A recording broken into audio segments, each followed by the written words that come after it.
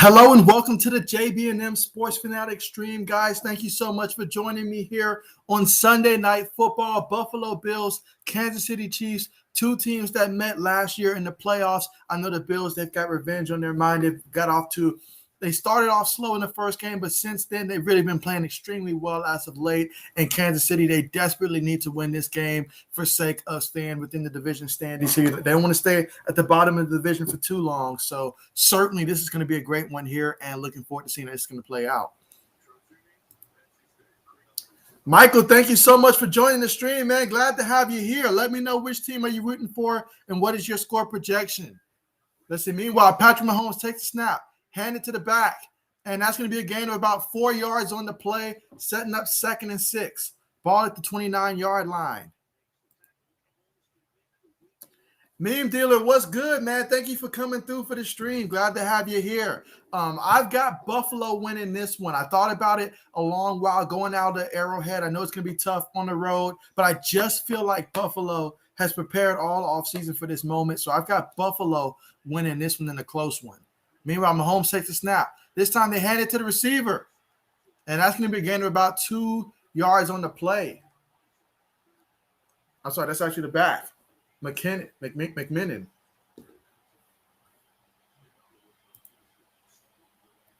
'80s horror fan, thank you for coming through. First of all, congratulations to your Eagles and all like that. They came through. I mean, I was torn in that one. Wanted to see your team do good. Wanted to see the Sports Blitz team do good. But, hey, I mean, your team came out on top. Congratulations for that. And you say you think the Bills are going to win a close one. You said it's too close to call, so you'll call the Bills. Same here. Meanwhile, Mahomes takes a snap, throws it, and it's caught. Tyreek Hill, you know he's got that speed. I mean, when he gets going, it's going to be a long day. I got the feeling that both Hill and Diggs on the other side, we're going to get to see those two go back and forth in this one. It should be a fun one. Hold on, I skipped one here. Okay, here we go. All right, so Michael's got Buffalo winning 33-30. That's a really good score projection. I'm thinking Buffalo 29-26 is what I'm thinking. Meanwhile, that penalty is on Buffalo's defense, so they'll decline it. I just feel ultimately right now, Buffalo's got the better defense. There's no question about it. The best defense alignment the Chiefs possess is not even in this game. So ultimately, I think the Bills are going to win this one, but I do know the Chiefs are going to feed off of their energy as well as the fact that they haven't had the start to the season that they've wanted to so far. Mahomes up under shot, up under the center. Fakes it to the back. He's looking. He's got time. He's going deep. Oh, he overthrew Travis Kelce. You're not going to see that every day. He had time, too much time if you're Buffalo. You don't want to give him that kind of time. But he had his man.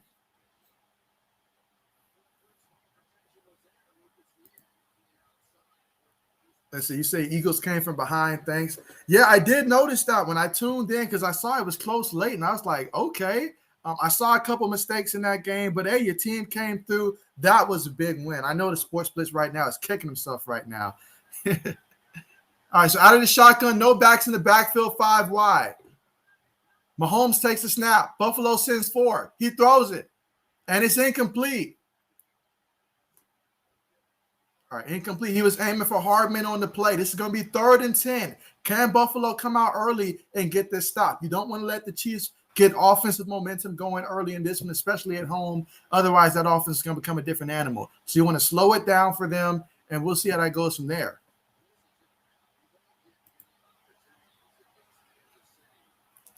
All right, so here we go. 3rd and 10. All right, so they motion the back in the backfield with Mahomes. You've got 3 receivers towards the bottom of the screen. Mahomes takes a snap. He's looking. He has to move around. Pass rush is chasing him. He's running. Did he get it? It's close. Are they going to say it's a first? They're saying a first down. Better go ahead and turn down my volume just a little bit here. Let me know if the value is good, guys. I turned it down a little bit so I'm not too loud on this. I don't know if he got there. I probably would challenge this. I don't think he got that. But anyways, it's 1st and 10. They're saying 2 receivers at the top, 1 at the bottom. He takes a snap. He's moving. Throws it out of bounds. That'll be 2nd and 10. Let's see. Mean Dealer says, I got the Chiefs winning this one. Mahomes is just a magician. It is so hard to pick against the Chiefs, especially since I know that they really have to win this game. But I just have to trust what I believe in terms of the Bills are right now the better team right now. So it's going to be close. But I got the Bills 29-26 in this one. Out of the shotgun, you've got 2 receivers at the top. Travis Kelce motions towards the bottom. Well, he goes back up to the top of the screen. Takes a snap, hands it to the back, and the back gains about a good, I'd say about 5 yards. That's Williams on the carry.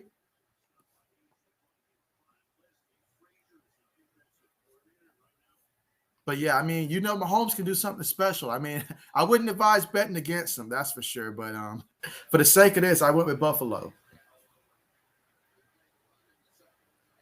All right, here we go. 3rd and 5 out of the shotgun. You've got Tyreek Hill in the slot, 1 receiver at the top of the screen. Buffalo's got 4 linemen. Look like they're going to send 4. They had a guy jump early. There is a penalty, a free play here.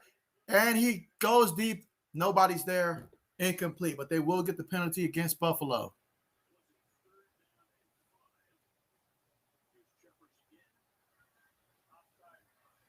Yeah, obvious offsides call on that one. That'll be a 5-yard penalty.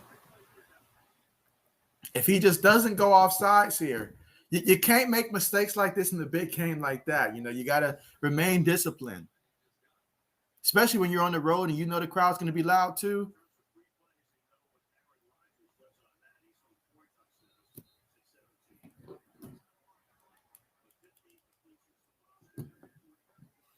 All right, 3rd and 1. Mahomes is up under center.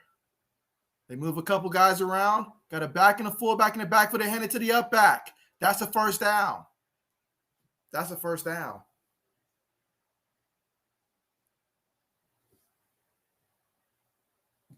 And that was Michael Burton, the fullback, on the carry. Gain of 2 yards.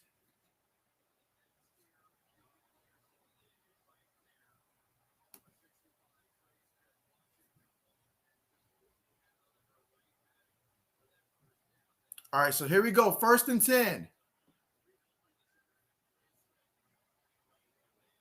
Ball's at about the Buffalo 37-yard line. Takes the snap. Fakes it to the back. Mahomes steps up. He's running. And he slides.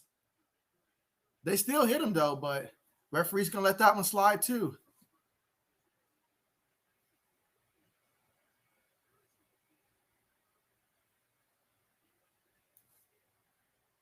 So far on this drive, the Kansas City Chiefs, 10 plays, 42 yards, about 4 minutes of time of possession.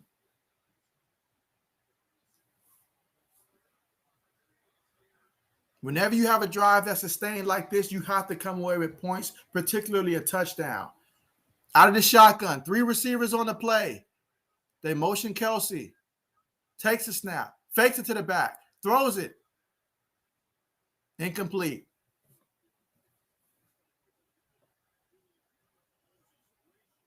So now we're looking at a 3rd and 7 situation. Ball from the Buffalo 33-yard line.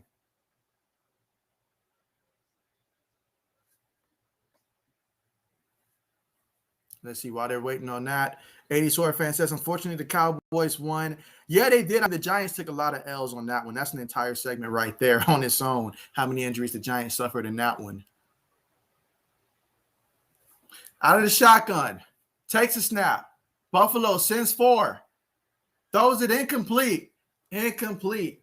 Great job by Buffalo defense on the play. But there is a penalty.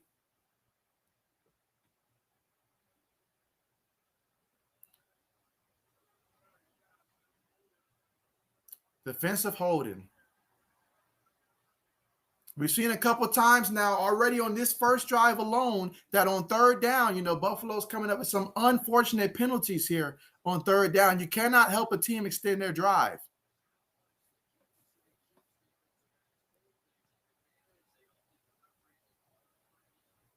All right, so here we go. 1st and 10 now. Ball at the 28. Mahomes takes a snap. Hands it to Tyreek out the backfield. And he's still running.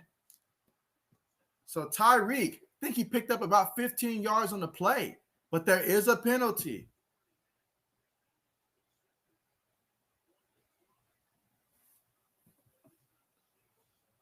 Come on, we're on the first drive here, and we're already seeing about 3-4 penalties already.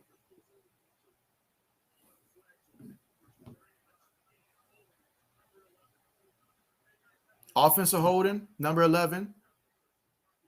So wipe that away, 10-yard penalty. You hate to see that happen.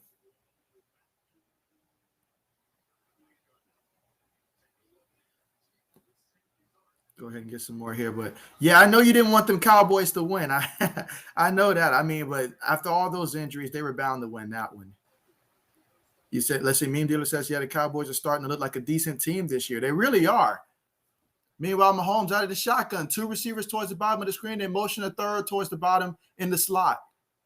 One back in the backfield. Takes a snap. Buffalo sends 4. He throws it. It's caught. And that's Pringle on the reception. Gain of about 6 yards. Takes it all the way to Buffalo's 17-yard line.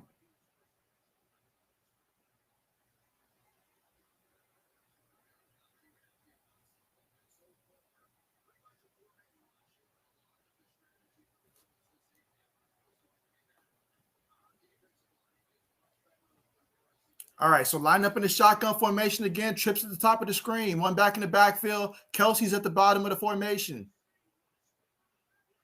Takes a snap. He's looking. He's moving.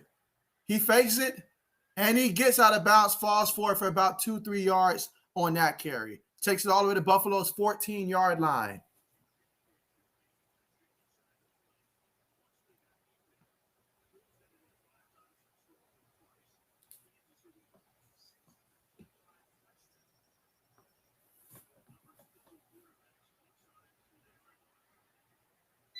Let's see.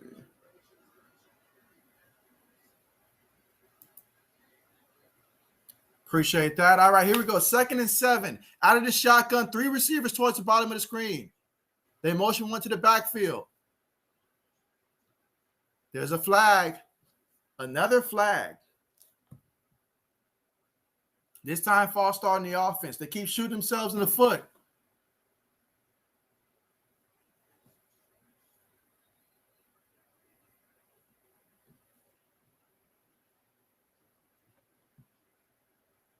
All right, so this will be 2nd and 12.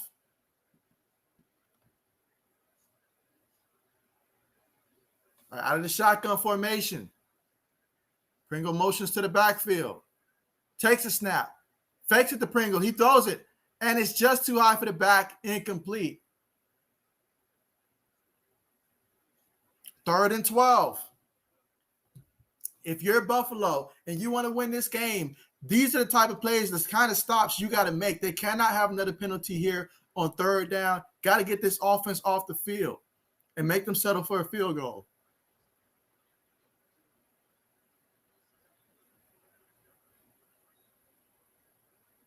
All right, 3rd and 12.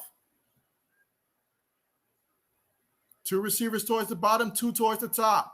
One back in the backfield. Mahomes takes a snap. Buffalo sends 4. He steps up. He throws it. Incomplete. He was trying to go for Tyreek Hill, but the coverage on the play was good. Nothing was there. 4th down. Let's go ahead and catch up on some of these. Blue 80.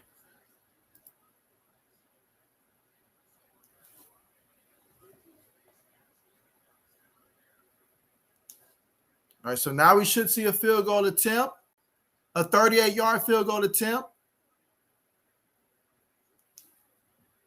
Kick is on the way, and it's good. So the Chiefs are able to get something off of their first drive, long first drive, lots of penalties, but in the end, Buffalo defense is able to hold them to 3 as opposed to 7, and that's what they need to do defensively whenever they have the opportunity to prevent this team from capitalizing from scoring like when they get to the red zone. So big stand by the Buffalo Bills there. And let's see, Mike, thank you so much for joining the stream. Mike, glad to have you here. And let's see, Mike says this is the game to end all games once and for all. He says Mahomes, Allen, the game that will render all previous games pointless and all future games unnecessary. Mike here making a bold statement here. I mean, I already know Mike is going with the Bills here, but man, what a bold statement. The game to end all other games. He said it's pointless. No playoffs, no Super Bowl, nothing. So there you go. You see, Mike says Mike versus JB teams direct competition for division. And so, hey, I wouldn't go that far now. I mean, we're not, my team's not in the shape to make that kind of competition right now. Let's see. Michael says another flag. Yeah, those flags are really annoying. Like, I mean, we've seen like 5 penalties on the first drive alone. Probably about maybe 3 against the Chiefs, 2 against Buffalo, something like that. Way too many penalties on the first drive. Way too many. And so, but yeah, I mean, there goes the first drive. Looking forward to seeing Buffalo's first possession. And so that's going to be a nice one. Looking forward to that.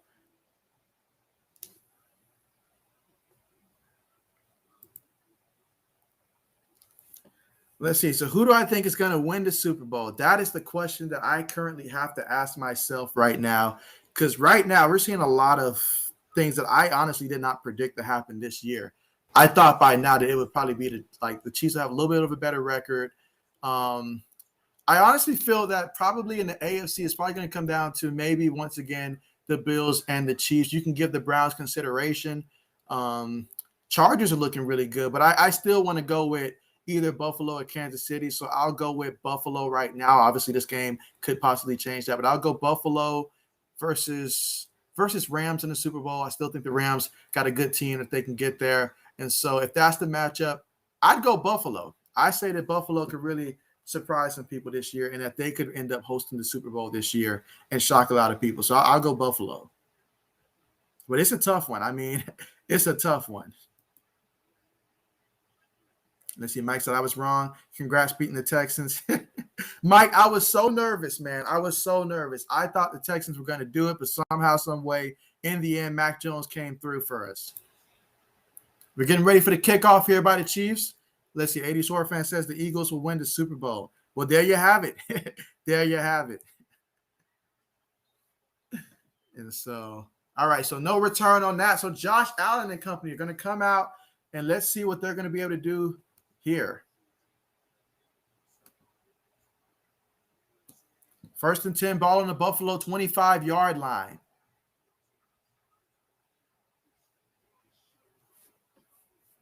I will say this, though, Mike. When it comes to this game right here, I'm just hoping that Josh Allen throws it to anybody but Emmanuel Sanders for the sake of my fantasy team. Can't have him going off tonight is all I ask. All right, so Josh Allen's going to line up with under center. They've got a back and a fullback in the backfield. Fullback goes in motion. Hands it to the back. That's Singletary. He gets back to the line of scrimmage. Probably gains maybe 1 yard. I'm thinking back to the line of scrimmage. 2nd and 10.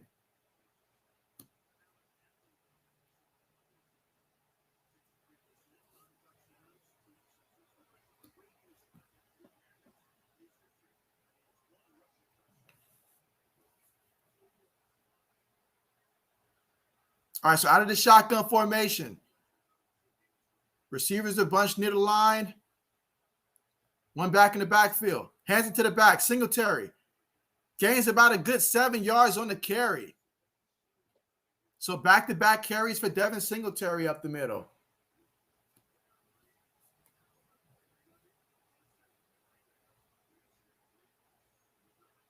Out of the shotgun, you've got 3 receivers towards the top of the screen. Singletary's the back in the backfield. Allen takes a snap. He's running. Following Singletary. He got the first down. He's still running. The 50, and he slides at the 45. So Josh Allen with the quarterback keeper. How about that? That was a design run, and they drew it up nicely and executed it. And that is why plays like that is why I think that Buffalo is a great matchup right now for Kansas City. They basically spent all offseason trying to build a team to match up with this Chiefs team.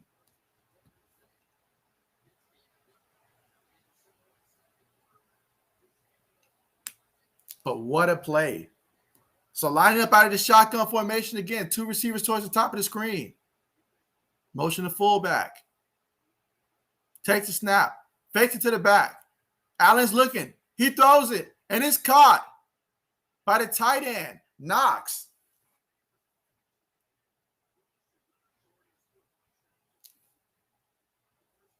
Dawson Knox with the reception. That is actually a completion of 23 yards. Takes it all the way to the Chiefs' 22-yard line.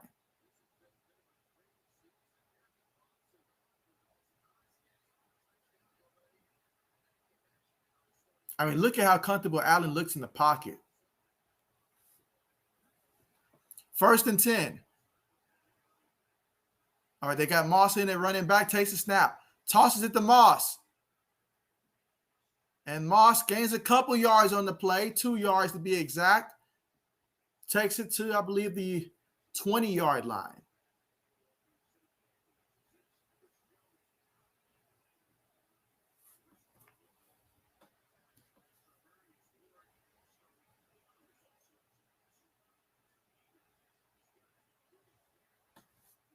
All right, so we got a 2nd and 8 situation. Again, we're here in the first quarter. We've got 5 minutes and 35 seconds here. Both teams have been taking their time in terms of time of possession, doing longer drives on each time they've had the ball.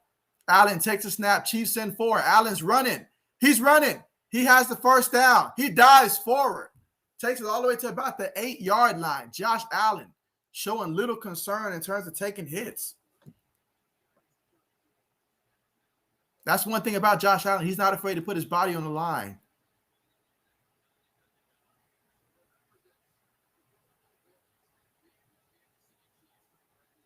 He's now got 2 carries for 33 yards on the ground, Josh Allen, and he's 1 for 1 passing for 23 yards so far on this drive. 1st and goal. Ball at the 9-yard line at the Chiefs. Out of the shotgun formation, one receiver goes in motion.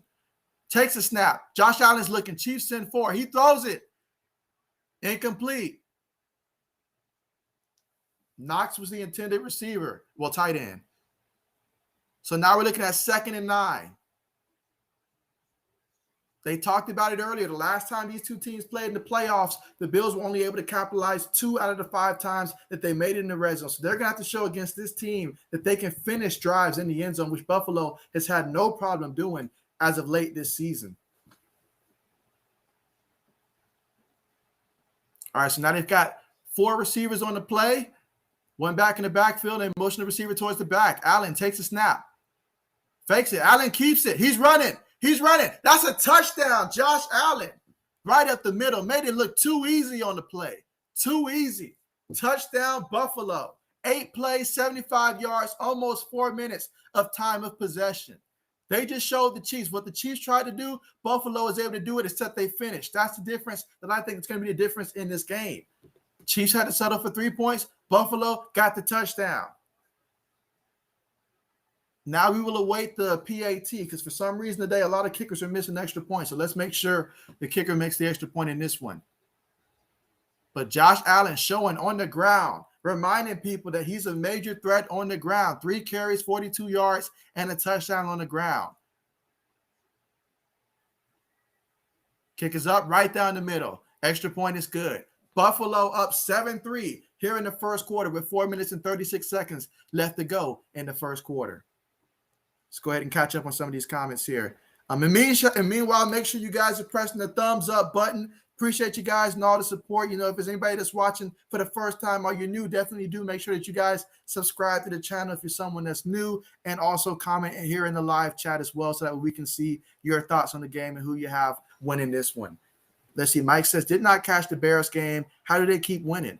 I mean, Justin Fields, what I saw, because I only saw glimpses of it. I watched NFL Red Zone throughout the early stages of the day, but I did see that he was moving around a lot. He threw a couple passes that were pretty close, but hey, it's working. He's growing. He's feeling more confident in himself. Obviously, there was no, David Montgomery in this game, but the rest of the backs, they did good as well. Overall, as a team, I feel like as a team effort, they did good in this one. And so the Bears, they're finding a way. They're finding themselves as a team, and I'm happy for them. Really happy for them. There was a scare, though, when Justin Fields limped off. I got a little concerned there, but he got back in, looked cool, looked confident, and I love to see that from him. Mike says, can Bills get running back games working? That I'm hoping so, Mike. I'm hoping so. I acquired Devin Singletary on my team, so I'm really hoping that that's the case. But we'll see how that plays out throughout the season. But, this is how the offense is operated. It's going to go through Josh Allen. That's when the offense is at its best. So we'll see if they can add that on. But if they can, that'll be an extra layer right there. Let's see. 80s Horror Fan says Mike Justin Fields looked good through his first NFL touchdown pass. That's right. He did throw his first touchdown pass. So that was great to see that. Let's see. Mike says, congrats, 80s. Your Eagles showed Darnold not answer. And so, hey, a lot of people thought the Panthers was going to win this. I remember I was talking to the Sports Blitz, and he said that he wanted Christian McCaffrey to sit out this game. He was like, they don't need him this game. Well, I guess they did need him. But that was tough. That was tough. Let's see, 80 exactly. And so, yeah, I mean, in terms of what he's got so far in this one, Singletary has 2 carries for 8 yards so far in this game.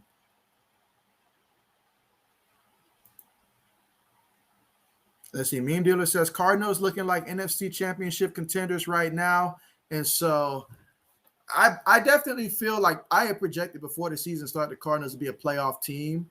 But I do think at some point, obviously, they'll lose a game. Then once they lose a game, they'll look a lot more, I guess, mortal to us. But just thinking about in the playoffs, if you line up this Arizona team versus maybe a team like Tampa Bay, we saw how Tampa looked. Do I like how they match up against a team like Tampa? I can't say that I do in terms of just in the playoffs from this one game versus there. But right now, they're looking really good, though, as I projected that they would. I didn't think that they were going to be able to beat the Rams when they did. They did. I know the Seahawks without Russell Wilson, that's going to put them at a disadvantage. 49ers, they're really – a fumble on the return. Who did Buffalo have? I think Buffalo's got it. I think Buffalo does have it. The referee signaling that Buffalo has it. At least one of them did. Still trying to get towards the bottom of it. There is a flag that's down. And what a big, costly mistake by Kansas City.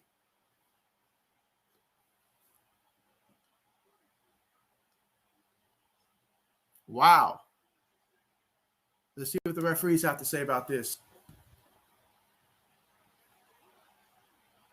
Meanwhile, looking at the replay, he got popped. That ball came out.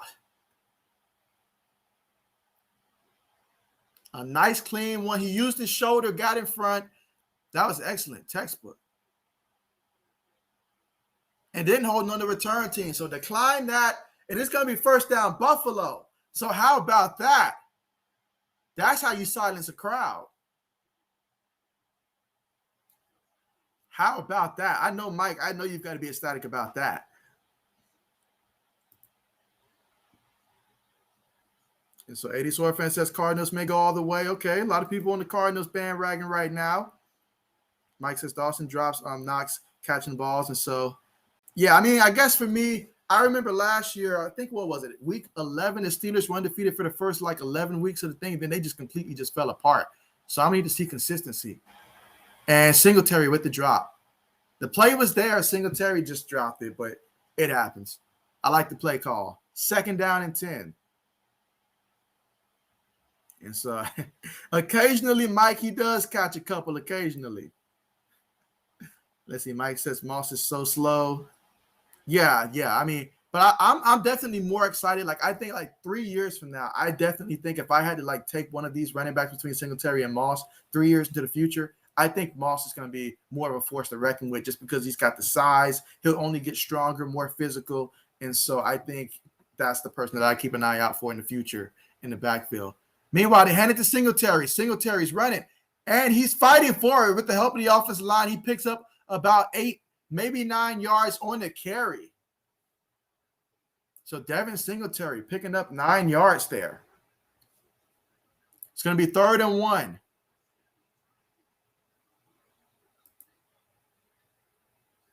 Mike says, I want them to at least put up a challenge for Allen. So Mike says, even if it is against his team, put up a challenge.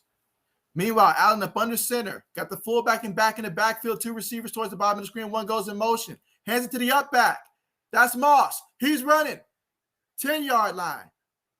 All the way to about the 7-yard line. There is a penalty, however. Let's see what the penalty is.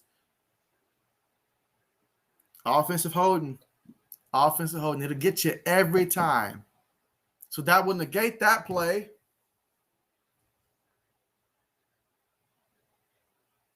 Yeah, that wasn't necessary at all. Just block the man. Do what you. There was no need to do that.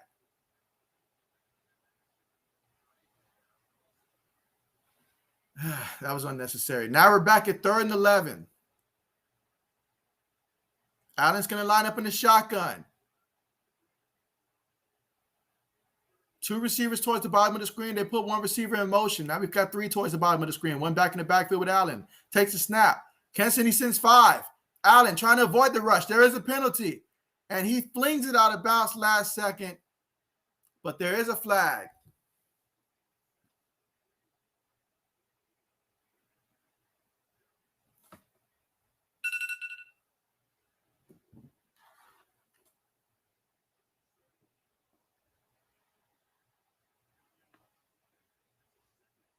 Two flags on the play. Let's see what's going on here.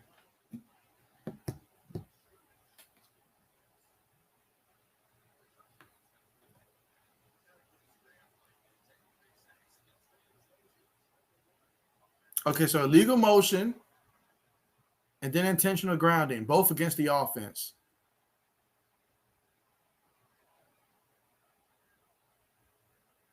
All right, so we're going to get a 4th down because they went with the intentional grounding, so that's going to be a loss of down as well.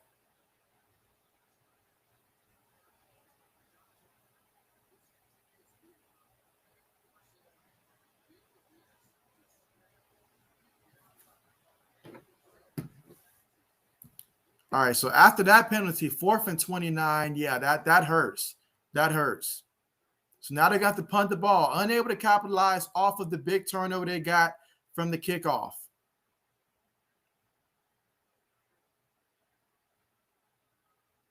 Kicks on the way. Will we get a return? We will. The 10, 15, 20, 25, 30, 35. Out of bounds at about the 35. Up there's going to be a flag. There's a lot of pushing and shoving.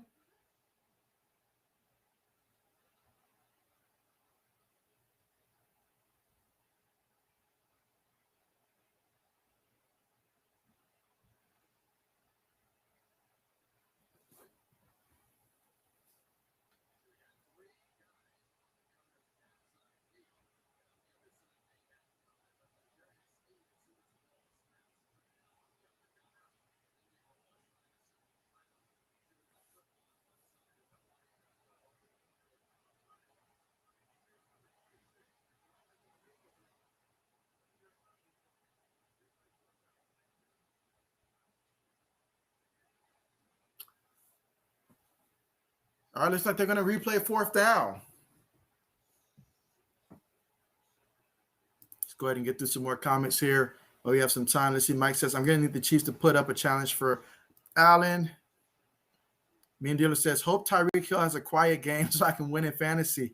Hey, how many points are you currently up by right now in fantasy football? I need Emmanuel Sanders to get less than about 15 points to ensure that my second team win. My first team won decisively today by about 50-something points.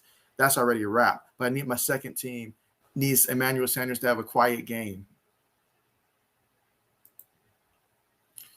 All right, 4th and 24. Punt is on the way. It's going to go in the end zone.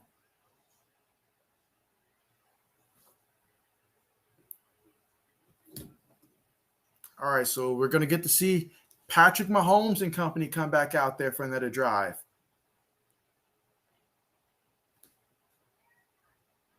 Let's see. Mike says, can the Cardinals be the team that could give my Bills a challenge? Who's next? We want a challenge. I feel like the Cardinals right now, we've seen them a couple times. Obviously, the Cardinals, when they played, who was it that they played? I feel like they played a team. I know Jacksonville played them tough. I feel like there was a team that probably missed like a field goal or something against them, and they were able to win. They've had a couple breaks along the way so far. I will say that. But, hey, right now, your Bills are looking for the challenge. I mean, we'll see what they can provide right here, but they are looking for a challenge.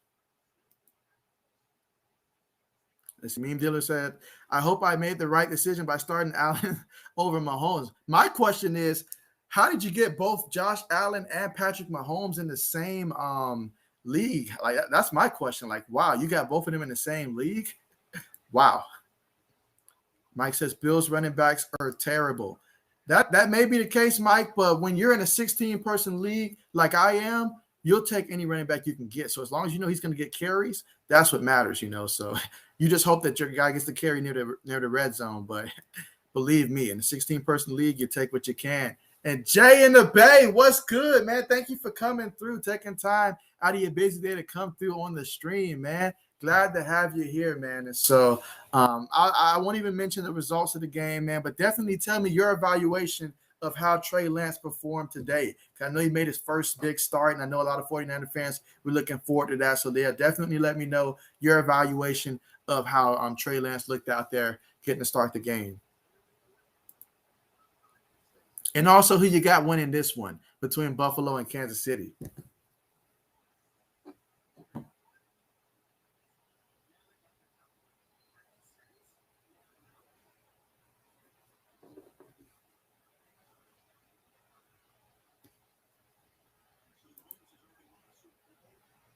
All right, so he says Trey Lance gets a C+. Okay, I didn't get to see too much of the game when it comes to when he was actually playing.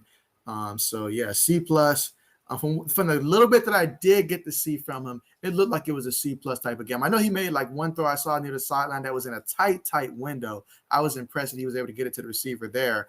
But I think C+, that sounds about right. All right, so out of the shotgun, hands it to the back. And Edwards-Helaire gets about 6 yards on the carry. That's going to be second and about 4.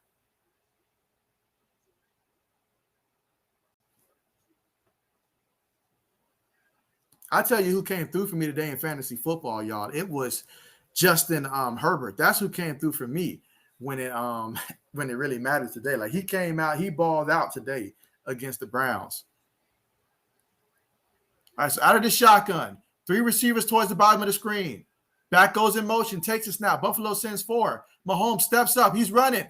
He gets the first down, gets ushered out of bounds, but he has the first down.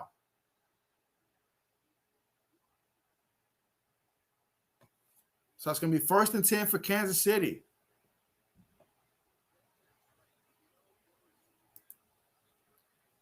Let's see. Jay in the Bay says Trey has room to improve. Yeah, and that's expected, honestly, with a rookie quarterback. What I want to see from a rookie quarterback, especially I got Mac Jones, you got Trey Lance. We see all these rookies out there. You want to see them improve from week to week, honestly. That's all you can ask for. Improvement each and every week that it seems like they're starting to understand the offense more and more.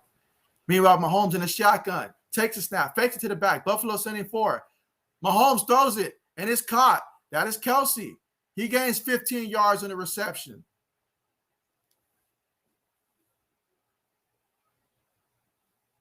I tell you who's a beast, all right. Travis Kelce, he's a beast.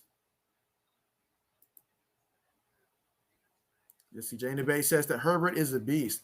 He really played really good because I got both Justin Herbert and Aaron Rodgers, and it's like on the same team in one of my leagues. And so I've been starting Justin Herbert ever since week 2 this year, and I have not regretted it. He showed up in this one. He showed up and showed out. I got Mike Williams too, Jared Cook. I am glad I got all those Chargers. Meanwhile, hands it to the back. Clyde Edwards-Helaire, he gains about a yard on the play.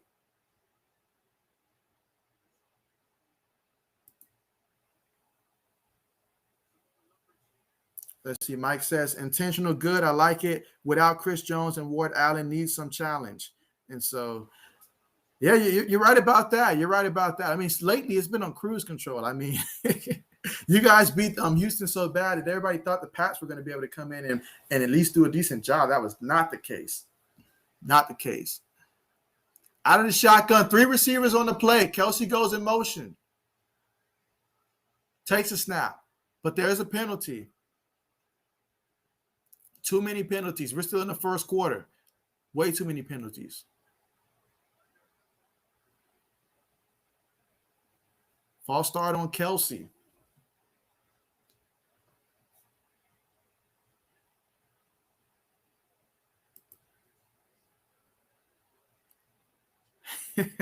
'80s horror fan says, JB, any word on your boy Spencer Rattler? Will he be riding the pine? I have not. Well, they're going to go back to him. They're going to go back to him. I think they showed us that when they put him in on that 2-point conversion play. They still have faith in him.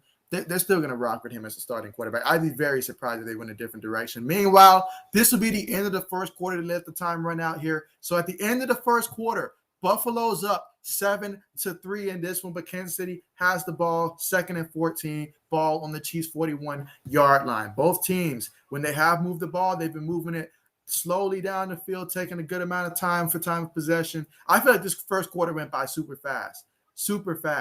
And we really haven't seen as much passing as I thought we were going to see. Better yet, we've seen both quarterbacks really get it on the ground as well. So that's been impressive. But yeah, I mean, no official word yet on Spencer Rattler, but you might as well say he's still going to be starting. There's no way they're going to do that to that kid, take his future away from him after just one performance like that. No way. Mike says, free Crosby, let the man kick. I hear the man kicked 7 kicks. He started off 3-0, then he went 0-3, but they went back to him and made it. What got me was Cincinnati's kicker thinking that he hit that game winner when it was clearly a miss. And they thought that he made that. That was funny. But, man, that was a good game. The Bengals and Packers, that was a good game. Let's see. Mike says, what does Mahomes think he is going to do against this D? Come on, stop pretending. And so that's a good question. But, football is a game of momentum. It's all about playing a team. Well, if you're a team playing, you want to get hot at the right time. Sometimes we see a team peak too early, and then when the season goes on, they don't play that well anymore. You look at last year's Pittsburgh Steelers, they peaked early on, then towards the end, didn't have it. Seattle Seahawks, they peaked early, didn't have it towards the end of the year. You want to make sure your team peaks at the right time because it's all about who's playing their best football come playoff time, come December, January, around those time frames, So believe me, a lot can change between now and the end of the season.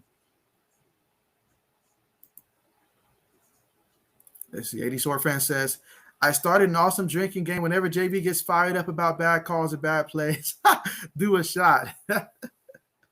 Oh, man, I hope you got a lot. You're going to need it. You're going to need it. And so, matter of fact, yeah, I see we got 8 people on right now is what I'm seeing. So thank you guys so much. Make sure you guys are pressing the thumbs up button here. Right? We've got some time before the start of the second quarter. And meanwhile, I'm still in commercial here. And so I see that we've just got back. And anybody that is new, make sure that you guys do subscribe to the channel for sure, guys.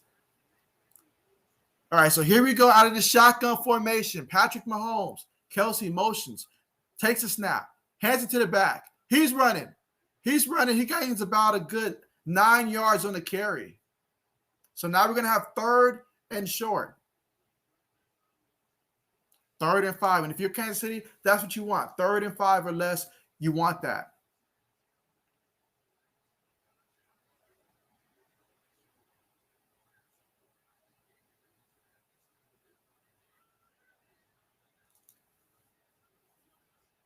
All right, so out of the shotgun, 3 receivers towards the bottom of the screen. Tyreek Hill motions towards the top. They've got Kelsey up the top as well.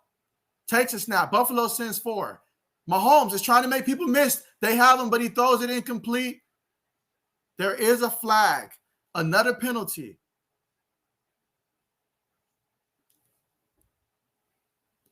Let's see who this is going to be on. Judging by the reaction of the defenders, this is going to be on them. Holding on to defense. Too many times I feel like every time it's been 3rd down just about for Buffalo, they've been called for a penalty.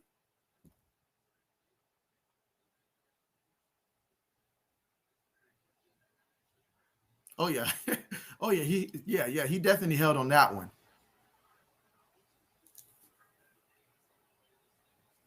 All right, so out of the shotgun, 2 receivers towards the bottom of the screen. Kelsey at the top of the formation, fakes it to the back. Mahomes steps up, avoids one guy. He's still moving backwards. He throws it up there, and it's caught.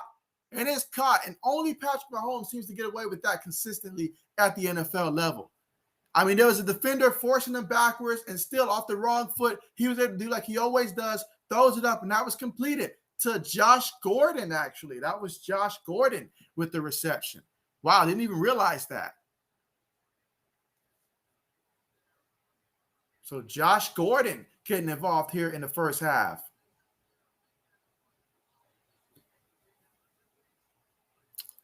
Out of the shotgun, 4 receivers on the play. One back in the backfield with Mahomes. Bills look like they're going to send 4.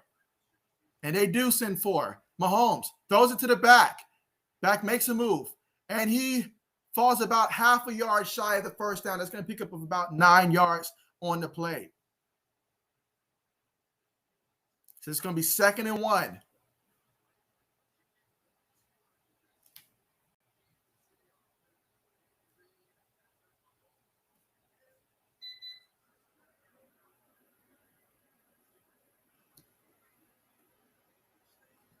All right, so here we go. 2nd and 1. They're going to line up in the shotgun here. One back in the backfield with Mahomes. Receiver in motion. Takes a snap. Throws a quick pass to Tyreek Hill. And Hill picks up about a good 7 yards on that play. It's not a bad call at all. You want to put the ball into his hand because he's got speed rivaled by very few people in the NFL. So now we've got a 1st and 10 situation.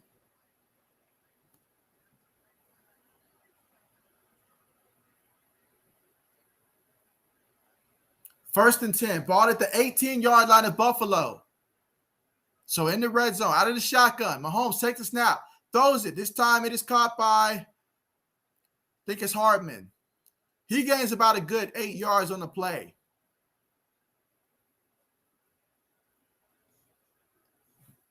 All right, so it's going to be 2nd and 2.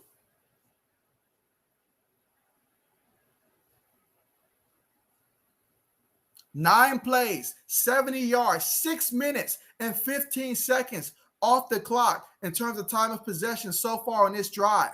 And so it's clear that for both teams, whenever they have the ball, they want to try to stretch out the plays here. And as for Buffalo, they're making sure that the Chiefs get nothing deep here. They're going to have to work for it. 2nd and 2. Hands it to the back. Edwards-Helaire gets the first down. Gains about 5, maybe 6 yards on the carry. Takes it all the way to Buffalo's 5-yard line.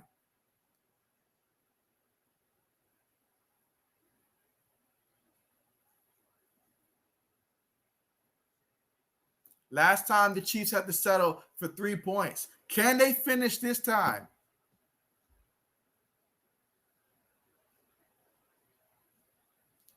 But this will be 1st and goal.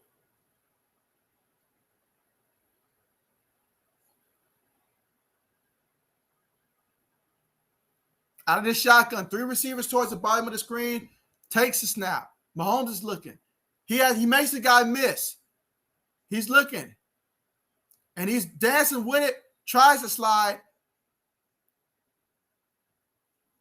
All right, so the referees are letting them play tonight when it comes to hitting the quarterback on those plays.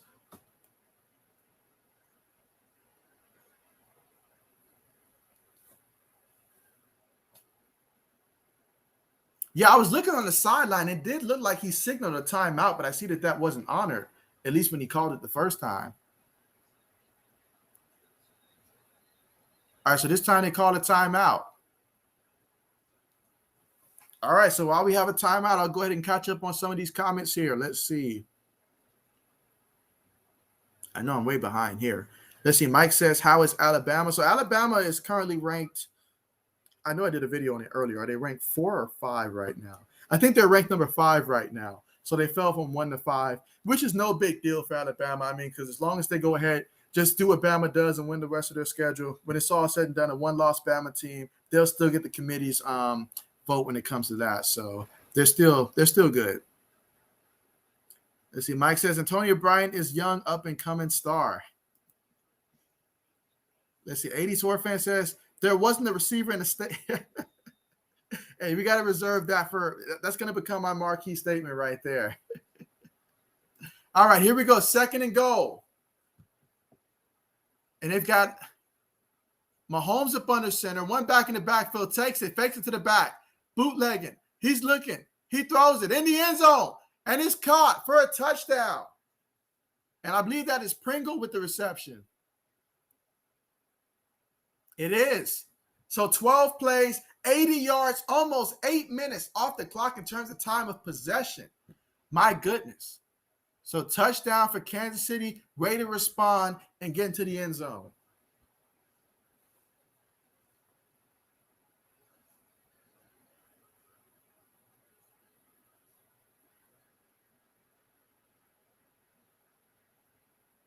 A lot of misdirection and trickery on that play. Extra point attempt is up, and it's good. So right now we've got the Chiefs up 10-7 so far in that one after the long drive that basically took about 8 minutes off the clock. So Kansas City leads by 3.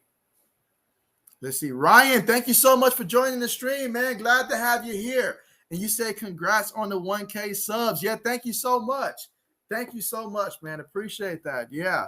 So absolutely, man. It's still sinking in right now to be in the 1K club, honestly, guys. So very appreciative of it. And so I believe that you guys should now be able to see. I know the last time we talked that you guys weren't able to actually see the actual number anymore, but you guys, I think, should be able to see the actual number of subscribers that I have once again, like we were before that. So, but absolutely. Mike says Bill's secondary should not be on a college team. I don't know about that, Mike. I don't know. I think Texas and Oklahoma, they could certainly use those guys. Just saying. In the secondary. Siren Neal, terrible. Mike says Josh Gordon is a young and up-and-coming star. Let's see. Mike says sooner or later Mahomes will meet and have to do the boogie before the shot. Let's see. How does Mahomes throw so accurately with pressure? I mean, it probably just comes down to honestly just you play how you practice, and if you have a strong enough arm that allows you to get away with stuff like that, I mean, he's just out there just playing. I mean, because he has the green light. It's not like he has a coach that every time he goes out there, if he makes a mistake, the coach is going to get in his face. I mean, Andy Reid's going to allow him to be what he does best. But, I mean, honestly, with that type of accuracy, I mean, sometimes he's just throwing 50-50 balls. When you have as much talent as the Chiefs have on the offensive end, that does help you out there. Because I'm telling you, if you're on a team that you have basic receivers and you're throwing that stuff up like that, they're not going to go fight for the ball. They're not going to go make a play. So it does help when you have a Travis Kelce that can go get the ball. It does help if you have a Tyreek Hill who can get to the ball quicker than probably anybody else out there. So it does help to have key playmakers that can get to the ball and know how to react when the ball's in the air when you throw those kind of passes, those 50-50 passes that really could be picked off if your receiver doesn't fight for the ball. Let's see, 80 Sword fan says 420 when he's on, he's on. Absolutely. Mike says we got Obata from Panthers, Addison too. And then Rozier will pop him soon. Oh, yeah, I'm banking on that happening soon. Let's see, Bill's secondary is worst secondary in the league. Well, the offense is so good, it almost does. It really doesn't too much make a difference, I guess you can say at this point. Let's see, Mike says Levi Wallace, walk-on cornerback. Tara Johnson made how much? Can't cover anything. Yeah, I remember we did talk about that contract, so I remember that. Meanwhile, the kickoff is on the way, and there's going to be no return. So Buffalo is going to get a chance to try to respond from that touchdown. They'll be taking over at the 25-yard line.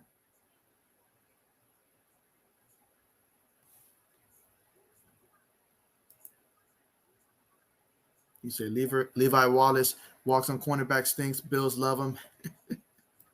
Doesn't always feel like the case, though. Let's see. Mike says Teron Johnson, super rich but terrible. 1st and 10. Allen up under center. I believe it's Moss in the backfield. Fakes it to Moss. He's looking. He throws it to Moss, and Moss drops it. Right through his hands. Right through his hands.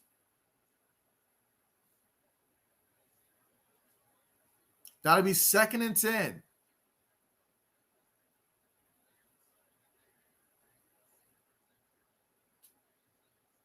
Let's see. Mike says Antonio Brown is a young and up-and-coming star. Hey, AB, he played great. So did Mike Evans. But TB12, I was like, someone need to sit this man down, take the football out of his hand because he's just going to keep throwing touchdowns.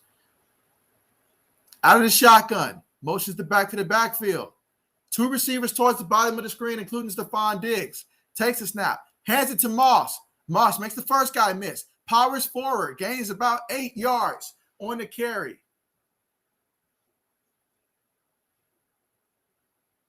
So now we're looking at 3rd and 2.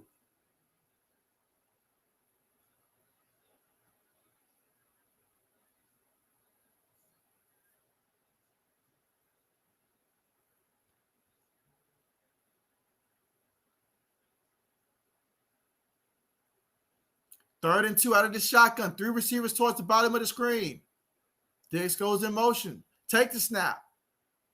Allen's looking. He throws it, and it's caught by Diggs to the 42-yard line. So that'll be Buffalo's 42-yard line. Stephon Diggs last year single-handedly in fantasy football knocked my team out of the playoffs. He did single-handedly last year, guys. So I won't forget that.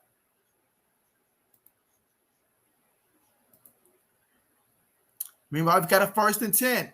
Allen's going to line up under center. They've got a fullback, and they've got a back in the backfield. They motion the receiver towards the top of the screen. He goes in motion again, takes a snap. Allen steps up, throws it. It's caught by the back, and that's Moss.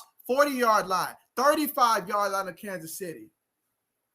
So Moss, he's had a couple of openings out the backfield when they do fake it to him, and then the defense just forgets about him.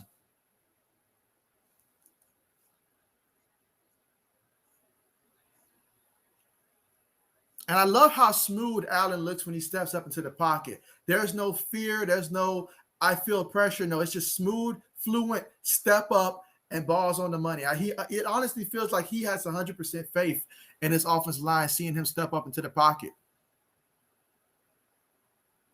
Takes a snap. He's looking. Chiefs send 4. He steps up. He's going deep. And it's caught by Emmanuel Sanders. I don't need that happening tonight. Not for my fantasy team. I don't need that. But touchdown, Buffalo. 5 plays, 75 yards, 2 minutes, 15 seconds off the clock for time of possession. Oh, man, Emmanuel Sanders with that one. Got to check my fantasy team here. That's not going to help the old odds out at all. One more of that, and that could really do in my fantasy team.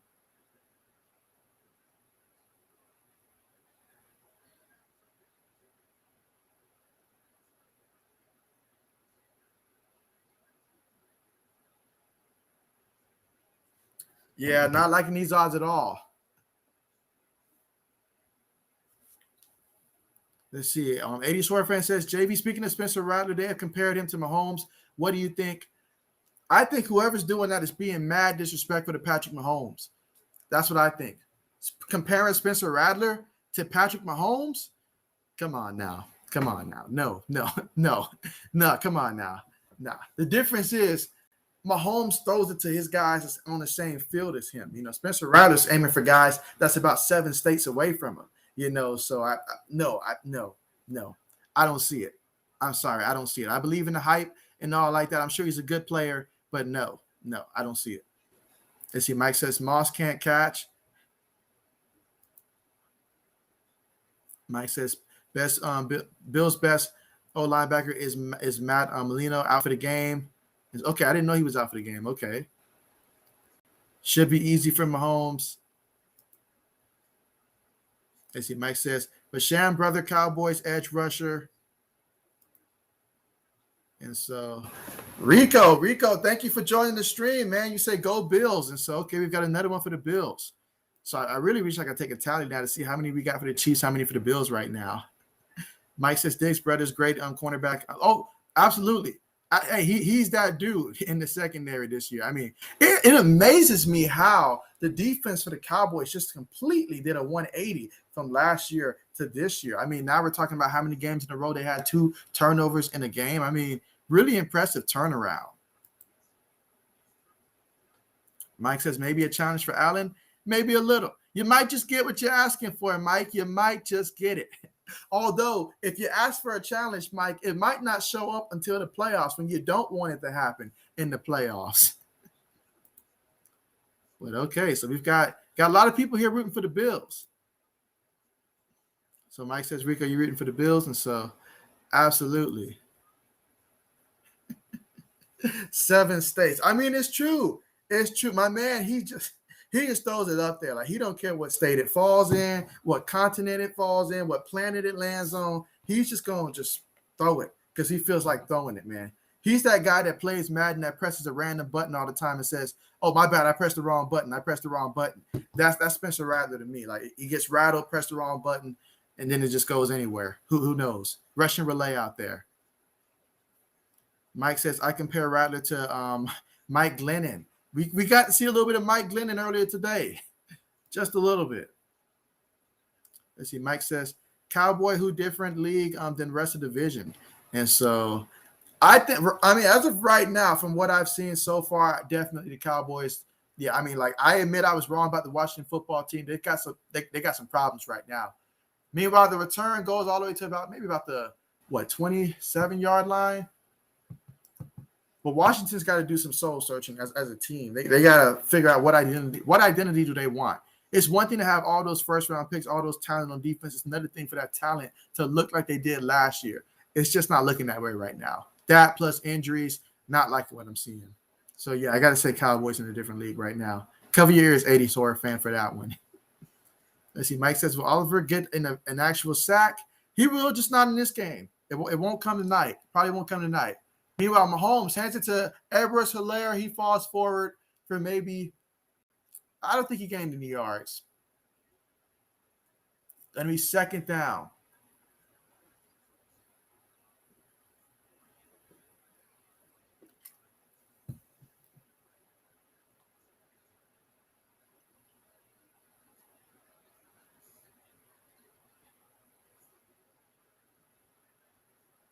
It's almost as if he read your mind there. He got a tackle, just not a sack. Meanwhile, Mahomes has it, throws it, and it's going to be a completion, gain of about 8 yards to Hardman. So now we're looking at about a 3rd and 2 situation. The Chiefs have made it a habit so far in this game that each drive takes about a good 4, 5, 6, 7 minutes off the clock. I'm sure that's part of the game plan. They want to limit the touches that Josh Allen has.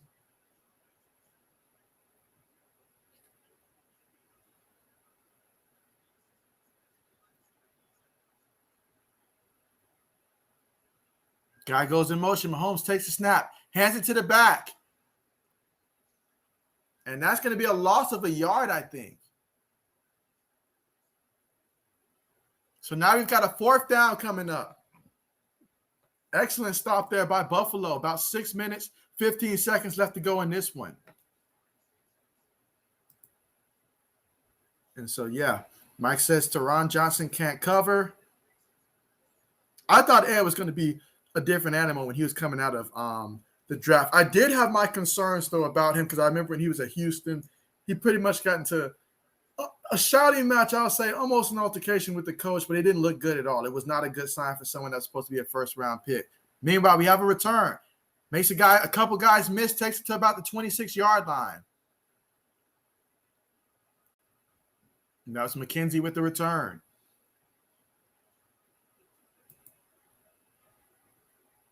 Mike says, Greg Razoo, a difference maker already. I mean, you guys banked a lot when you drafted him. So, I mean, that's what you drafted him for games specifically like this, just to be able to get out the quarterback and make some type of impact. So, difference maker, yeah. How much of a difference? We'll see. Mike says, receiver Isaiah McKenzie is great. And so, yeah, definitely.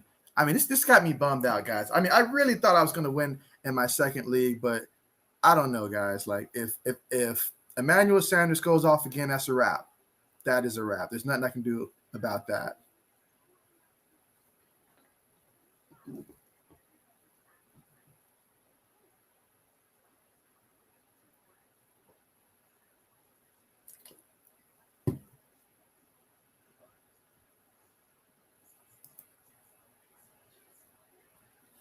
Let's see. Mike says maybe Mahomes should worry less about shoes and more about Obata, Jerry Hughes, and Star.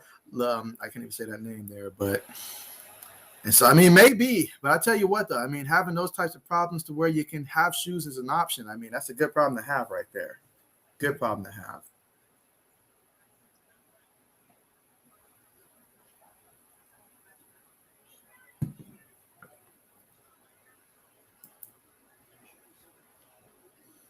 50 mil.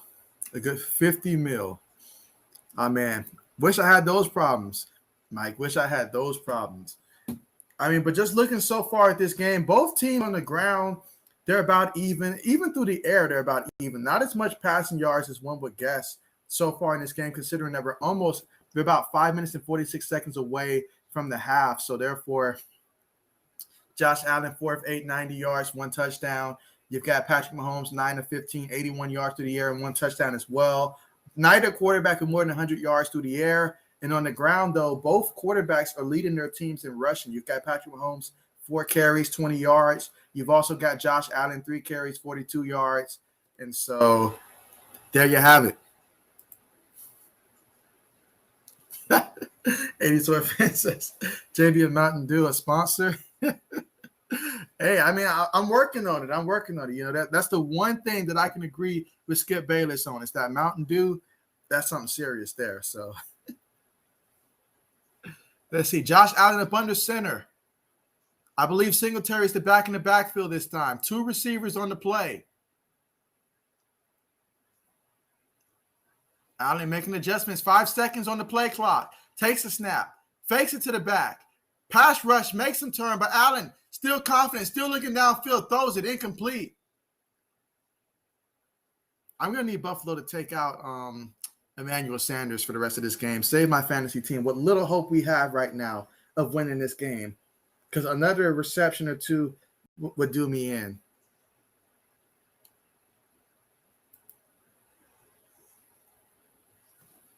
Mike says the Bills just take Panthers hand-me-down on D. And so I feel like each team has a team that whenever that team drops a player, they're like, all right, we want that guy. We want that guy. We want that guy. Mahomes is going to be up under center again. 1 back in the backfield. Takes a snap. Hands it to that back. That Singletary, he goes for about, I think he's able to get about maybe 4 yards on the play, 3 yards.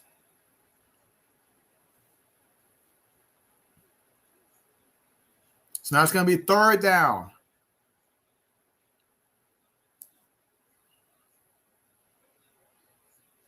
All right, they're saying 2 yards. Okay. So 3rd and 8. Again, 5 minutes and 8 seconds before the half. No backs in the backfield. 5 wide. 5 seconds on the play clock. Allen's calling for the snap. He gets it. Chiefs send 4. He has time. He throws it. He's going deep. And it's Diggs. He catches it. Takes it all the way down to the 11-yard line of the Chiefs. Josh Allen to Stephon Diggs. If I've seen that combination once, I've seen it 1,000 times. I mean, heck, it ended my fantasy team last year.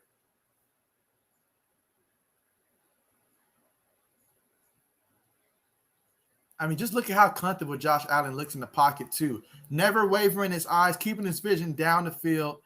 And Stephon Diggs, those two, something special. Out of the shotgun, a back in the backfield along with a receiver, takes a snap. Keeps it. Josh Allen is brought down. Good job by the Chiefs being ready for it that time. That's going to be 2nd down now. Allen actually lost a yard in the carry. Ball at the Chiefs' 12-yard line.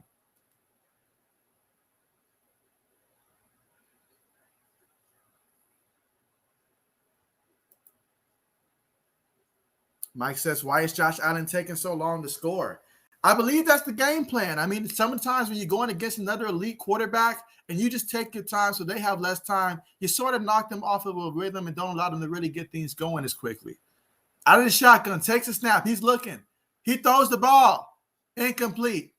Intended for Stephon Diggs, but the Chiefs say no, and it's Fenton with the defensive deflection there. 3rd and 11. Please don't target Emmanuel Sanders. Anybody but Emmanuel Sanders here for the sake of my fantasy team.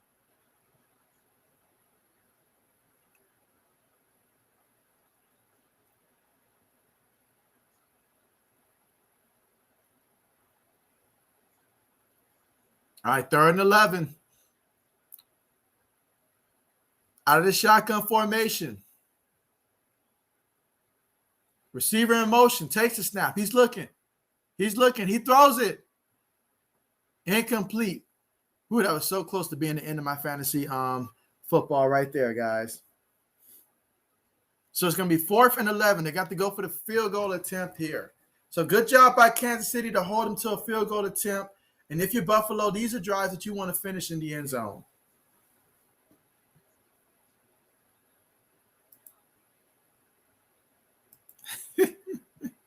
And Mike says, score already. I don't have all day, Allen. All right, so Tyler Bass, 25 straight field goals within 50 yards. Let's see if this will be 26. Kick is up. Kick is on the way. Kick is good. All right, so the Chiefs are going to get the ball with 3 minutes and 13 seconds left before the half.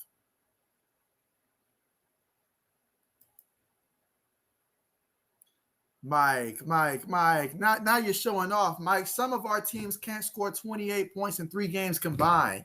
And you're saying that you guys should have had 28 and you're embarrassed that they don't against a team like the Chiefs right now? Come on, Mike. You wanted to challenge, Mike.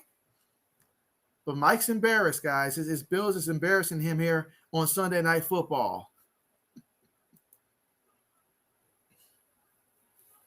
And so there we have it. In terms of what the stats look like so far in this one, I mean, Josh Allen, 5 of 12, 151 yards, 1 touchdown, no interceptions, hasn't been sacked in this game, although he did have that one time where he just threw it away and got called for intentional grounding.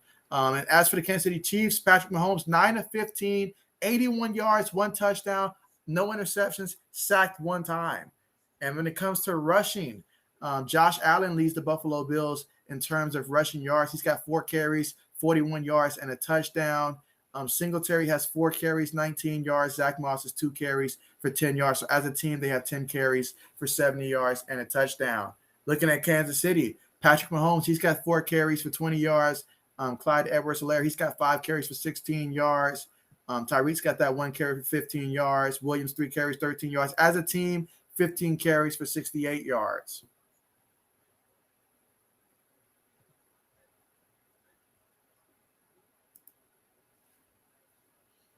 Okay, let's see. Mike says, I don't even think Ward is in. McDermott needs to have a talk. They look basic.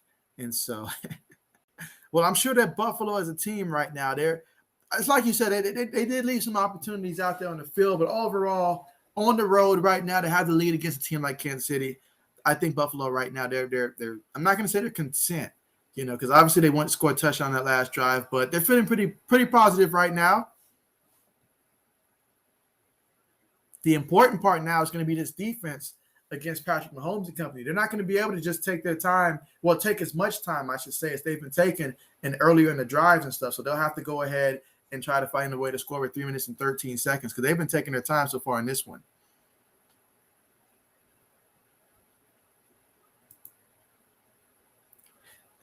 Mike says, have I ever been snowed in my house in October in Buffalo and could not open doors? Yes. Oh, man, how many times did that happen to you, Mike? This sounds like this has happened obviously more than one time for you. Meanwhile, the kickoff is on the way. Let's see if we'll get a return. No return. There is a penalty, however. That one went out of bounds. So that's going to put it all the way to the 40-yard line.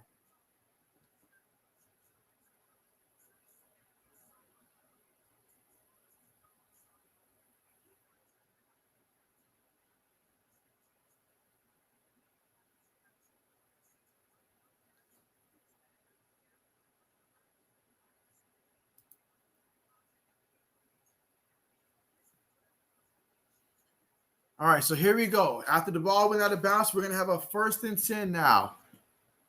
Ball at the 40-yard line of Kansas City.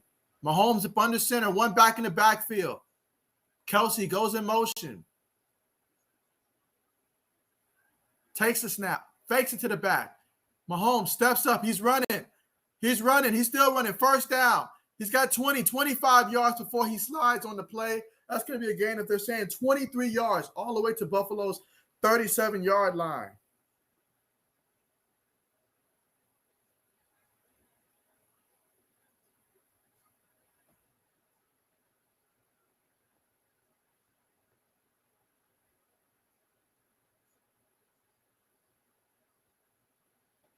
Mike says, what did I say? Bills 32, Chiefs 31. Bills have no D.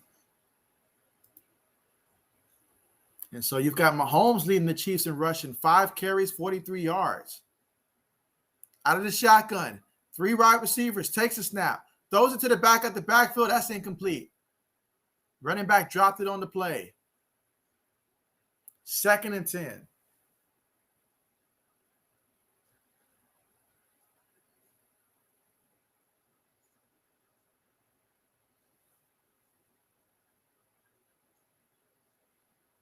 Let's see. Mike says, since like 3+ feet in October, can't get out the house once in October. And in October, wow. All right, so out of the shotgun, they motion it back out the backfield. So now Kansas City's got 5 wide. Buffalo sends forward. Mahomes, he throws it. Incomplete.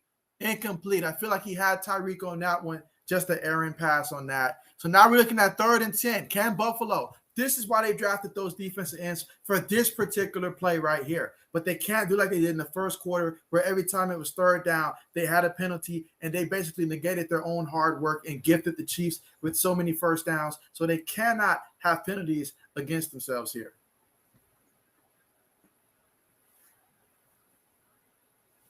Third and 10, out of the shotgun. You've got 3 receivers towards the top of the screen. Bills are showing pressure. There's been some movement. Yep, they're going to stop the play. Looks like Big 65 moved on that one.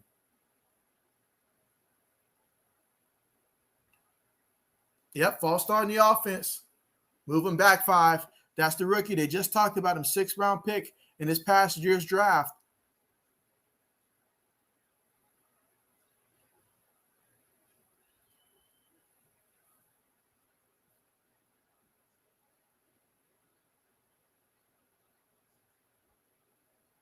All right, 3rd and 15, out of the shotgun, no backs in the backfield.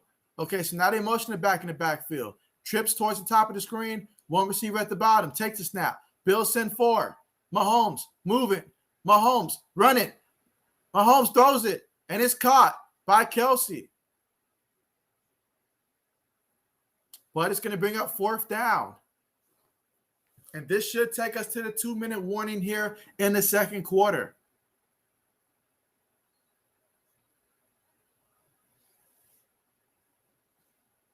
So 17-10 is the score.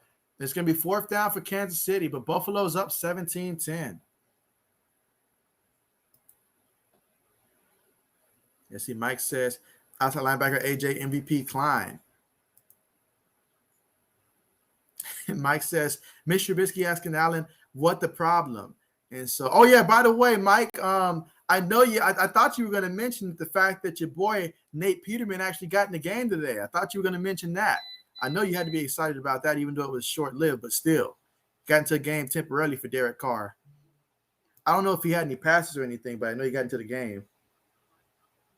You see, Mike says, "Will Jerry Hughes get us a sack? Get a sack?" That's a good question. That is a very good question. I wish I had that answer. I want to say he'll get an opportunity to. If he does get it, I think it'll be in the 4th quarter. You see, Mike, is defensive tackle star Lule getting any movement? And so, hold on. What did you say here? You said I did not know that. Boo, I missed Peterman. Yeah, Peterman got in because Derek Carr, he left the game. What quarter was this for the Raiders? I remember getting the notification that he left the game, so I was getting ready to make a video about it as soon as I got information that confirmed that it was something that was going to keep him out for a bit, but he got back in the game. But I know Peterman got in for a few plays. I don't know if it was a drive or two, but yeah, I feel like it might have been a drive or two that Peterman got in. I just know that he did get into the game and stuff. So there you go. I thought you'd have been on top of that, Mike. A Peterman sighting and you missed it? Oh, man. I know that's tough. I have to say, especially for the defenses, they're thinking it's an early Christmas gift. Let's see Peterman. Absolutely. But yeah, I mean, yeah, I thought about you when that happened. I was like, yeah, Mike has got to be obviously sad for Derek Carr, but the opportunity presented for Nathan Peterman at the moment, especially if he would have threw a touchdown. Let's see. JB says, you said JB needs to replace Chris Collinsworth. Hey, that would be nice. I feel like Chris has been doing this for a long time. He needs to go ahead, retire, pass it on to someone else. Pass it down to someone else.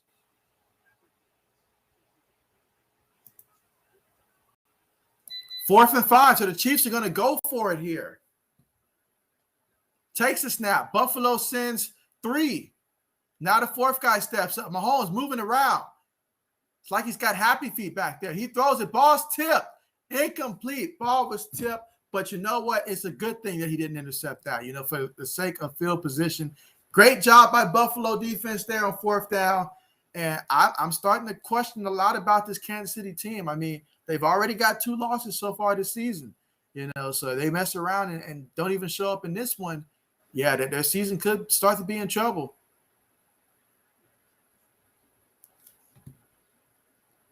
But great coverage there by Buffalo. Because Mahomes, he had all kinds of time to dance in that pocket.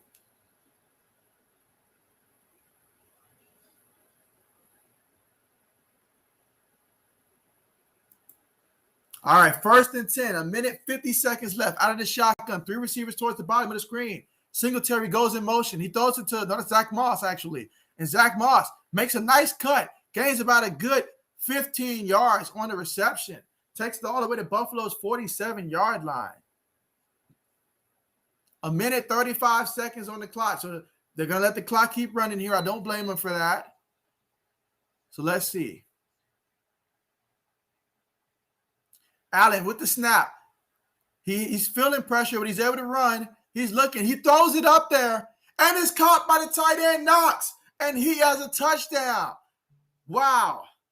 Imagine somebody who started this man thinking that he might not get them any fantasy points, and he goes out there and gives him a touchdown. 2 plays, 68 yards, just 34 seconds off the clock. My goodness. But this is no surprise. This is what Buffalo's been doing the last couple of weeks. Honestly, they've been scoring in bunches. It's no wonder that Magic Mike is saying what's taking so long at this point to score. He's used to them going out there and scoring with ease. So what a touchdown. He was wide open. 1:16 left to go.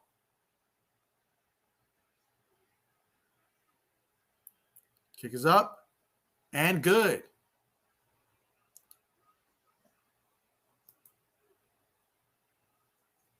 Mike says the honor highlights trying to honor Peterman. Let's see. Mike says 8 seconds to look. Yeah, it took him 8 seconds to throw that incompletion. Let's see. Mike says it's embarrassing on 17 against that depleted Chiefs D. Oh, Mike. Mike says, what took Allen so long? You should be the offensive coordinator down there in Buffalo. You'll keep them guys on their toes. Let's see. Mike says, lazy 24, but we will take it. We will take it. Look, I was just happy the Pats were able to win against Houston. I know it wasn't pretty by any means, but I was just happy they were able to win. Guys, right now, I currently hold about a little more than 2 points of a lead with my second fantasy team. Because my first one took care of business, but my second one just a little more than 2 points. So I really, really, really need Emmanuel Sanders to be quiet in the second half and not catch anything. Can we make that happen? Can coaches take him out? Say we got this, Sanders. Just chill. Just chill the rest of the way. Can we do that at the half?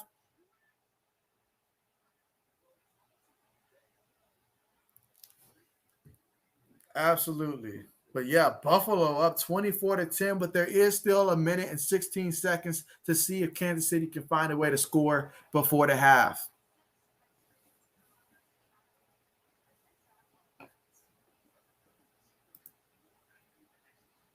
Mike says, Isaiah McKenzie, very good and underrated receiver. Absolutely. And hey, I say utilize him more right now. Let's take Sanders out the game. Let's utilize McKenzie a lot more. Mike says, is that 2 touchdowns from Dawson drops Knox? Yeah, I mean, we got to change his nickname. We got to change his nickname, honestly, because he's out there making plays. Matter of fact, I'm just curious as to how many fantasy points he's got right now. Oh yeah. But yeah, just to keep you guys updated, I want to keep you guys updated in the process as well. In terms of the monetization status right now, currently my channel's under review, and so there's 3 phases to it, honestly. So I'm on the 3rd phase right now, and they say it could take some weeks possibly, but you guys will notice it because you'll start to see the ads pop up once that's been completed and finalized. But it could take, they say, up to a month. So we'll see. I've seen some YouTubers say it takes about a week or two. We'll see. I spoke with Jay in the Bay. He said it took him about a week for them to complete his. So we'll continue to monitor that situation. I just want to give you guys a heads up on that one. Meanwhile, no return on the play.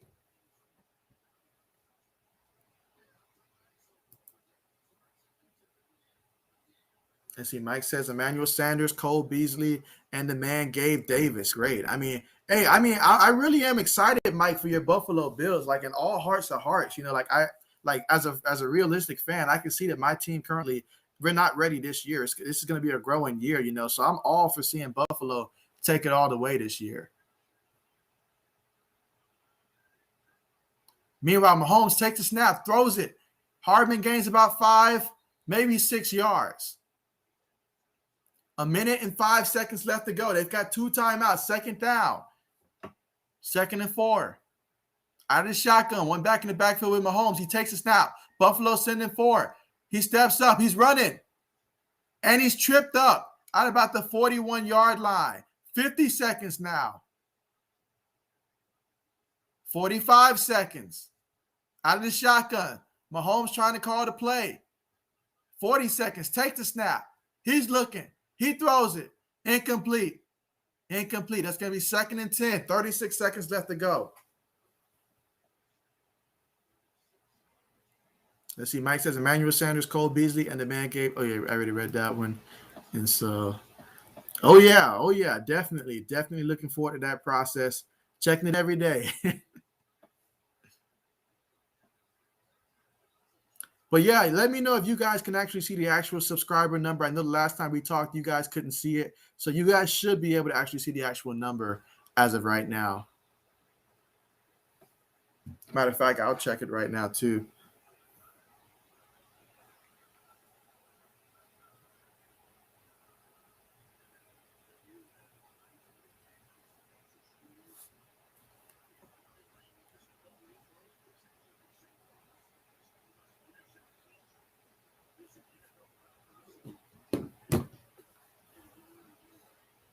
All right, but yeah, at the half, we'll get to go through all the teams and what took place earlier today and our thoughts for each game, what transpired, and all that great stuff. We'll get to go through all of that at the half.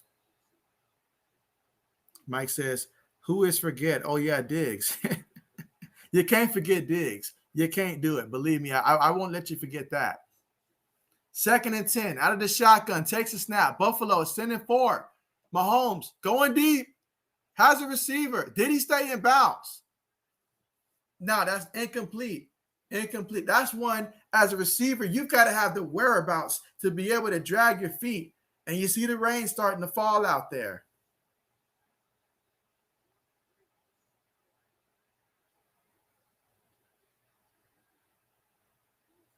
Yeah, I don't know how he didn't catch that. Or did he? Did he catch that? All right, out of the shotgun, 3 receivers towards the top of the screen. This will be 3rd and 10. We're going to stop it for a booth review. And, of course, within 2 minutes, that came from the booth.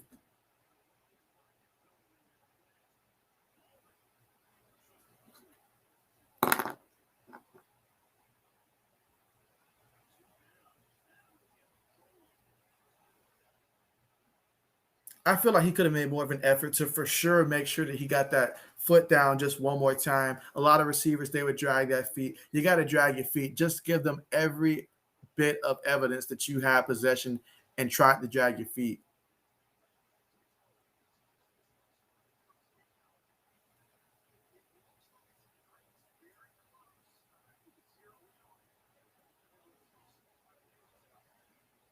Yeah, there's no excuse for that camera looking as blurry as it does right now. Let's see. Mike says receiver Jay Kudrow is okay. Tight end type. Okay. Mike says, Allen obviously just going through the motions, no challenge, but wonder if Bills D can play good. I mean, this is an opportunity for the defense to really showcase what they can do. Mike says Trey Wright is okay. Oh, he said okay. Mike says Jordan Poyer and Micah Hyde Pro Bowl safety duel. Mike says send out search team. Where is 80s? I mean, who knows? Maybe he's going out for another drink. Maybe he's going out for some more pizza. You never know. You never know. Hopefully we'll get a sighting of Azure Shack sometime today so we can ask him about his Chicago Bears.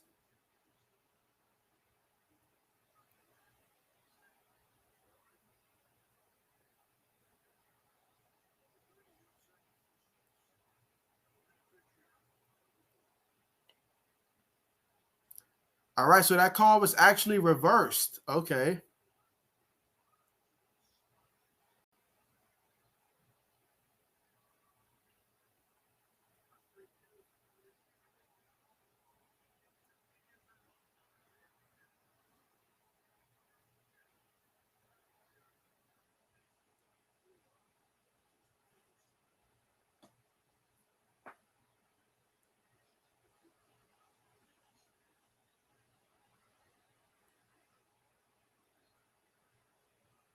All right, so there are 31 seconds left on the clock here before the half. Out of the shotgun, you've got two receivers towards the bottom of the screen, one at the top. They motion Kelsey. Mahomes takes a snap. Buffalo sending 4. Mahomes throws it. It's caught by Kelsey. Makes a stop. He's running. There's a penalty, but he takes it all the way to the 16-yard line. Let's see what that penalty is. Both teams pointing in the opposite direction.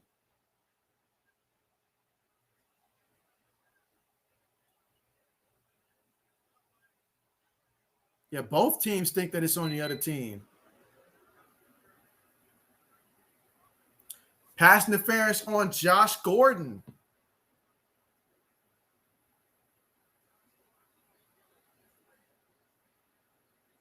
I don't know about that. Josh Gordon, it's like when I first came into the league, that was acceptable. So now we're looking at a 1st and 20. Oh, man, Andy Reid's fired up out there.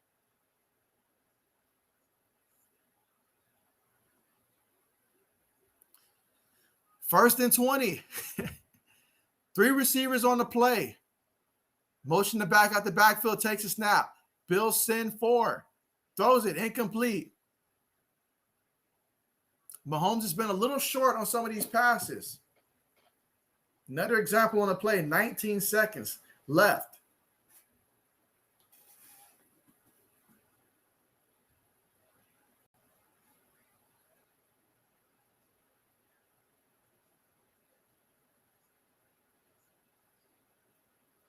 Second and 20.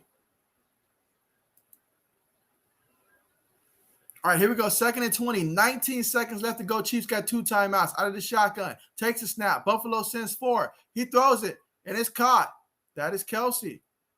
He looked like he thought about pitching it, but finds a way to get out of bounds with 11 seconds left. So let's see. Mike says, good O-line. Bills can't cover Kelsey to save their lives.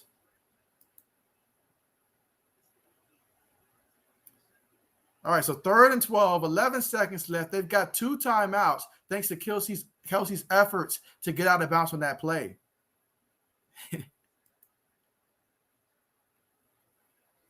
Mike says, Andy Reid, I would not be surprised if he had a chacaroni or 2 in his day. Well, you know, good old Andy. All right, so they're going to call that timeout here. That's their 2nd timeout. And so, okay, good old, I'm short for good old. Gotcha.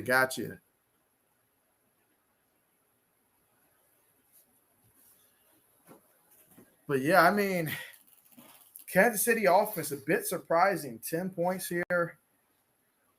I mean, hey, but Buffalo, they've made a lot of teams look bad as of late. Oh, look at Sean McDermott back then.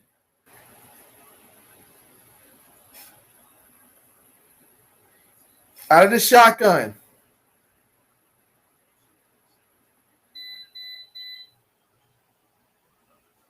Another timeout, this time by Buffalo. Longest 11 seconds till halftime.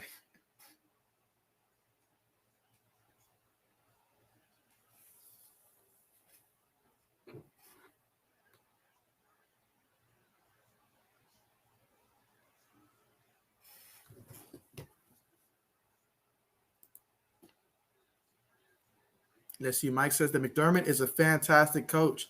I mean, you'll get no arguments here. I mean, I like what he's been able to do since he's been there. I feel like he fits what the organization needed. The culture that he brought was just what they needed. He got guys that fit his style, his scheme, and it's working out. Mahomes throws it off the wrong foot again, this time incomplete.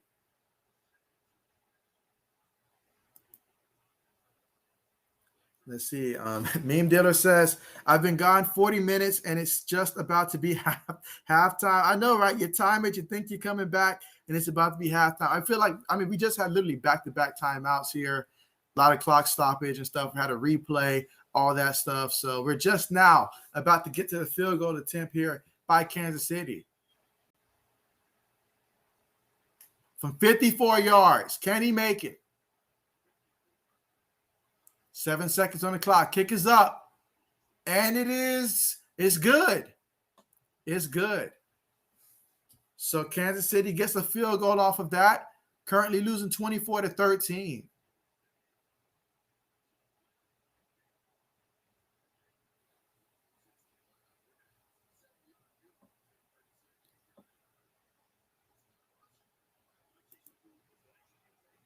Let's see. Mike says Bill Parcells was booted out. Belichick brought in Drew Bledsoe, $100 million 10-year contract.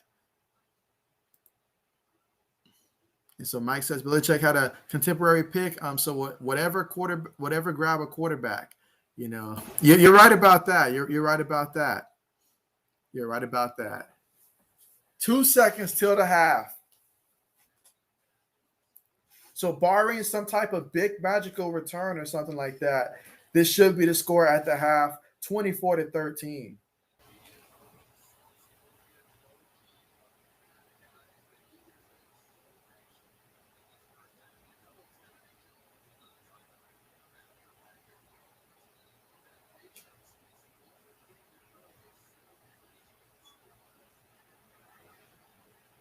Oh, wow. What an interesting kickoff. Man, put that 1 second back on the clock. Y'all know that there was 1 second on the clock and that guy was down. All right, so Buffalo's going to receive the ball at the half. Buffalo up 24-13. I mean, yeah, right now Kansas City offense is not looking up to par, but hey, Buffalo's up 24-13, showing everybody that they are the real deal. If anybody had any questions at this point, which you shouldn't have, but there are some people that did.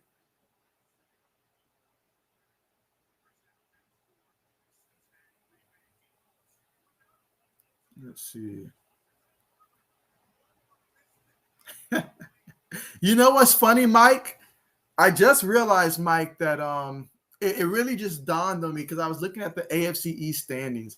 It really just dawned on me that technically my team is in second place, but we really feel like last place. But my Patriots are in second place in the AFC East.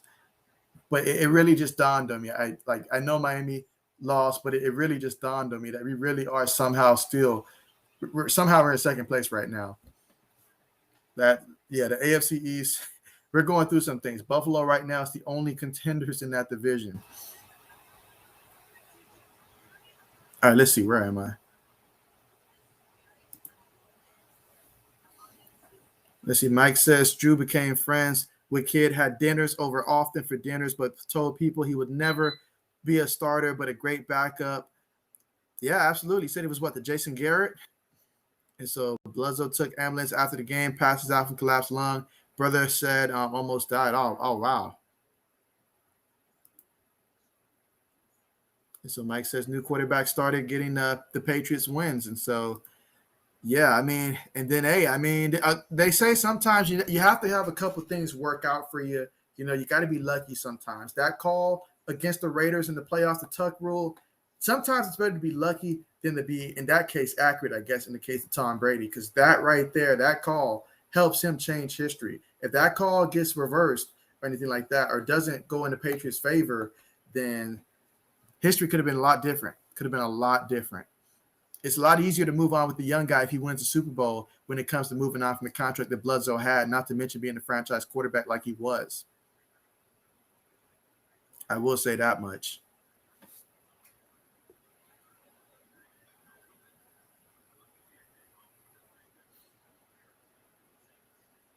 All right, but yeah, give me 1 second here, guys.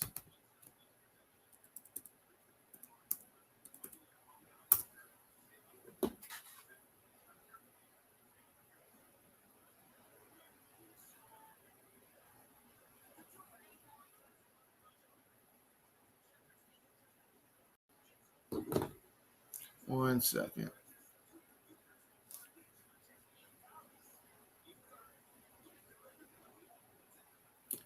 All right, Mike. So are you ready to let's go through some of these picks? I know that you had dropped it in one of my comments in terms of like all of our picks that we have for the week.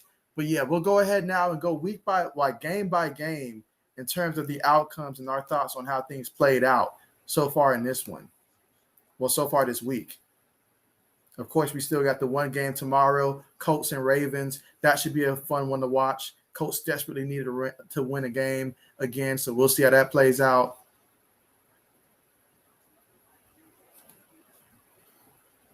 All right. All right, so I guess we'll go ahead and even though we discussed it, but we'll start off with Thursday Night Football when the Rams and the Seahawks played. I know going into that one, I had the Seahawks winning over the Rams 27-24 was what I thought was going to happen. Obviously, the Rams came out and Deshaun Jackson, I felt like his play that he had that like 62-yard reception, that ultimately changed the momentum and allowed the Rams to get going. And once they had that momentum, they held on to it. And they just kept running with it, honestly, in that one. And so that they made a play in that one. Let's see. Mean Dealer says, at least Tyreek Hill has been quiet so far, and starting Josh Allen was not a bad choice. Not at all. Not at all. I mean, because you figure not only would Josh Allen pass, but he'll also get those rushing touchdowns as well. So pretty much if the Bills score, and they will score, it's going to pretty much go through Allen. So I can't blame you, honestly. I'm thinking right now, if I had both quarterbacks right now, it would have been tough, but I probably would have went with Buffalo quarterback because I would have thought that Buffalo's going to win the game. So I would have figured that they would have scored more touchdowns than that one. So right now, I mean, I was talking to my barber the other day, and he was like, my barber, he's like not a Buffalo Bills fan or nothing, but he was like, he thinks Josh Allen right now has surpassed Patrick Mahomes at the quarterback level. And he thinks that Josh Allen is that quarterback. And so I had to take a double look because you don't get to hear that as much. I mean, people are usually saying Patrick Mahomes, some will say Tom Brady, but yeah, I mean, Josh Allen is starting to get noticed across the world now. So cannot blame me for that one. Let's see. Mike says, I thought Russell would get it done. Yeah, we both thought that Russell Wilson was going to get it done. We didn't know that he was going to be done. Now, for initially they were saying 6 to 8 weeks, but there's a potential it could be more so along the lines of 4 weeks. But definitely wishing him a speedy recovery for his sake, Seahawks' sakes, and one of my fantasy teams that does depend on him. But when he comes back, he better throw the ball to DK Metcalf. That's all I'm saying. Just throw it to DK Metcalf. Take your chances. Let's see. Mike says, "Thing you started Allen." Absolutely. Let's see. Mike says Brady may still be the best, but Allen's second best. You know, Mike, the funny thing that when it comes to Brady, because like you have to remember his last year or two, let's talk about the last 2 years that he was with the Patriots, you know, like sure the weapons wasn't there, but there were people that were saying that Tom Brady was done. That just goes to show a quarterback really does need weapons. You take away the weapons from him, and most quarterbacks, they'll fall apart. Like I've seen Lamar Jackson do some amazing things despite not having one of those marquee type of weapons at the receiver position, because he can do so much on the ground. And even the year he won MVP just throwing it through the air, I've seen him do some amazing things. But you're hard pressed to find quarterbacks that consistently go out there and make plays with a little bit of weapons. And now you put Tom Brady in Tampa, where you have Mike Evans, you got Chris Godwin, you got AB and all like that. I mean, you've got so many things, even in the backfield, so many good receivers, Gronk at tight end. I mean, you've got an abundance of weapons to work with, Giovanni Bernard. And so you give a quarterback with that kind of awareness and experience that Brady has, those weapons, heck yeah, they're going to pick you apart. Heck yeah, it's not even close. Not even close. And so, I mean, because he's got the knowledge, he understands concepts, So when you got guys that can go up there and win those one-on-one matchups or can get open and make it easy for you, yeah, he's going to look like he's still in his prime right now. I mean, that's expected. Let's see, Mike says, who three, Mahomes or Jackson? And so, I mean, don't get me wrong. I love what Jackson can do, but I mean, Mahomes has shown he can win that Super Bowl. I mean, sure, I feel Mahomes has the better weapons, but there are passes that Mahomes makes that I know Jackson cannot make, like off the wrong foot and stuff. He's not there right now, but I do love what I'm seeing from him. But I still got to go Mahomes at number 3. In spite of everything, I got to go with him at number 3. Mike says he need Gronk, but Brown, big help. Hey, AB, he was putting in work early. He was putting in work early. I see Mike says, Brady, OJ used to be good. Hey, someone has to be the casualty. Brady can't feed everybody. So those guys, they became the ones who had to suffer. I mean, especially since you're talking about in the backfield, you've got Giovanni Bernard as well. I saw him have a touchdown earlier. With Mike Evans, they feed him near the end zone. Chris Godwin, AB, and then even when little Scotty Miller gets the start, he comes in, gets a little something here and there. I mean, wow, he's got an abundance of weapons there. So someone has to take the L. It just so happens to be the backup tight ends and stuff. But yeah, OJ used to be a name to be reckoned with, but now he's just somebody that we used to know at this point. Meme Dealer says, does Lamar still have nasty jukes? Haven't kept up with him since week 1. Yeah, he still possesses those nasty jukes. Now, obviously, as much as he carries the ball at this point, he's got to be along the lines of protecting himself a little bit more. But if he really wants to, he still can make jukes. Occasionally, I still see him make those jukes that we saw a lot of his first year or two in the league. So he still possesses that in his arsenal. Let's see, Mike says, what did we predict on the Bucs game? I projected that Tampa was going to win 29-13, I think, 29-13. So Tom Brady, he must have heard my projection. It's like, that's too low. So he went out there and just balled out. But yeah, I had 29-13. You had Tampa Bay. I remember you had Tampa winning by more than I did. I think it might have been something like, I'm just guessing, probably about like 34-35 to like, I don't know, maybe 6 points or something like that for Miami, 6 or 7 points. So you were definitely closer in terms of that projection with the Bucs over Miami. I know Jacoby Brissett, he got banged up in that one, so I'm hoping that he's okay. But Tua should be back real soon. So Dolphins should be okay at that. Let's see. What game we got next here? All right. So the Jets and the Atlanta Falcons, you projected Atlanta to win. I projected the Jets to win. Atlanta won 27-20. Obviously, that game came on super early. Didn't get to watch much of that, but I did see that Kyle Pitts scored his first touchdown. So good for him. I saw Colorado Patterson consistently putting up good fantasy numbers again. So good job for him as well. Matt Ryan, he was fired up that the Falcons held on to a lead. So yeah, it was overall, it turned out being a decent game for the people down there in London that were able to enjoy that matchup. I know they look forward to those matchups. So that was a good game.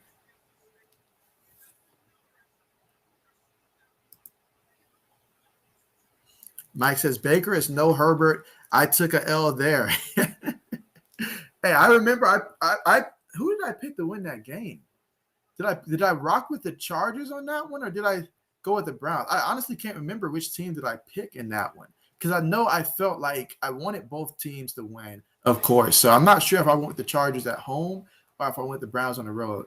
I might have went with the Chargers, but I thought it was going to be a much lower scoring game. But hey, Chargers did it.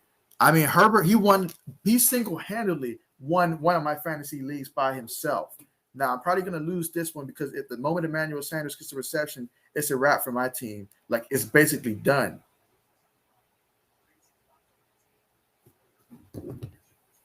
Cannot have Emmanuel Sanders get another reception. I see. Meme Dealer says, I love Monday Night Football, but I already know that the Ravens winning this one easily. And so, I mean, my dad's a Colts fan, so I've watched the Colts throughout the years. And more times than not, every time I think the Ravens are about to run away with it against the Colts, I feel like it's either a close game or the Colts find some way to win in that one. But this time around, I'm with you. I believe that the Ravens will win this one. But I think the Ravens probably win along the lines of 26-17. I think that's what I projected for that one, 26-17 Ravens. Of course, I'm hoping for a good game. Monday Night Football, coming off of finishing up the first day of the week with work, getting to finally watch one more game of football because we won't get to see that again until Thursday. So that'll be fun. I believe that this upcoming week should be the last one that we get to see before I start having some basketball streams because I think the NBA, if I'm not mistaken, the NBA season starts the 17th, if I'm not mistaken. So that's one thing to note right there. Soon I'll be having at least one basketball game to stream a week, or at least I'll try to get that going next week. Let's see. Mike says, Donald 3 picks, big win, Eagles big, one for me. And so, oh yeah, I know if 80s horror fan was on, he'd be saying that right now. Sports Blitz, he's probably not going to be mentioning anything about that for any time soon. But yeah, I mean, 3 picks, wow. I mean, I feel bad because one of my teams actually did start Sam Darnold, and yeah, he only gave me 9 points, so that was pretty bad. Pretty bad. Mike says, yeah, Ravens going to spank the Colts. Let's see. 80s horror fan says, Washington football. Oh, never mind. JB and Mike, when the Eagles lose, all the highlights show many highlights. But when they win, they brush by it. Yeah, that's mad disrespectful. I mean, because, yeah, your teams went out there and beat a quality Carolina team that was feeling confident. I know they didn't have Christian McCaffrey back there, but they were feeling extremely confident. Darnold, he was doing good prior to this. He was even running the ball some. And so for the Eagles to come up and win that one in the fashion that they did, yeah, they really just brushed past it. So I feel you on that one. I feel you on that one. They did slight the Eagles in that. Yes, the 80 Sword fan says, sorry, I'm off tomorrow. Has a few. Well, at least you're off tomorrow. I'm not off tomorrow. I'm surprised my job didn't let us off tomorrow, but we're not off tomorrow. Let's see. Mike says, fans be sent out, JB. Fans being sent out. Let's see. Mike says, 80s, welcome back. Barely got W with the Packers. Yeah, that one was very close. Very close. I don't remember what my final score projection was, but I remember thinking that this game was going to be close and all like that. And that I picked the Packers to win, and they did win, but the Bengals should have won that one because the Packers, they left a lot of points on the field. But at the end of the day, they were able to get the opportunity to win, and they finally made it happen.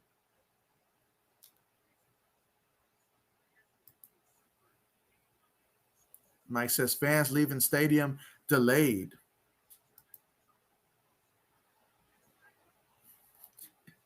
He says, hey, Mike, wings and whiskey, nothing freaking better.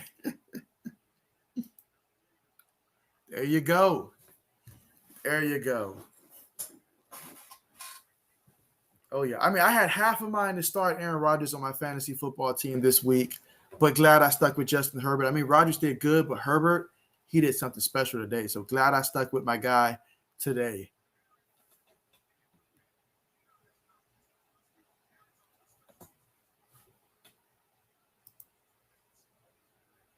Let's see. You say, what's the score here? Right now, the score is Buffalo 24, Chiefs 13. So Buffalo's up 24-13 at the half. Chiefs were able to get a field goal before the half.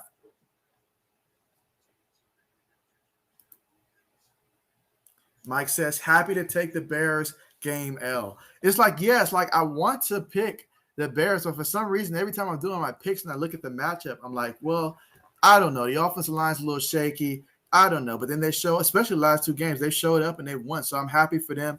Happy for Justin Fields. Really happy for Justin Fields. And I know Ajashak has got to be happy about that as well. So, yeah, happy for him and the Chicago Bears coming away with the W.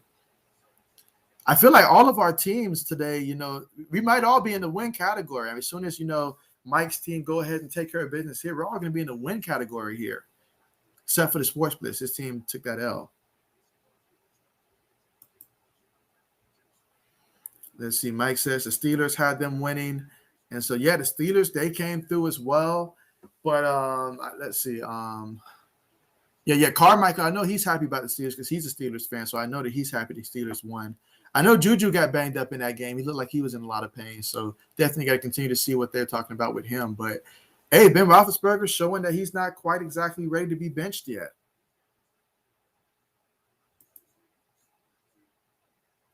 Mike says, I had the Pat squeeze by. Yeah, they squeeze. They as close as you can get to squeezing by. What made me upset was that I started Damian Harris in my fantasy league for my first team, and he had the first touchdown. I'm thinking, okay, he about to go off. He had the second touchdown, but then they called it back because he fumbled it. And after he fumbled it, I said, oh, no, not only did we not score and lose the ball, but Bill Belichick's about to bench him the rest of the way. And he benched him basically the rest of the way. And so this is frustrating. I feel like if Madden wants to be accurate, every time Damian Harris gets the ball within the 25-yard line, his ball carrying should drop by a lot because he ends up fumbling the ball way too much for my liking near the red zone. I haven't seen a running back play for us that's been anything like that. You have to go back to, what was that running back? Stephen Ridley with the Patriots in order to get a running back that fumbled as much as Damian Harris does.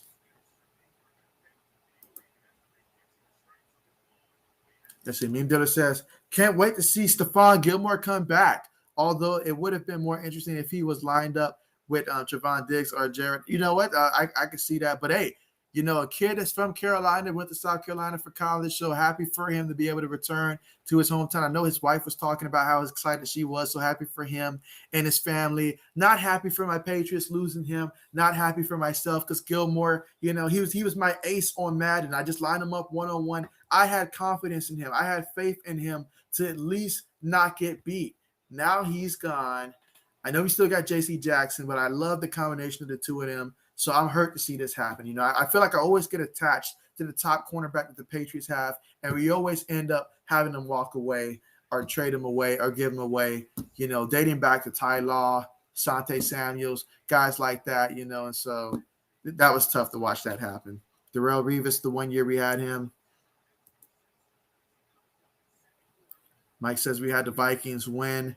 Yeah, I thought the Vikings were going to score 42 points. Goes to show how far off I was in that game. They barely won 19-17, but it did help they helped one of my fantasy teams and hurt the other fantasy teams the other fantasy team that I had, because I had Dalvin Cook in one lead, had his backup Mortis Madison in the other one. 80s Horror fan says that he was pissed that Penn State University lost, but it was cool how all the Iowa fans how they were all on the field. And so, yeah, I projected that Iowa was going to win by more than one possession, but ultimately they came up with the win there. It was a good game to watch. I mean, there was a lot of good games to watch. I found myself going back and forth between the Nebraska-Michigan game as well as the Bama-Texas A&M game as well.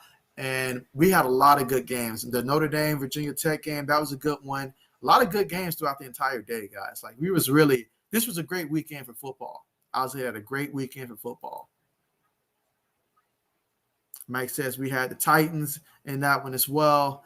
And so, yeah, in Tennessee, they took care of business against the Jacksonville Jaguars. Figured that would be the case, that they'd go ahead and win that one, especially coming fresh off a loss to the Jets. They got embarrassed, so they were not going to let the Jaguars do it as well. I wonder if Urban Meyer's going to be partying after this one, guys. You guys think Urban Meyer's going to be partying after this one?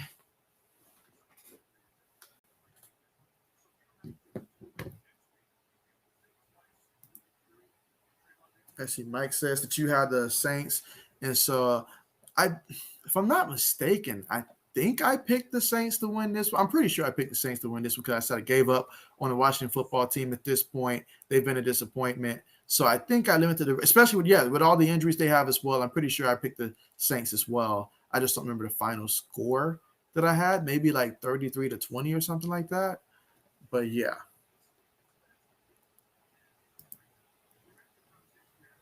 And so, hey, 80s War fan says he's already got an invite from Urban Meyer. And you already know, oh, Herb out there. Oh, Urban Meyer. I mean, it amazes me. It amazes me. He's out there partying and stuff. But then that's why during those Ohio State games that I was watching, that's why every time I looked over there, they say, oh, he got a migraine. He got a migraine. I know why. I mean, he was hungover that game. That's why. It wasn't a migraine. No. Come on, man. Come on, Herb. Mike says had the Cardinals. Oh yeah. Both of us had the Cardinals there in that one. Both of us had them in that one.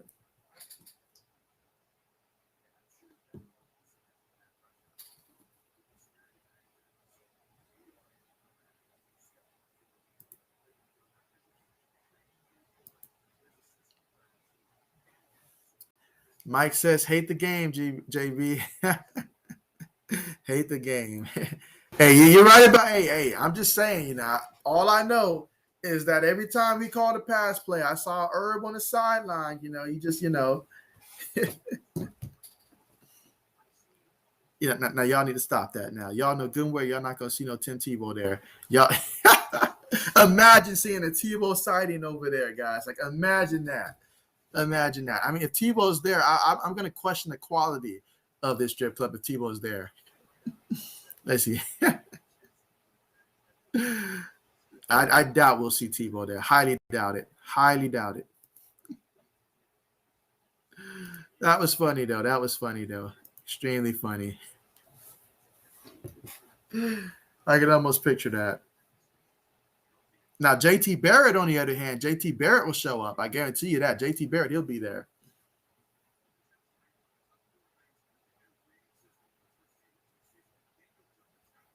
Let me see something. Okay, 1 second here, guys.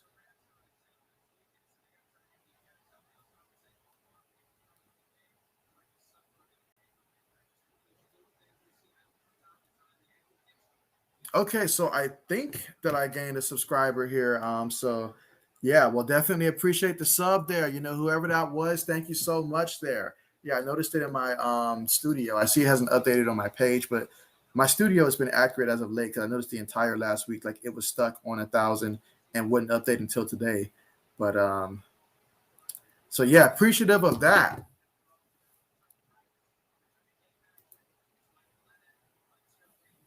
All right, so you've got your November ticket for this versus Syracuse. Okay, so you're gonna be going in person. Nice. Now we'll do whatever it takes to get you on the big screen. And so, hey, hey, that would be nice. That would be nice. That would be nice.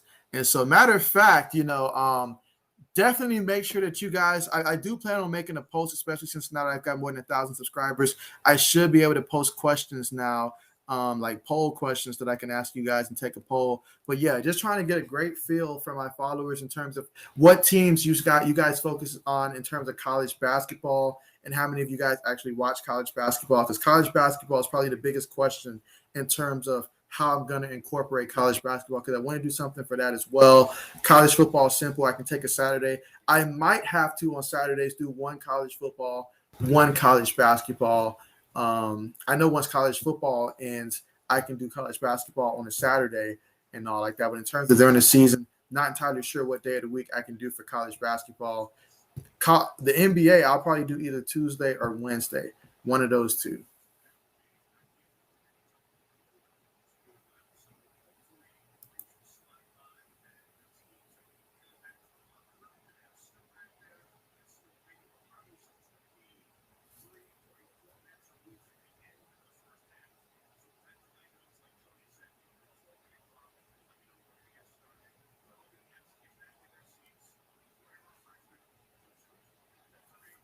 Let's see. Mike says Tebow needs to be there to make sure Urban keep his eyes on the game. Hey, he'll do it. He'll do it. He will do it. Let's see. Mike says I can say hello, ladies, because I'm not the coach. Mike says had the Cowboys. So yeah, I had the Cowboys as well in that one. What was the final score of that one? Oh yeah, but I had the Cowboys winning 30-22. So that was way off. But I mean, who could have known that Saquon Barkley, that he would have went down, Daniel Jones would have went down, Kenny Golladay, he would have went down, and then Kadarius Toney would get ejected out the game for throwing a punch. I mean, who would have known all their stars would have left the game? Who would have known that? Mike Glennon would have ended up finishing the game.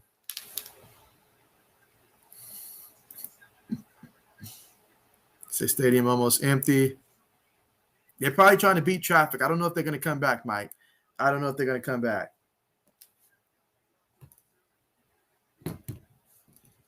Okay, so this just in. Cincinnati Bengals linebacker Jordan Evans has suffered a torn ACL today, sources say, and his season is done.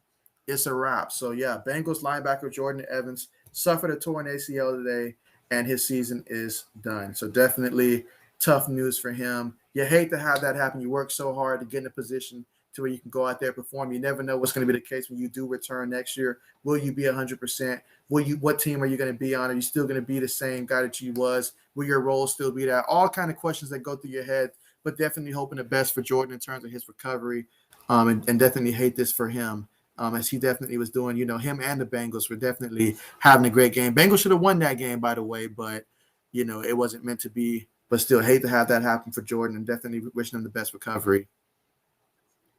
Let's see. Mike says, hashtag what? Hashtag JB Nation, Harry Rep. I like JB Nation. I do that. JB Nation. I like that. If I had a podcast, I probably would call it that. Let's see. Meme said, Urban Meyer was just teaching Trevor Lawrence how to go under.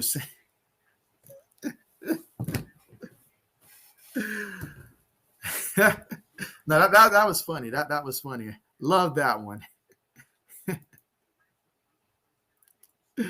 JB Urban. And so, but now JB Urban, nah. That Urban Meyer, though, I mean, my goodness. I mean, way to take the attention from his team. He was doing so good. Well, they did so good against Cincinnati. They was feeling some positive momentum. The next thing you know, he's making headlines and stuff. And then you have his wife, she tweeted out about it and stuff. And so I felt kind of bad for her, because I know a lot of people were going after her on social media. So it was just crazy. Just crazy. Good old Herb. Should Urban Meyer be fired? I don't think the man should be fired for that. I mean, I know it's not the image that we want for our, coach, but I mean, the man's just out there having fun. I mean, if his wife's okay with it, then hey, I'm not going to be the one to, get upset at him over it. I mean, it wasn't a good look, especially since your team lost, because if you won the game, I wouldn't care how he celebrated, honestly. It's just the fact that he lost and he's out there doing that. But I mean, come on now. I mean, we're not talking about like anything illegal here. So, I mean, a year ago, I might have been asking, was he wearing a mask? Because ultimately, that would have been making a difference there. But I mean, if they did let him go, maybe he'd find a way to end up with down in Atlanta, so that way he can go party with what's his face? Dang, I can't forget that basketball player's name from last year in the bubble. But Lemon Pepper Lou, that's right. There you go. Lemon Pepper Lou Will. They can go party together in Atlanta. But nah, he shouldn't be fired for that. Nah. Mike says, dang, 80s, that was good. That was. Let's see. Meme Theater says, imagine if the girl was Trevor Lawrence. That would be an entirely different story right there. Entirely different story. Like, you just completely switched the game on that one. Let's see. I call the boy looking for that girl. I keep striking out. Mike says, poor JB when he realizes the game really is in delay. It really is. Like, I'm like, oh, man, like some of us got work tomorrow. Like how long is this delay going to last? Can we put a clock up or something? So, but yeah, it's delayed. So we're just out here having fun.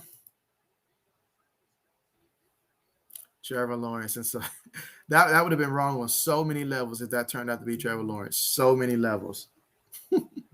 Then, yeah, I would have wanted to hear from both of them in terms of their explanation for what exactly happened.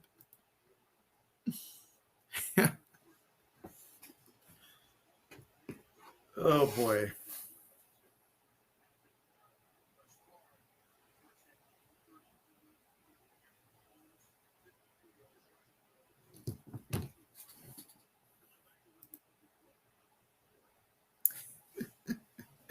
You say, or the girl could have been Aaron Rodgers with that man bun. Dang, shots are being fired today. My goodness.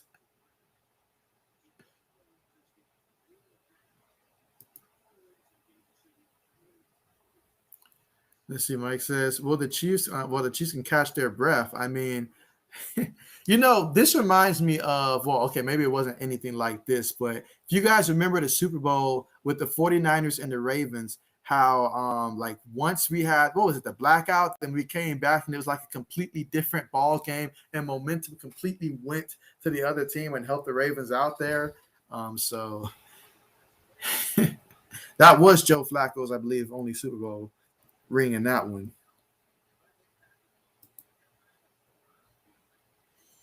Mike, you're asking the questions. You are asking the questions. How many lightning delays can we get in this one?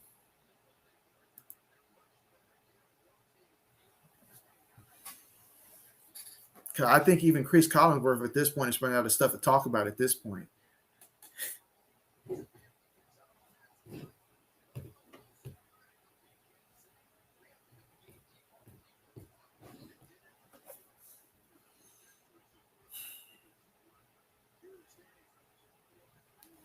Matter of fact,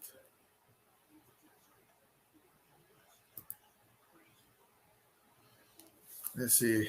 As you know, JB, I was born and raised inner city Philly. What are your thoughts on Randall Cunningham? Randall Cunningham. I love me some Randall Cunningham. I remember in terms of just where he ranks for me, well, he's definitely pretty high on my list because I always ranked, some of those legends back then. Obviously, the game was different back there. The emphasis was a lot different, but I like Randall Cunningham. So I personally love his mobility and stuff and just the electricity that you get watching him play. So I'm a fan of Randall Cunningham. I am a fan of him. So definitely, I do personally like him. I mean, matter of fact, since I guess we got the time, some of the thoughts in terms of my favorite players that I've seen throughout the years.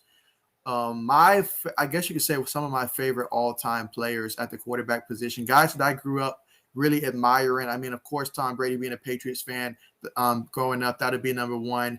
But Steve Air McNair, that was someone that I really, really held like high in terms of high regards, that I got to actually watch play. Now, obviously, there are guys like Warren Moon, like way before, that was before my time, but I had a lot of admiration for a guy like Warren Moon back there. Just talking about quarterbacks right now.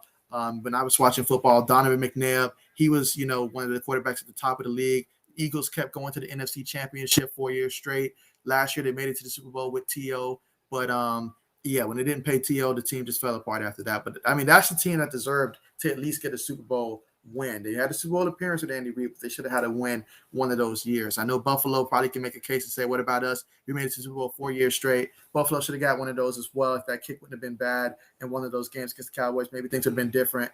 But you know how that works out. But yeah, a guy like that. Dante Culpepper, that was definitely one that was high for me, especially when you're talking about the Culpepper to Randy Moss, that time frame as well, down there in Minnesota. That was great. Now, obviously, it felt like Culpepper and them, they could never win the division because Brett Favre and company would always win it. They get put out by a team like the Eagles, Donovan McNabb and company in the playoffs. But it was exciting to watch them in the regular season and seeing Dante Culpepper going to Moss. That was one of my favorite things to see in terms of like quarterback receivers combinations. You had guys like that. Kurt Warner, seeing Kurt Warner, that combination going to someone like a Torrey Holt, Isaac Bruce, those guys, Greatest Show on Turf, Marshall Faulk, all those guys. That was an exciting offense to watch. Mike Martz, one of my all-time favorite offensive coordinators of all time. Absolutely loved that one.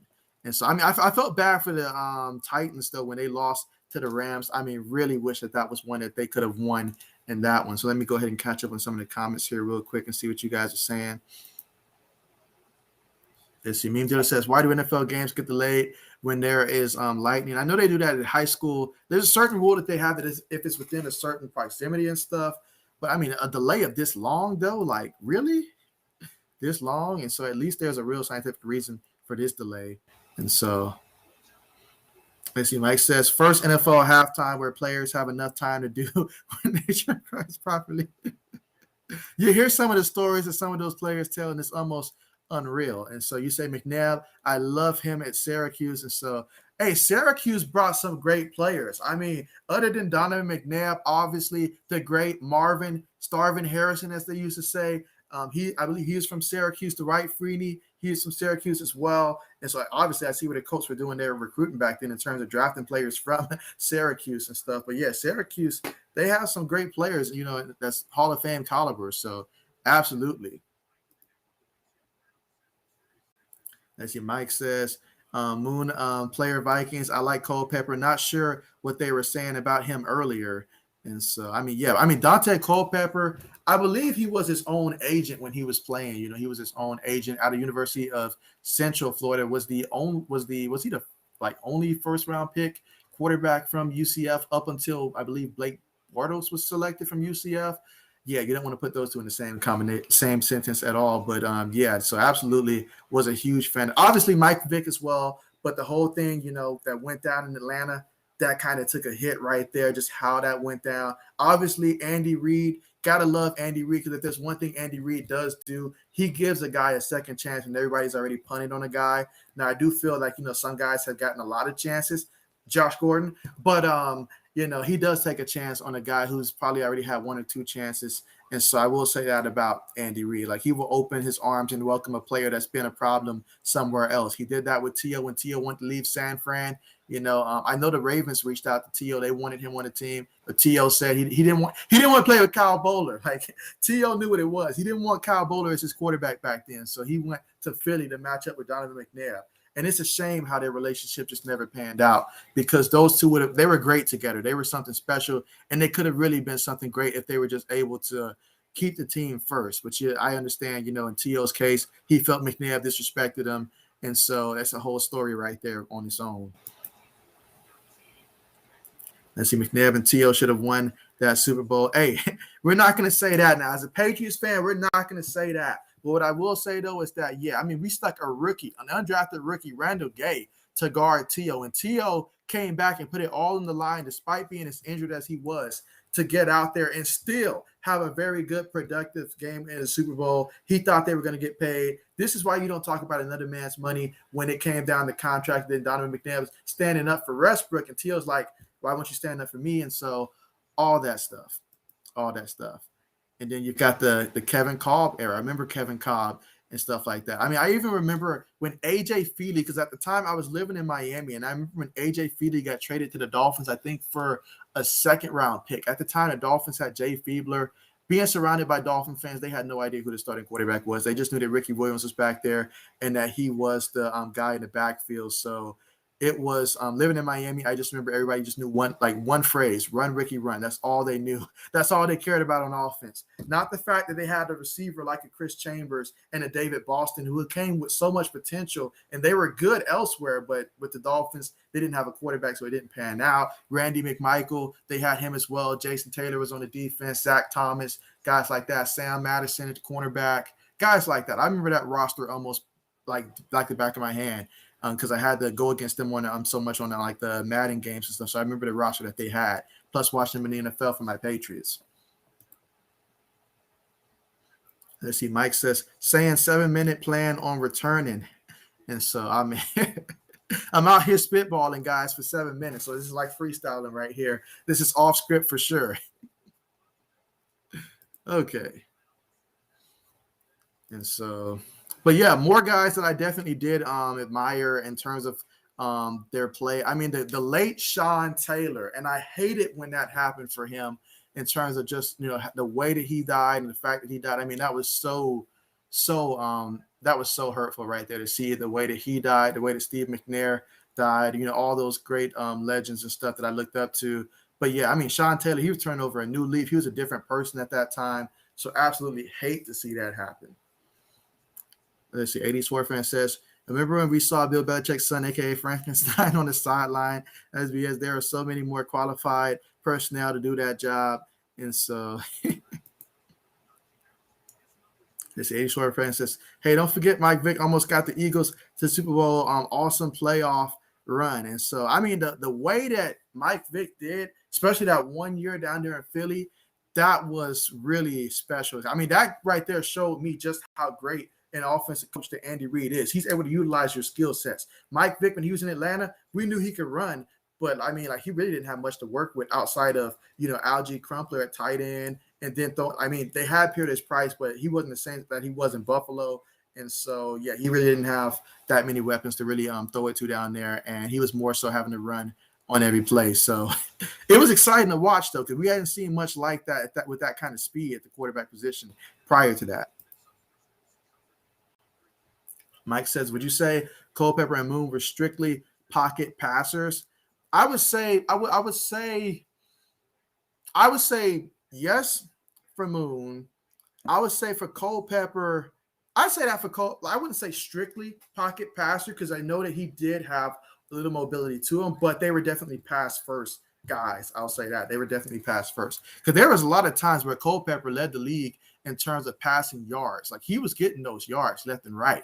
It wasn't until Randy Moss left, and then he was left with guys like Nate Burleson, who for some reason has a grudge against my Patriots, I guess. But yeah, he was left with that crew that he wasn't able. And then he got hurt. He got injured. He got injured the same year that Drew Brees got injured. The only difference was Culpepper hurt his knee.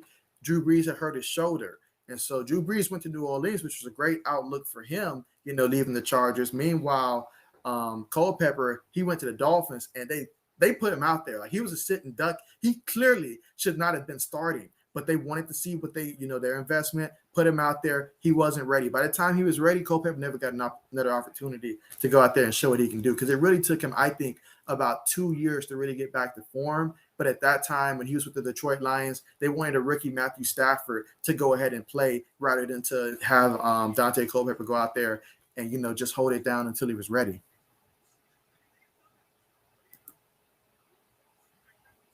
Let's see. Yeah, T.O. played his heart out in that Super Bowl. That's one thing about T.O. As much as you can say about T.O., when it came to playing football, T.O. was always invested. I mean, he was emotional about it. You remember that pass, coming from Steve Young to T.O., the first, I guess you could say, really big, iconic catch to him to win the game, and how emotional he is after the game. I mean, he put his heart on the sleeve. And so definitely he's someone that was, misunderstood a lot. I get sometimes, with the reputation that comes with you, and coaches want guys that's a certain way. But I mean, T.O. definitely was misunderstood in a lot of regards. And I hate the fact that the Hall of Fame did that to him. Slight this man not once, but twice. And we know he should have been a first ballot Hall of Famer. That was a big problem. That right there should have exposed the Hall of Fame committee right there and be like, look, the system that we have in place is broken, because there's no way this man was not first ballot. No way. You can't justify that at all.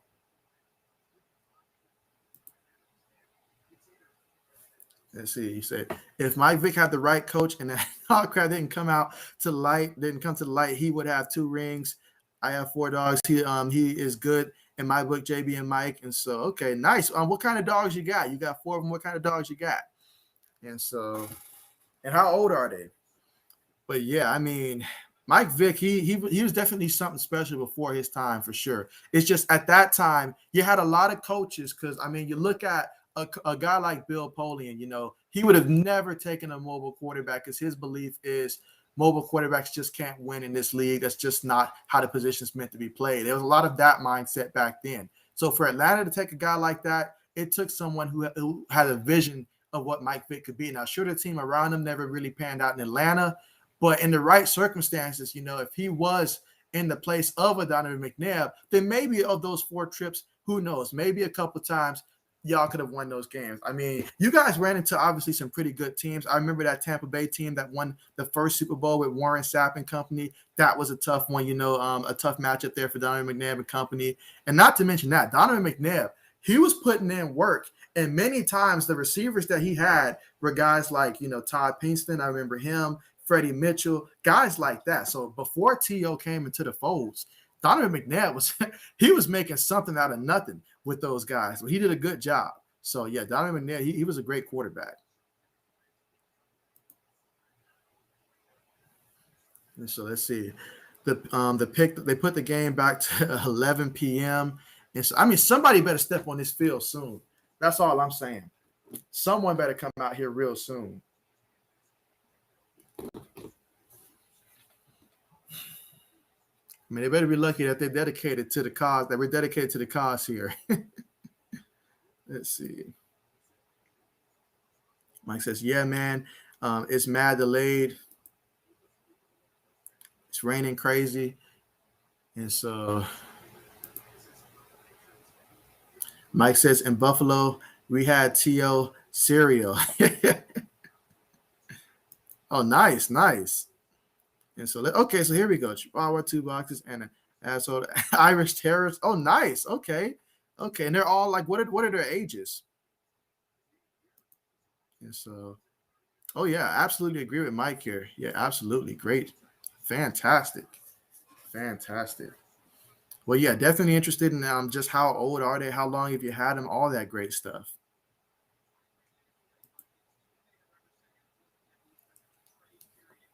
Absolutely. Oh, so the trade period ends up, I think it ends on my birthday. I think he said November 2nd. So I think it ends on my birthday.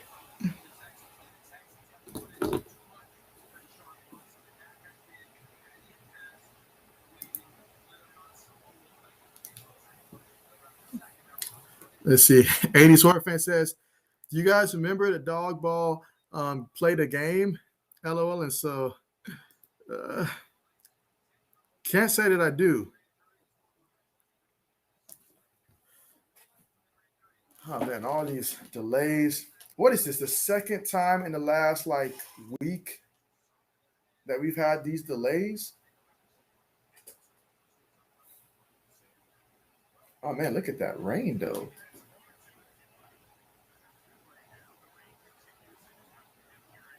Oh man.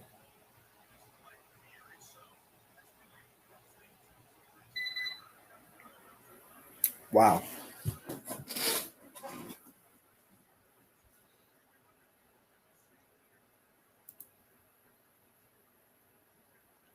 All right. So Meme Dealer says, how many more times will Aaron Rodgers lose in the NFC Championship? My answer to that is going to be honestly, I don't think the Packers get to the NFC Championship this year. So I'm going to say none because after this year, I think he goes to the Broncos. I think he goes to an AFC team after this year. So I don't think he gets back to the NFC Championship this year. I mean, of course, a lot can change, between now and then. I'll probably know for sure in terms of what I'm thinking once we hit December. But I don't think he gets to the NFC Championship game. I don't. And if it doesn't happen this year, he's not going to be in Green Bay again. So I think he'll be in the AFC. So maybe AFC Championship game, depending on what team he goes to. But yeah, not NFC Championship after this.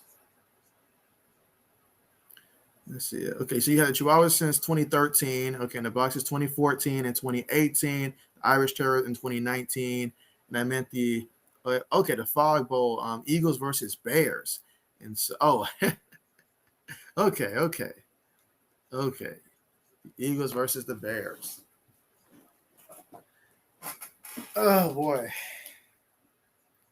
And so yeah, that was a mistake starting this Sam Darnold. If Sam Darnold would have went out there and played decent today, my second fantasy team would be good.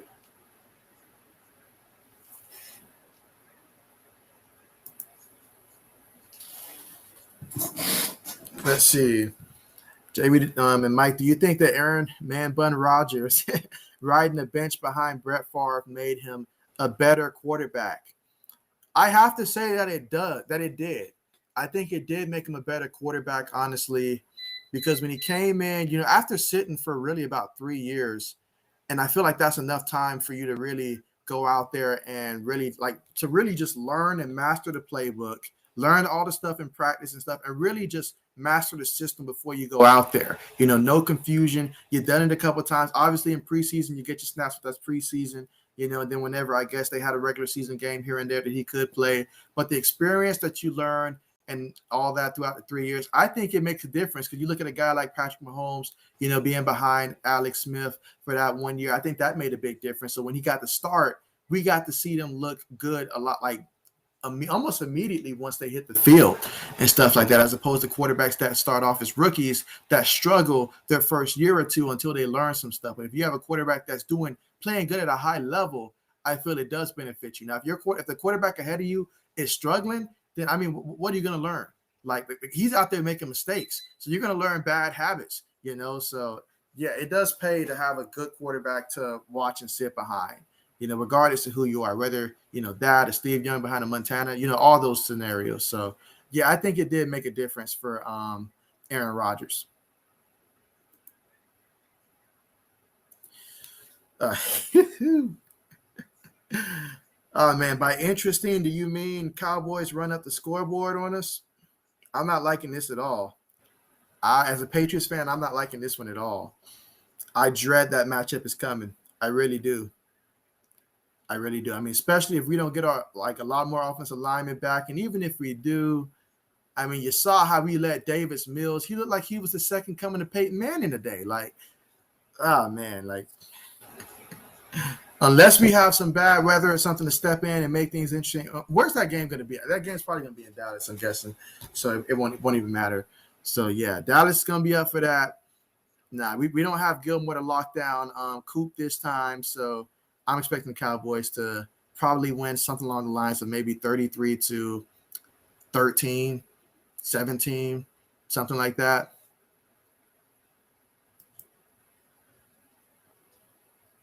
So 84 fan says that it will be. I'm hoping that it is. You say Thursday night, Eagles versus Bucks. Who wins? I'll put it this way. Buccaneers gonna win. I know you hate to say. I know you didn't want to hear that one, but Buccaneers win that one. If I had to guess a final score, I say Bucks probably score probably about 38. I'll say 38. Eagles probably score I'll say about a good 24. So maybe about 38-24 on that one. Is it down in Tampa? Where's that game going to be? Is it going to be in Philly?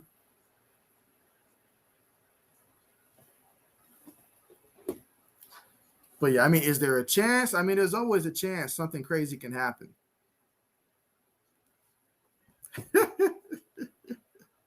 He's like, in case I didn't get it the first time, he's like, he will ask again.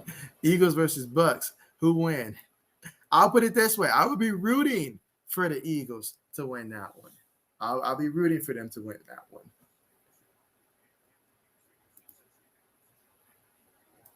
Hold on, let me go with this one. All right, so Mike says, what do you think with a quarterback like Darnold, arm weak, that's it or what? A guy like Darnold needs a support system that's really good, honestly. I mean, have I seen weak arm quarterbacks succeed in this league? I can. The quarterback that comes to mind when I think of a weak arm quarterback that succeeded in the NFL when he had the opportunities, I think of a guy like a Chad Pennington. Watching him with the Jets, he did not have a strong arm whatsoever, but he was deadly accurate. And I'm not saying that I think Sam Darnold is there yet, but he should strive to be more along the lines of a Chad Pennington, because Chad Pennington, he was streaky. There's a reason why this man won so many Comeback Player of the Year's award. Injuries will take him out. He'll come back the next year, look great, and then injury take him out again, come back, look great. Chad Pennington, he was definitely underrated as a quarterback in this league. And so, but he did not have a strong arm whatsoever. But it didn't hold him back. It didn't hold him back. So you just got to adjust your game if you don't have a strong arm. But yeah, with a guy like Sam Darnold, you just got to make sure that, I mean, he's already got DJ Moore playing at a high level. And so yeah, you already got a guy like DJ Moore playing pretty good. You got to get Robbie Anderson involved. I don't understand why my man Robbie Anderson is not going off right now. Like, it mind boggles me. I was looking at his stats today because he's been targeted 7 times, only had 2 receptions when I checked it earlier. So, I mean, he's getting targets. My man Robbie Anderson, I don't know what's going on right there. I need a medical report. Maybe something's going wrong. Maybe something's happening in his personal life. I don't know, but Robbie Anderson right now, he's got to get it going. There's a lot of people in fantasy football that are stuck right now. They don't know what to do with him. Don't know what to do with him.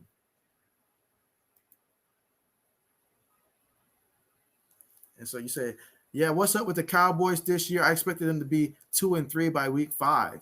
And so, I mean, we always knew that the Cowboys had the offensive weapons. Now, I did not think that Dak Prescott coming off an injury would somehow come back better, but I guess he matured. It seemed like he matured more as a leader somehow, some way. I know he had a rough time last year. Losing his brother, that was very sad. And then obviously the injury as well. So all of that took a toll on him, and he really did. It seemed like some heart to heart with himself, and so he's coming out there.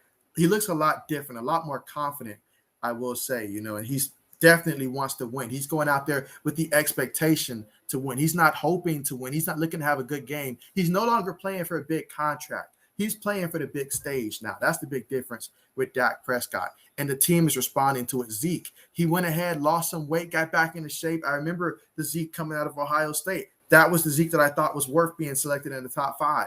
But somehow along the way, he ended up gaining a little bit of weight. That's why Tony Pollard's in there now. But now Zeke, he's hungry again, and he wants to be fed the football, not a meal, of football this time. And so that's working out nice. Him and Tony Pollard, love that 1-2 combination between them. I love what this offense got, And then you look on the defensive side of the ball, a guy like Rob Marielli coming over from Dan Quinn coming over from the Falcons, doing what he does best, focusing on the defensive side of the ball. And that transition, that 180 from what they had last year, this year in the draft, they focused a lot on the defensive side of the ball. Most of their draft picks were on the defensive side of the ball. And so they got guys that fit the ideal scheme in terms of just size, what they want to do. They went ahead and made some changes, took some chances, and it's paying off right now for the Cowboys on the defensive side of the ball. You put that together, plus the collapse of the Washington football team, their defense is nowhere near what it was last year. Heineke, he's up, he's down. I feel like the offense has a lot of injuries as well. So without the Washington football team being a concern, I never for once thought the Giants were going to be like that team. Like I really didn't see it. Like, can they have moments? Yes, but I thought at best they'd be a 7 best team. That was my ceiling for the Giants, honestly, coming into this season, 7 wins. And so that's what I'm thinking. Now, obviously, when it comes to the Eagles, for the sake of 80s horror fan, I'm just going to say the Eagles have to keep getting better and try to find a way to make that trade for Deshaun Watson. That's their focus. Try to get Deshaun Watson. But yeah, I mean, the Cowboys, they're doing great things right now. Okay, so the game is in Philly. Okay, if the game's in Philly, Philly's going to be up for this game. Everybody's going to want to play their best game against the Cowboys. Then coming off of a win in which you just beat Carolina, but Tampa's, they're definitely better than Carolina, that's for sure. But, I mean, hey, I'm going to be rooting for Philly. I will be rooting for Philly. I will be.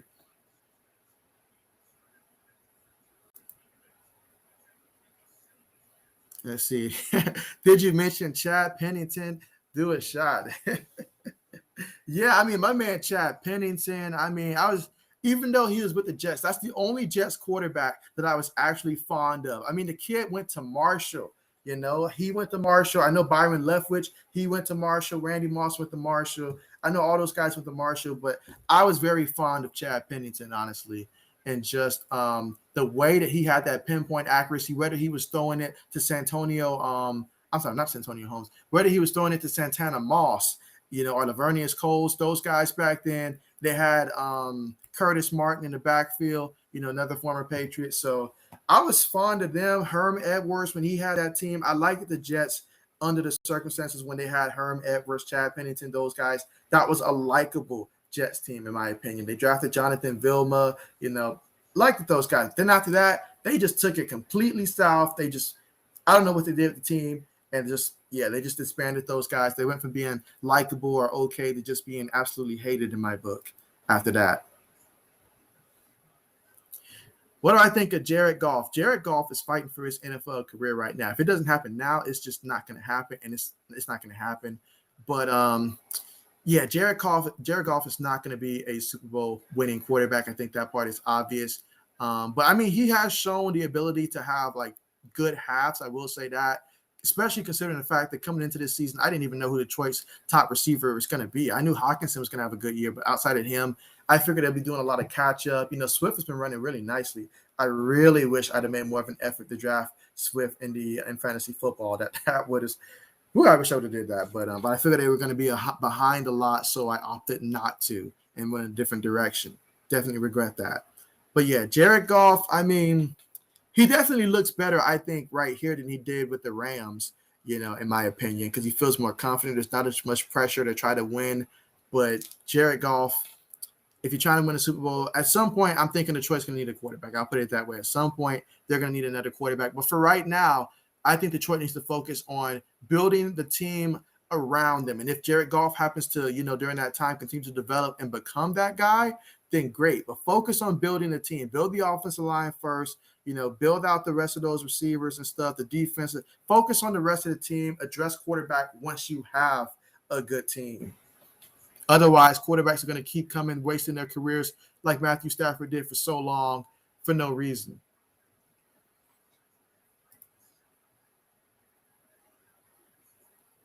So a fan says, JB from a distance of 100 years as. Let's see. Mike says, Dak really good. Teams take break. Pollard killed them. And so, yeah. Oh, yeah. Pollard is something nice right now. Right now, I'm trying to make a trade in fantasy football. This guy has Tony Pollard. He's got no quarterback. And in the 16-person league, there's no quarterback in free agency. So I'm trying to get him to trade me Tony Pollard in exchange for Zach Wilson, because I'm trying to get rid of Zach Wilson. But he will not take my trade, but he needs a quarterback. So I'm going to see if he'll eventually bite on that trade.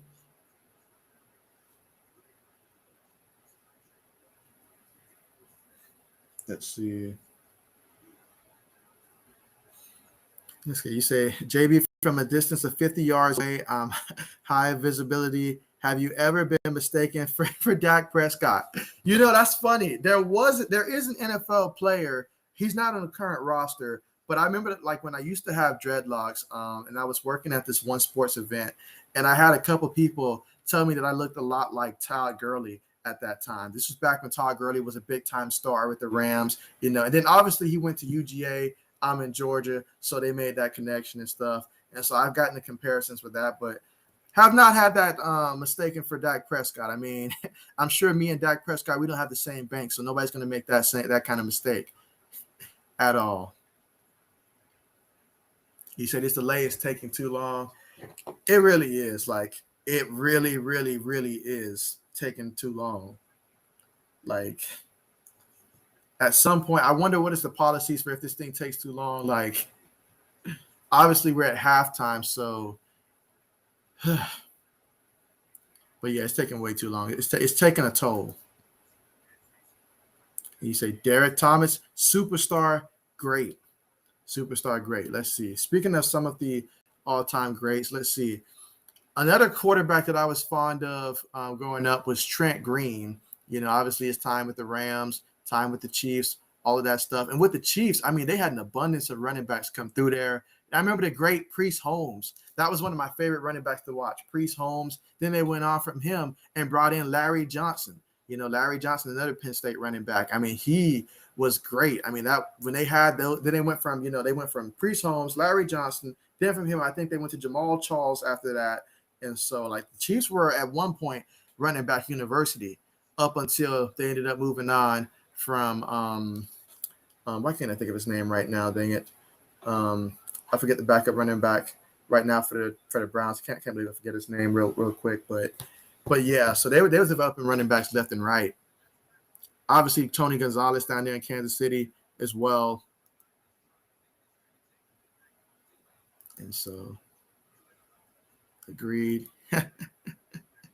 That's right. The great Herm Edwards and the miracle at the Meadowlands. Absolutely. And so Mike says, let's see. JB Darnold was getting the ball to Robbie consistently in his hands and unexplainable drops. And so, yeah, I mean, I don't know what's going on with his hands right now. Like, this man might need to consider some type of stick and glue or something right now. Like, he's really in a funk right now when it comes to dropping the ball. Like, I don't know how else to say it, but my man's struggling right now. But if he ever gets it going, though, like, and he really needs to get it going sooner rather than later, that could mean good things for Darnold. But right now, I'm pretty sure after the performance that they had today, taking that loss, we can expect to see Christian McCaffrey back out there next week. They're going to be like, all right, it's time to go ahead and re-implement him, and we'll see how things work out from there. But that was a big-time loss for Carolina, big-time loss. Mike says at least 2 when I watch gameplays of that game. Mike says, how good are the Saints? Well, Mike, that's hard to say. That's hard to say. For the Saints, they're up and down, and they're going to be inconsistent because with Jameis Winston, there are going to be games where he's going to go out there and he's going to turn it over. Then there's going to be games where he's going to go out there and he's going to light it up. So you really won't have the consistency that you had with a Drew Brees. But when they're good, they're good. But when they're not good, they can be beat. So it's just a matter of what Saints team you're going to catch that day. They're a good team, but they won't have the consistency. Now, obviously, having Alvin Kamara, that's a big help. But, yeah, Jameis Winston in big games, he's going to make some big-time throws, but he's also going to make some big-time interceptions every once in a while. It doesn't seem to be as frequent as it was in Tampa Bay, but you have to think later on, once you're playing some teams and it's a little bit of wind and stuff and the ball gets caught in the air, as much as he likes to go deep, turnovers, that'll happen.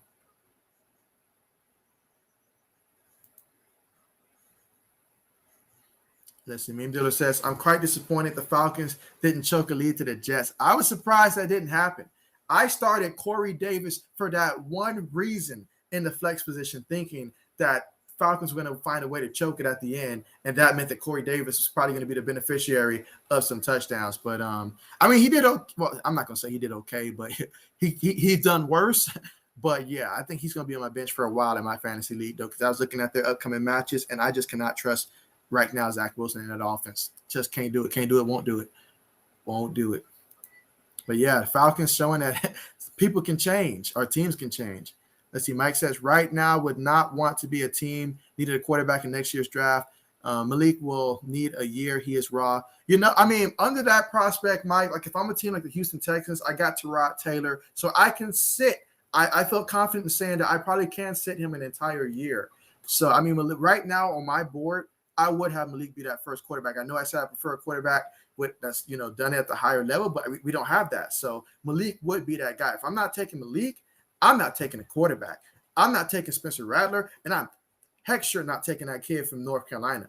I'm not doing it. Not right now. I have to see a lot happen, a lot of different things happen in order for that to take place. So let's see. You say Todd Gurley. I know, right? You would be surprised the comparisons that I have gotten throughout my lifetime in terms of just some of the players and stuff that I've been compared to. It's really quite interesting. Really quite interesting. I mean, there's been a couple NBA players as well. I mean, I'm not sure if you guys remember Shannon Brown. I've gotten that comparison before, Shannon Brown.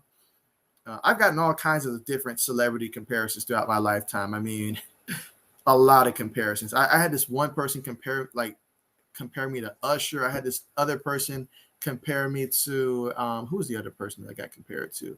There was one Usher comparison growing up. There was one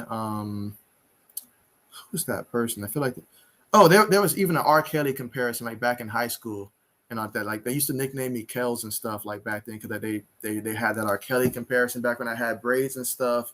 All kind of comparisons. You just never know what's going to pop in people's minds, honestly. Like some of the wildest things come up. But that Todd Gurley one, that took the cake. I did not see it at all. Other than the fact that we just had dreads at that time, that was about it.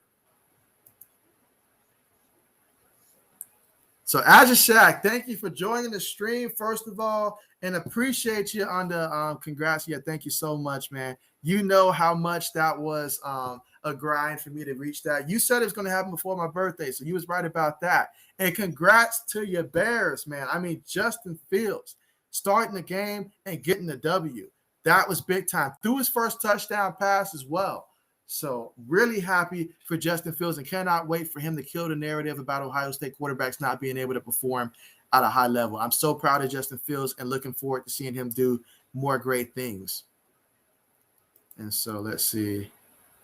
80s Horror Fan says JB needs more than 10 likes. So yeah, definitely get the likes up. I mean, we've got nothing but time here. I'm just freestyling until they decide that they're going to let us go ahead and play some more football here. So definitely now's the time to go ahead and press the thumbs up button. And also the time, if you're someone new that's just tuning in, checking it out, Definitely do subscribe to the channel. If you have your doubts, check out some of my other content. I've posted over 1,000, more than 1,000, almost at 1,200 videos this year alone. So definitely do check out some of my other videos, guys. I definitely put in a lot of work in this channel. So definitely do consider subscribing and supporting the channel here, as we are now on the march to see 2K. That's right. We're on the road to 2K now. Early on the journey, but absolutely.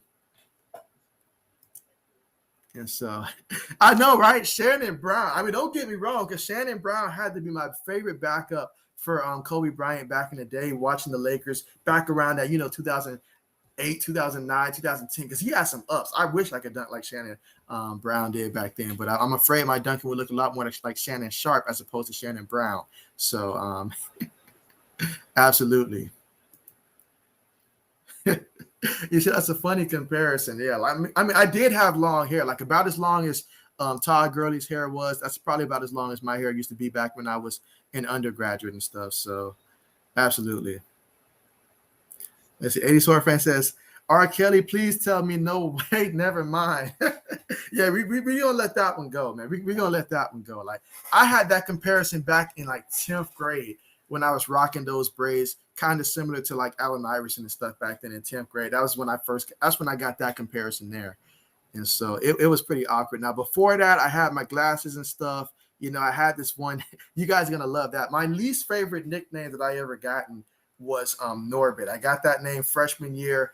Football coach decided to call me out. I was wearing like goggles back then because I used to wear glasses and stuff as a freshman. Didn't have contacts at that time. I didn't get it till 10th grade. And so, yeah. And so, yeah.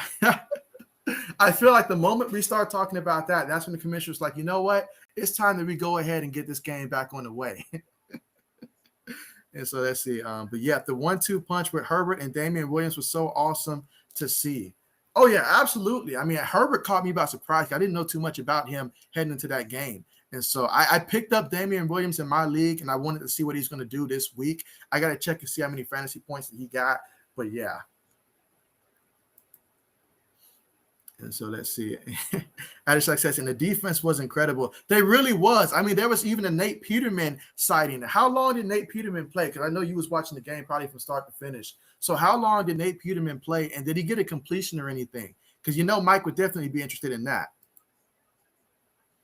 And so 80s Horror Fan says we need to see a pic of it in the dreads. And so, yeah, matter of fact, let me see if I can pull. Let me see. First of all, I got to be able to sign in on my phone to be able to send that. And give me 1 second. Let me see if I can add that here. I've never tried to actually add a document to my stream here. So let me see if that's possible, first of all. But yeah, I mean, you guys wouldn't believe it. I look a lot different now. Back then, I was in tremendous shape, though. Let me see. I'm looking right now to see what I can do.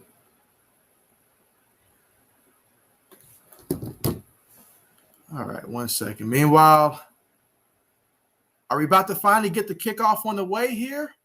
I see the fans are back. That's great. But yeah, definitely remind me, I guess, at some time soon. Looks like we're about to get kickoff here, so we won't have time to see that picture, guys. But definitely we'll have to get that picture to you guys at some time soon.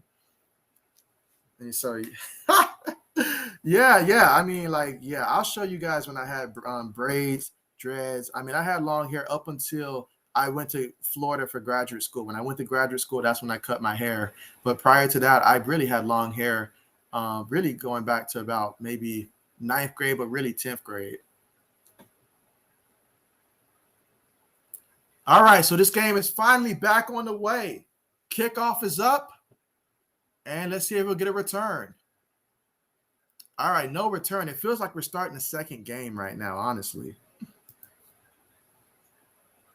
Meme Dealer says, I just feel like the Chiefs are going to come back. It honestly feels that way because this feels like a brand new game. You got to take a glimpse at what your opponent's going to do. And all that time, you can make so many adjustments, honestly.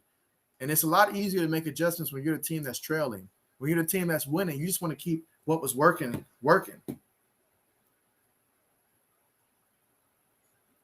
I don't think I showed that one up there. All right, here we go. 1st and 10. Allen up under center. They got the fullback in the backfield. and a back in the backfield. I think that's Moss. Takes it, hands it to the back. That's actually Singletary, and he gains about 4 yards on the play. All right, they're saying 3 yards. So that'll be 2nd and 7. Ball at the Buffalo 28-yard line. So we finally had this game back on the go.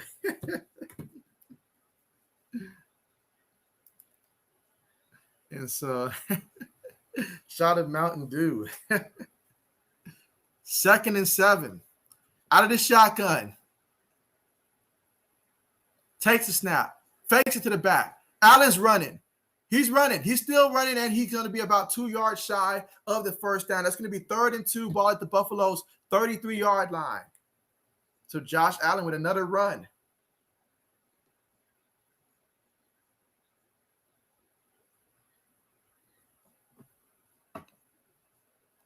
He's got about 5 carries, 46 yards, and a touchdown on the ground in this one. Lined up in the shotgun. Got 4 receivers wide. Singletary's the back in the backfield with Allen. Takes a snap. Chiefs send 4. Throws it. Incomplete. He was going for Diggs on the play. 4th and 2. Gonna have to punt the ball.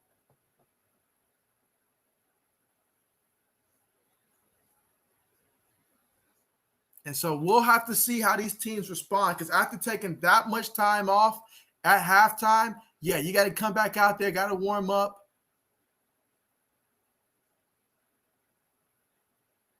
4th and 2. Punting from their own 33-yard line.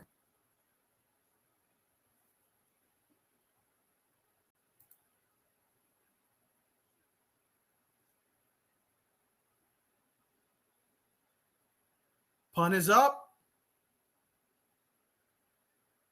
Fair catch. And that's a fair catch, I believe, at the 22-yard line for the Chiefs. So Patrick Mahomes and company is going to take over 1st and 10 from their own 22-yard line when we return.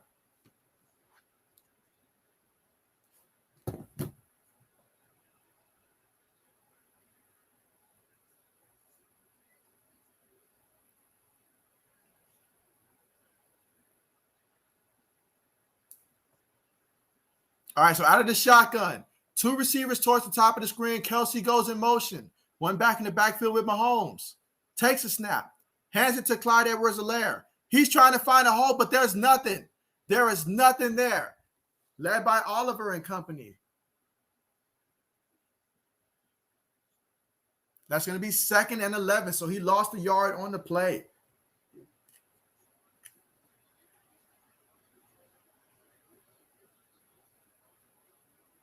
So great job by Buffalo's defensive line to clog the lanes, not give him anywhere to go. They clearly won that, because you see linemen on top of linemen hitting the ground for the Chiefs.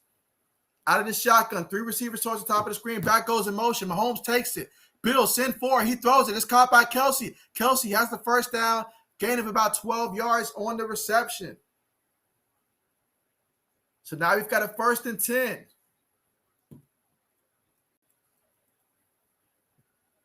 Big time conversion by the Chiefs on that play.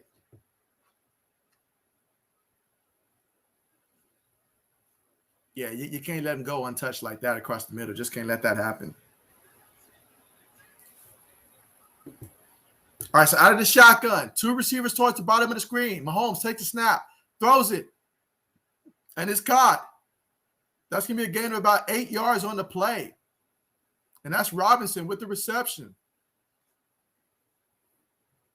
Now we're looking at a 2nd and 2. Ball on the Kansas City 41-yard line. Mean Dilla says, I sense an interception coming up. Let's see. Embarrassing, you need to score, Bills. And so Mike says that Trey White fell off year 2, can't cover Kelsey. All right, so here we go. 2nd and 2. I'll leave it up there right there. Let's see. 2nd and 2. Kelsey in motion. Takes a snap. Tosses it to the back. He's running. He's met. And that's going to be a nice tackle right there. I believe that was Edmonds on the tackle. So that's going to bring up 3rd and 4. He lost 2 yards there on the toss. Great job by Buffalo on that play.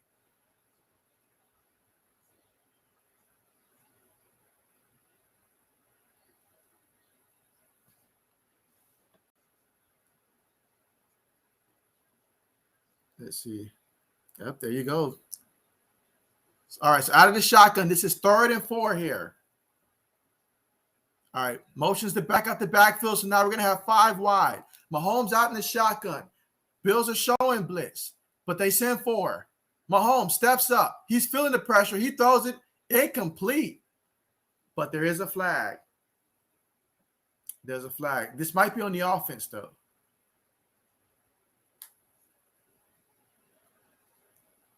Holding on the offense. Holding on the offense.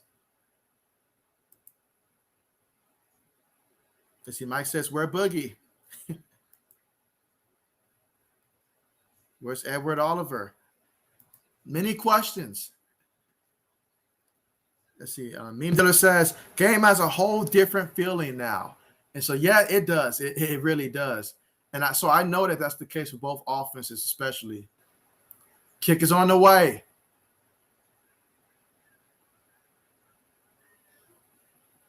All right, so that kick is going to go out of bounds. They're saying at the 19-yard line, the Buffalo 19-yard line. So it'll be 1st and 10 for Josh Allen at the Buffalo 19-yard line.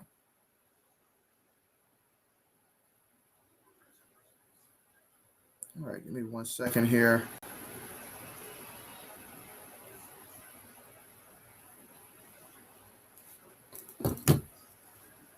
But yeah, it definitely does have a different feel to it. Let's see. Adishak says tackle around the neck. And so, wait a minute. Can I add that here? Clips. Background.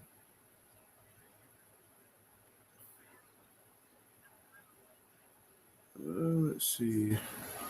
Just checking out a couple features here.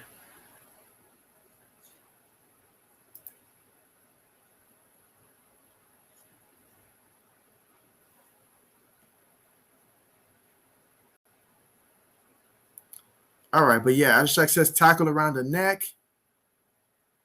It says the Chiefs got to abandon the run game. And so Mike says holding Addison. Adishak says these refs are crazy. How do you call 11 flags in 1/2 and those flags are BS too? And so, I mean, there was a lot of calls, especially in that first couple of drives. I feel like every other play, there was a penalty. It's like the refs know, look, we're on Sunday Night Football. This is an opportunity for us to really be seen tonight. And so Mike says, Adishak, we were looking for you. And so there you go. Oh, yeah, Adishak, how's your channel going so far? Have you uploaded any highlights lately?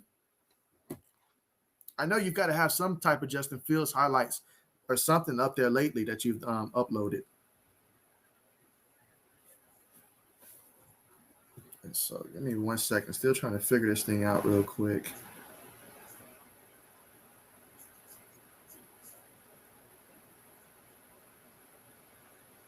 Let me see something. So if I take this and I make this copy. All right, 1 second, guys. I'm trying to figure something out real quick.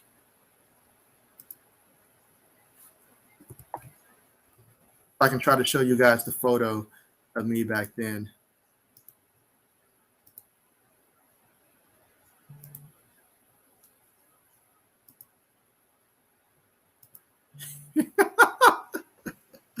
No way.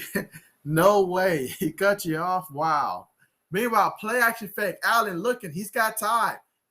He throws it. It's deep.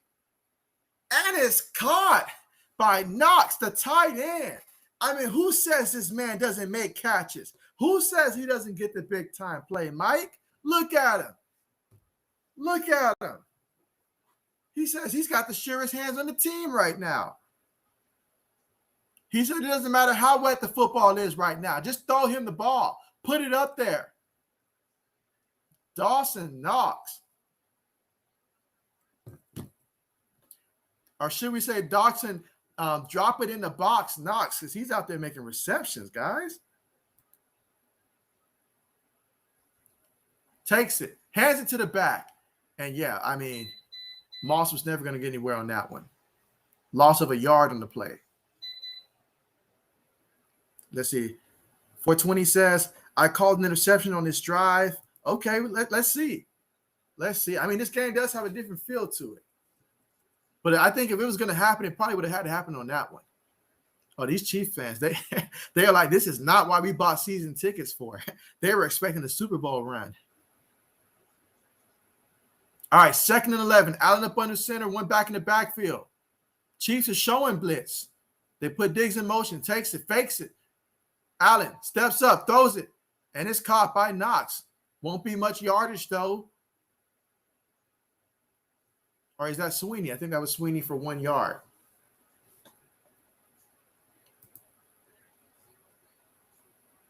Let's see. Mike says, hurry, Allen.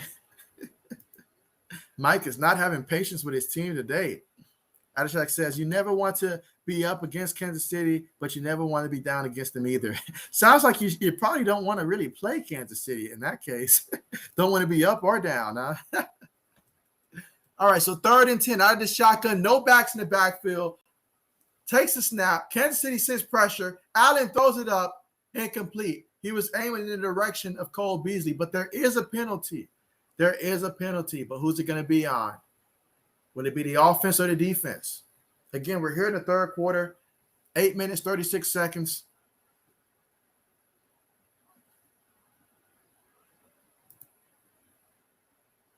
Let's see. Adishak says, I need Stephon Diggs and Lamar to get a total of 32 points for me to win in fantasy. If Emmanuel Sanders gets 2 more points, I have officially lost in my 2nd match. So I don't need him to catch anything. Don't throw the ball his way. Don't look at his direction. Don't even sneeze in his direction. Just don't throw it to him. Yeah, coach, just take him out the rest of the game. He just had a penalty. Take him out.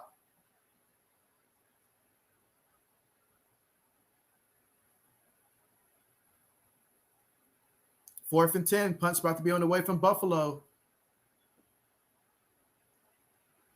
Snap is on the way. It's good. Punt is up. Will we get a return? No return. And it's caught at the 8-yard line. So, yeah, it's caught at the 8-yard line. The Chiefs will take over 1st and 10 at the 8.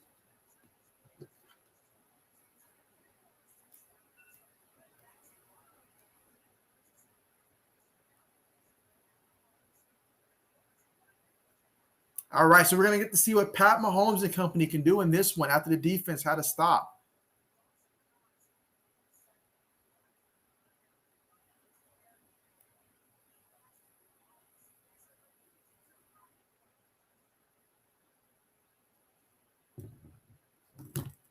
All right, here we go. 1st and 10 out of the shotgun. 3 receivers on the play. 1 back in the backfield. Takes a snap. Fakes it to the back. Mahomes is looking. He steps up. He throws it. He's going deep. Incomplete. Incomplete. There is a penalty. There's a penalty. There's a lineman holding his foot.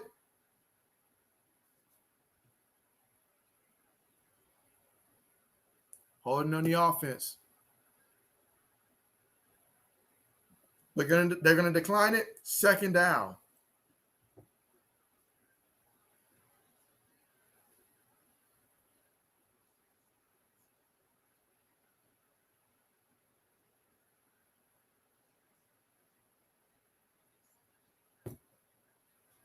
Okay, here we go. 2nd and 10.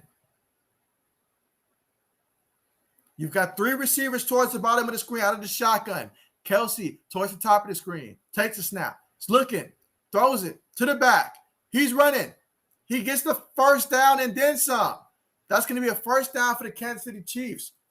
Gain of about 11 yards on the play.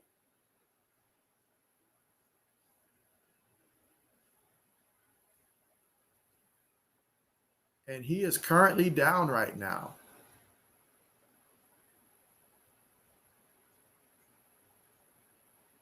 And he looks like he's in pain. So that's Clyde Edwards-Helaire, who's currently down, being tended right now. So they're going to go to commercial. Let's see. 420 says, okay, I was wrong last time, but I call a field goal on this drive. And there's always a chance to redeem yourself, right? And so, yeah, you got to talk. Yeah, absolutely. And so Mike says, Bill's missing. Molino, yep. Absolutely.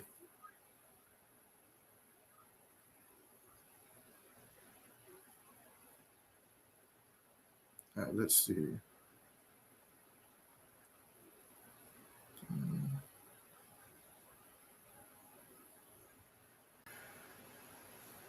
All right, absolutely. Okay, let's see. Can I get this to?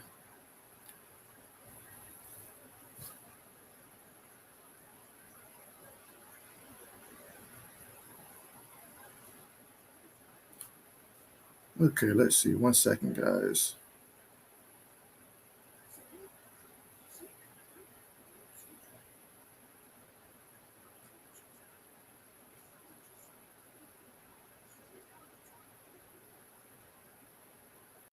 No, no, we don't want that.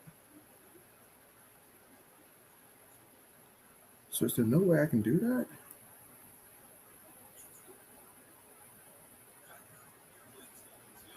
Okay, so that's not working. Let's see. Mike says Edmonds not that good, and so I mean, I wouldn't know. I wouldn't know. Let's see. 420 says I'm up by 27 points in fantasy, and so hey, that's at this point. I mean, depends on how many players, of course, you that your opponent still has left. I know we still have the game tomorrow, so are like, do they have any players playing tomorrow night as well, or are all their players playing tonight? You've got a 27 point lead, because that's a big difference if they got guys playing tomorrow, depending on obviously the position, of course. But 27-point lead, that sounds good. That sounds good. And my second lead, I just hold like a 2-point lead right now.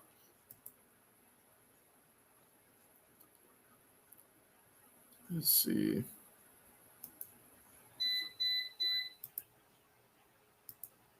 All right, so lining up in the shotgun formation, 2 receivers towards the bottom of the screen. He takes it, fakes it to the back. Mahomes throws it, and it's caught by Hardman. That's going to be about, I'm thinking about a 5-yard gain right there.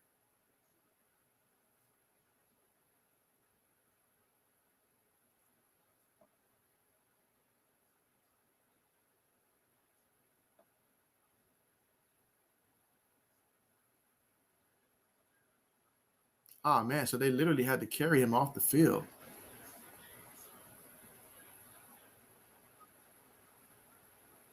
Second and 5 out of the shotgun formation. Mahomes takes a snap. He's looking. He steps up. He throws. Incomplete. That is not the first time that has happened today. He has been a little low on these passes.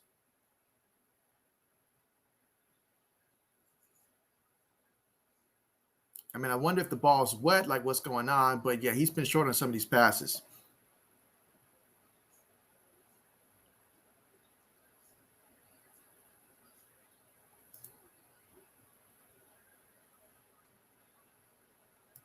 All right, 3rd and 5 out of the shotgun.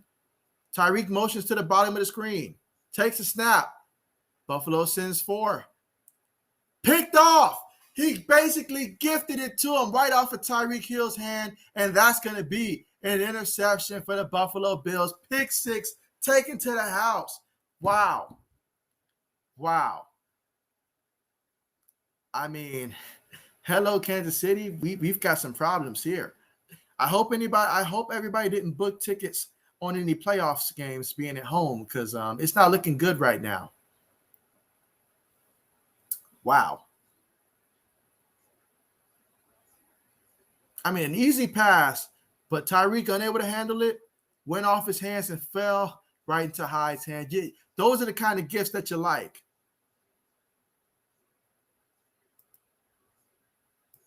Extra point attempt is up and good. All right, so where did I leave off at?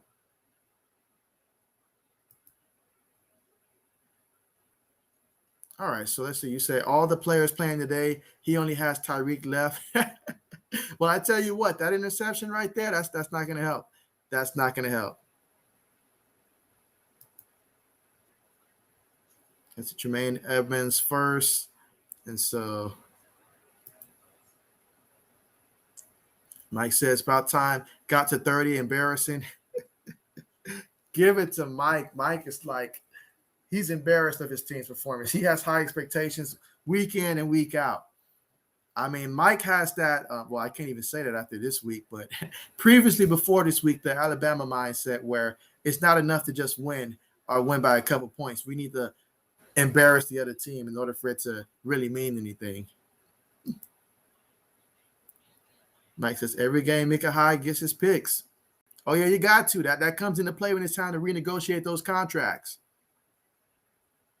Meme dealers, let's see. Okay, I was one drive off. You were. Let's see. Mike says, let's see. Boyer and Hyde Pro Bowl annual safety duel. There you go. And Shaq says, wow, Buffalo finally might beat Kansas City. And what a statement. It's not like one of those close games. This is a beatdown that you remember. Like, I'm talking about the kind that you really remember. Like, I remember, what was it? I remember a couple times. I remember one time the Patriots played the Chiefs back when we had Brady and stuff. And the Chiefs, this was before Mahomes. I think they had Alex Smith at quarterback. And the Chiefs embarrassed the Patriots in that game. I mean, that was the game where Tom Brady ended up getting benched in that game for, I think it was Jimmy Garoppolo, actually. Yeah, Jimmy Garoppolo. So that goes how far back we have to go back for that one. Let's see, Mike says, if they don't get into 40, Buffalo Radio getting furious. Oh, they'll get into the 40s. You best believe that. They're going to get 40 points tonight. As long as it's not going to Emmanuel Sanders, I say keep it going. If we can start feeding Devin Singletary, I'm even more happier. You said I was wrong on the last two drives, but I called a touchdown on this drive. Patrick Mahomes won't just give you points easily. Oh, yeah. Mike says, out on this next level, takes a week or two to get rust off. He's crazy good. Oh, yeah. Hey, we had talked about that earlier because he didn't play in the preseason. So we had talked about once he gets that rust off, he's going to pick right back up. And so Ashley says, I remember that game. Monday Night Football, everybody said Brady was over after that. Yeah, they had like it was going to be like the final benching, and that would be it. We'd never see him again, something like that. Kind of like, I guess, when Peyton got benched, and then they brought in, who was it, Trevor Siemian for Peyton? I think that he got to come in until Peyton came back like in the playoffs. But nah, I mean, it was just a bad game, honestly. Every great team has it. But I do think that the next – but I mean, when the Chiefs had Alex Smith, there was more of a threat back when we had Brady than when they had Patrick Mahomes in terms of just actually beating us and stuff like that. As a Patriots fan, one quarterback that really had a lot of W's against us was Jake Plummer when he played for the Broncos. That was annoying. Meanwhile, Mahomes rolls out, throws it, incomplete. And so, let's see, where was I? Let's see, Mike says, which decade for Brady Downers?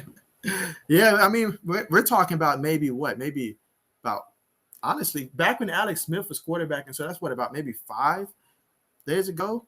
I mean, I said days ago, years ago, 5-6 years ago, maybe. Mike says, Jake the Snake. Yeah, Jake the Snake. Remember him well, too well. Him, Champ Bailey, all those guys. Meanwhile, completion to the tight end, backup tight end. That's going to be 2 yards. That's going to be, what, 4 yards on the pass? So now we're looking at 3rd and 6, ball at the Chiefs' 29-yard line. 6 minutes, 45 seconds left to go here in the third quarter. 3rd and 6.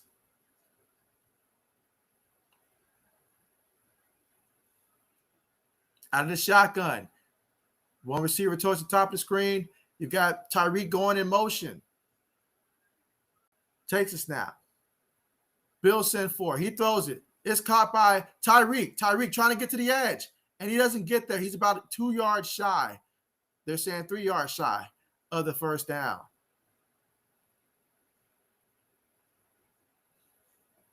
And they're at their own 32-yard line. So, yeah, the Chiefs, this is not looking like the Chiefs at all.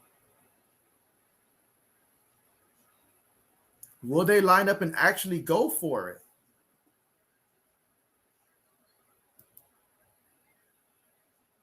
Let's see. Mike says, AJ Klein finger shake. No. All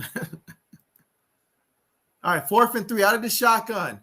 at their own 33-yard line. Takes a snap. Pressure's getting to him. He throws it, and it's incomplete. Another Chiefs receiver with the drop, but a penalty.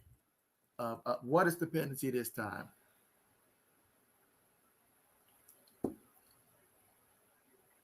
Roughing the passer. Come on, man. What we doing? What we doing, man? It's been a long game. It's been a long halftime and all like that. Why are we gifting them first downs? When we can get the ball back, start running the ball, make up for the time that we've lost. Mike says Zimmer is a deep backup. As Ashak says, Osweiler was in for Peyton, right? You know what?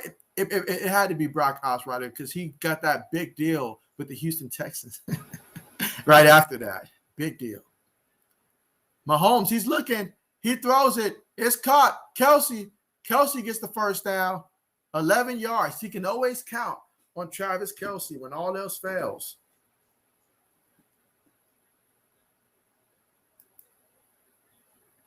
So, all right. So, 80s horror fan has made it home, guys. Let's see. Mike says, why would you go for it when Rasu's staring you down? And so that's the question. That's the question. Let's see. 1st and 10. Mahomes takes a snap, hands it to the back. Back makes a move. And he's about a yard shy of the first down. So that's a 9-yard carry for Williams. That's going to be 2nd and 1.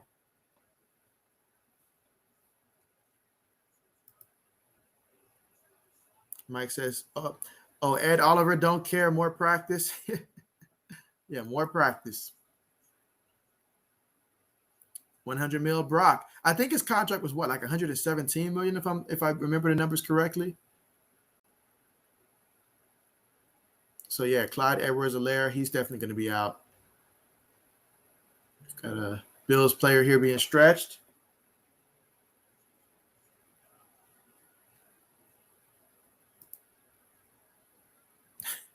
Mike says he's got the Tebow touch. Good old Tebow. Mike says Mahomes ain't precious. However, he don't need Brady sympathy calls. Hey, you're right about that. You're right about that, man. I'll give you that. I will give you that.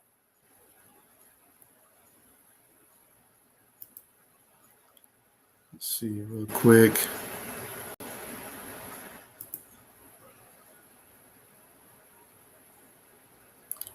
One second.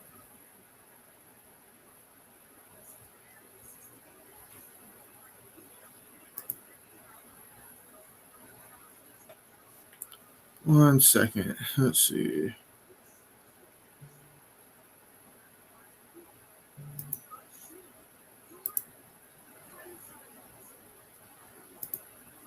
Let me see if this will work. Will this work? No, that didn't work.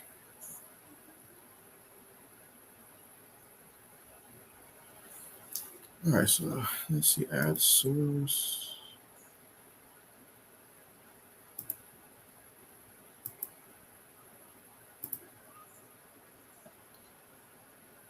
Wait a minute. All right, so. Okay, so let me get back to this. Let's see. 80 Sword fan says gifted first downs. That's all they are. I mean, those are gifted first downs that you're basically giving the other team here. You got to stop.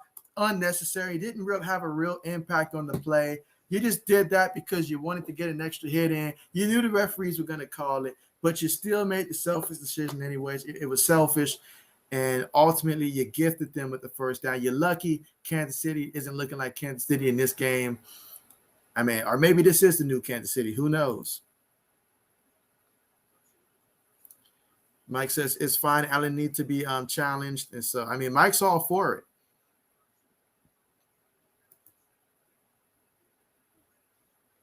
Ashak says Allen plays like an MVP against Kansas City, but plays like Nathan Peterman against Pittsburgh. Confusing.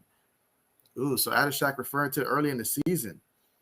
But as Mike says, Allen always starts slow. Meanwhile, out of the shotgun. Two receivers towards the bottom of the screen. They've got Hardman in motion, fakes it to the back.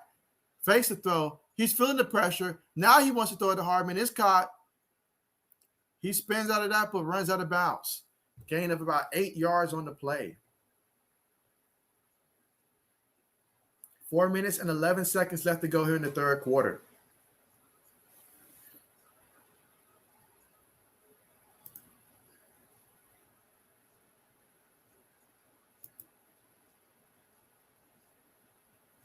Let's see. Mike says by week 3, he goes off. So absolutely. Mike says, oh, Boogie almost got him. Almost got there. Yeah, he almost did. Fakes it to the up back. He's looking, running, throws, incomplete. That'll be 2nd down and 10.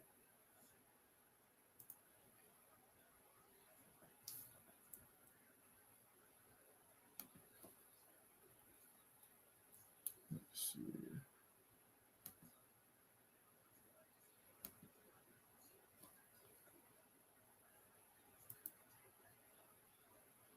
Mike says, you can run, but you can't hide from the boogie.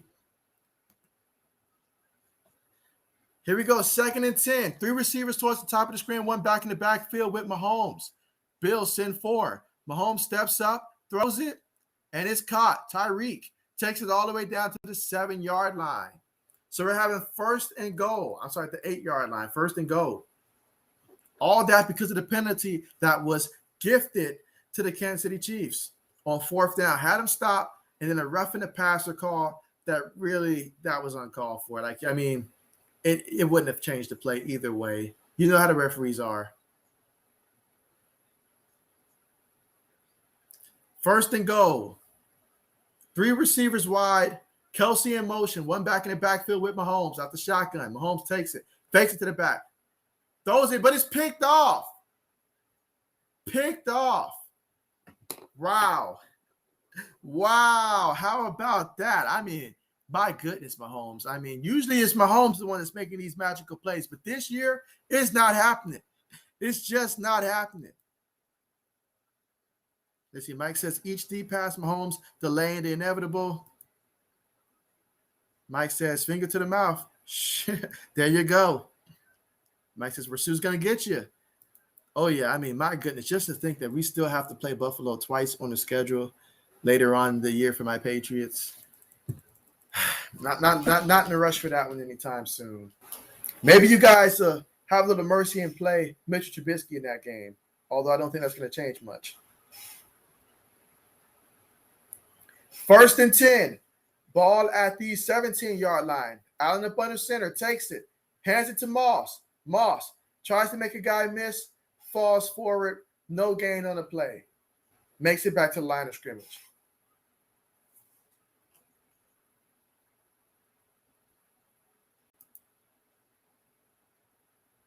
Obata Razu. There you go. 420 says, Rod, the Chiefs are selling. My prediction. Yeah, I got to go back to the chalkboard on this one. Yeah, Kansas City, I got to officially eliminate them. I got to get past the fact they got Mahomes and the Kansas City thing and look by what I've seen this season. And I know they have a couple injuries and stuff, but, hey, teams have injuries. It's about building around it. Takes a snap, fakes it to Moss. Allen's going to run instead. Look at Allen still trying to run despite having the lead. No gain on the play, 3rd and 10.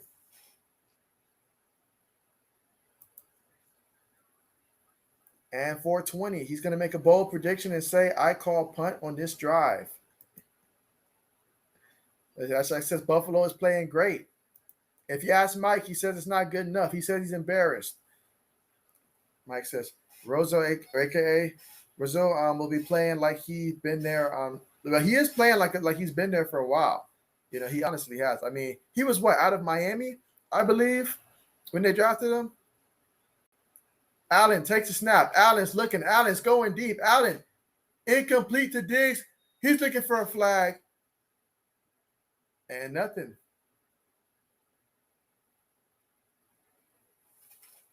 No penalty on the play.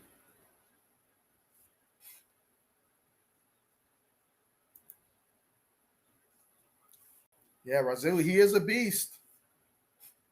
And he's doing beast type of things. Mike says, I'm just worried for Mahomes. I'm just worried about when Boogie's done catch him. Hey, I'm sure Chiefs Nation right now, they're highly concerned for him as well. Punts on the way. Short kick. That's just 34 yards. All right, so we're looking at a 1st and 10. Where did they place the ball at? Is this going to be, I think, Kansas City's 48-yard line? Wow.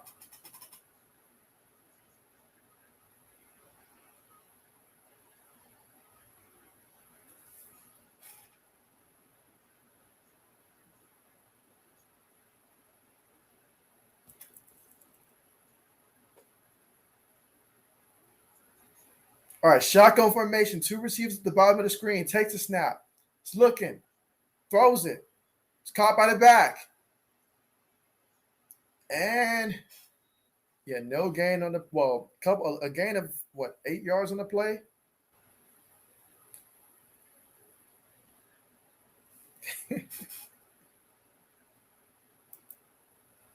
Let's see. I think this is where we're at. 2nd and 4. Takes a snap. Bills send 4. He throws it. Caught by the back. And that's Williams again with the reception. It's going to be 1st down. Should be a pick of about 8 yards. 34 seconds until the end of the 3rd quarter. Takes a snap.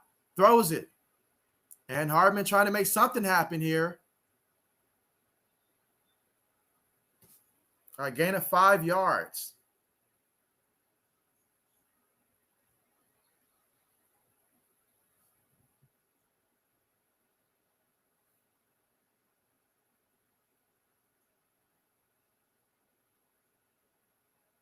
All right, 2nd and 4 as they attend to the Bills player. 15 seconds here in the 3rd quarter. Let's go ahead and get through this. Let's see. 420 says, I can't tell if Mahomes is taking too long or if the O-line is letting him down.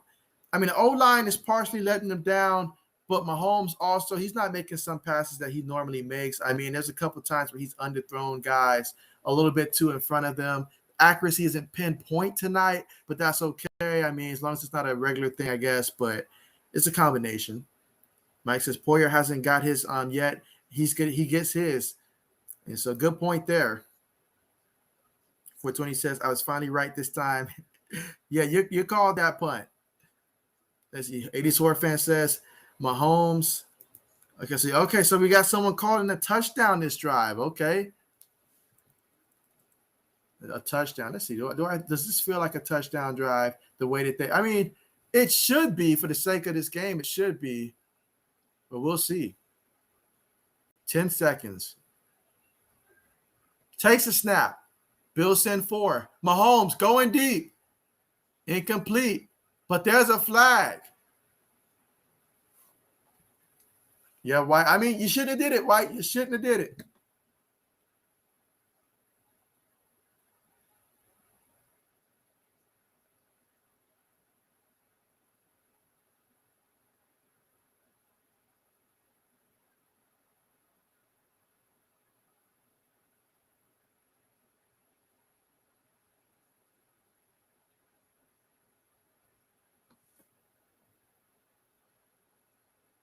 And McDermott says that wasn't catchable. So now they've got a 1st and 10 at the Buffalo 15-yard line, thanks to yet another penalty today. 2 seconds left to go here in the 3rd quarter. Chiefs line up in the shotgun. 2 receivers towards the top of the screen, 2 towards the bottom. Tyreek goes in motion. Mahomes in the shotgun, fakes it to the back, throws it to Tyreek. Tyreek has it, and he goes at about gain of about 5 yards on the play, and that's going to be the end of the 3rd quarter. So 1 quarter remaining after the massive delay that we had at halftime. We've got 1 quarter left, and so far Buffalo up 31-13. Let's see if the Chiefs can get a touchdown here and make this at least a 2-possession game. Let's see. Mike says Mahomes had 8 seconds on a play. Ashak says the Bills defense is legend or legit. I'm sorry, legit. And so, and Mike so hard on his own Buffalo Bills. He says Allen is playing like garbage. And so, Ashak says obviously defensive pass interference. So, yeah, pretty obvious on that one. I mean, you can't bring a man down, have your hands on him, and expect the referees aren't going to make that call, especially when the guy you're holding happens to be Travis Kelce. It's like, come on now. Absolutely. Let's see.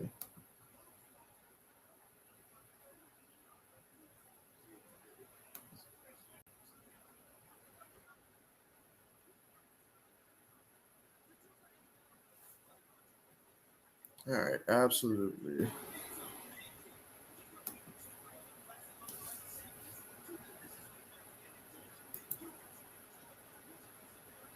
Let's see. Ashak says, "Do I think that that Chicago could make the playoffs?" And so, I mean, it's certainly possible. It's certainly possible. In order for the Bears to make the playoffs, it's going to really come down to one, the defense continuing to play like they did the last two games, and the offense. They're doing great, but I need to see Allen Robinson get more involved in the offense in terms of just. I'm not sure how his stats look today. I didn't get to really watch the Bears today. But if Allen Robinson can get back to getting numbers that he's used to getting and stuff, there's no reason why not. I mean, you guys were able to make the playoffs with Mitchell Trubisky at quarterback, so it's not going to take much from the quarterback position for the Bears.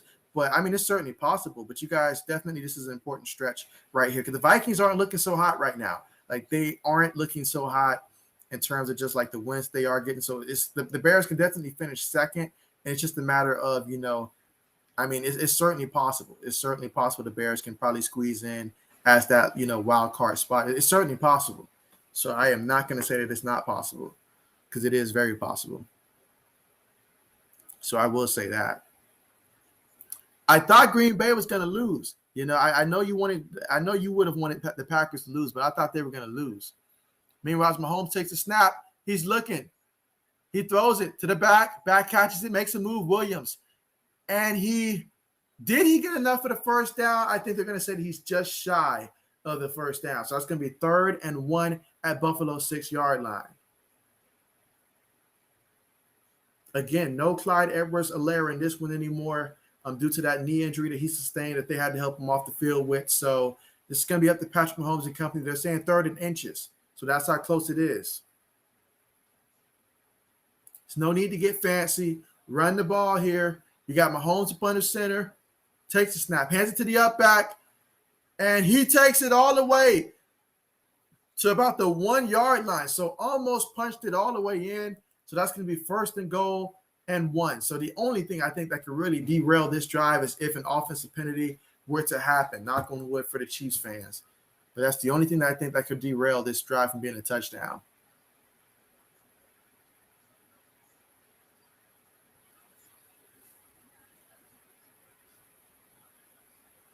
But yeah, I think that's certainly possible.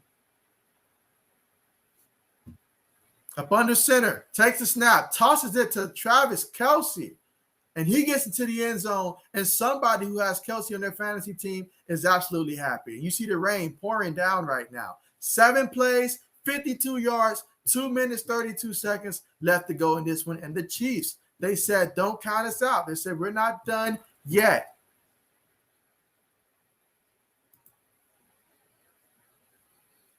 Let's see. Ishak says, who do you think is the best quarterback in the league right now? And you say your vote is Brady. And so let's see. That's a good question. Who's the best quarterback in the league right now? Sometimes I feel the best quarterback, meanwhile, extra point is up and it's good. But sometimes, guys, I feel like the best quarterback doesn't always mean the guy who's playing the best right now or who has the best stats right now. But if I had to go with the most clutch quarterback, I'd go with Tom Brady. But in terms of the best quarterback in the league, that's a tough one. That's a tough one. But I honestly can't think of anyone else right now. So I guess I will go with Tom Brady because I know with the game on the line, he's the quarterback that I want. But I guess I got to go Brady right now. But Yeah, I'll go Brady right now. I couldn't think of any that I put ahead of him in terms of the best quarterback in the league right now. And so you say Mahomes, JB, okay. And so, yeah, 420's on it lately. You're on a streak now. That's what, 2 in a row? Right again. Let's see. Mike says Brady is best. Ashak says, I swear the Chiefs are playing backyard football. They love doing that. I mean, that's when he's at his best, when they're doing that. They love running the shovel play. I mean, I know Peyton Manning, back when he was with the Colts a couple of times, he'd run the shovel play and stuff like that. I think that's how he tie Dan Marino's record at the time? Well, at the time, it was Dan Marino's passing touchdown with a shuffle play. I think he did call a shuffle play when he tied Dan Marino's record. It was either tie or take the lead, one of the two. But outside of that, I mean, Mahomes clearly uses it more than anybody else. Let's see, 420 says, I call a punt on this drive. The Chiefs come back for the win. So 420 thinks the Chiefs are going to come back and win this one. And so let's see. Mike says, Allen, I don't know what his problem is tonight. Mike says, I said Bills 32-31, JB, because the Bills cornerback are garbage. And so, hey, it's seeming that way. I mean, but really, though, it comes back to that pass interference call not pass interference, the roughing the passer call, extending the drive. You cannot do stuff like that. You just can't. Mike says best linebacker hurt. Yep, that's true. Adishak says, I love that Die Hard commercial. Absolutely classic. Classic. Absolutely.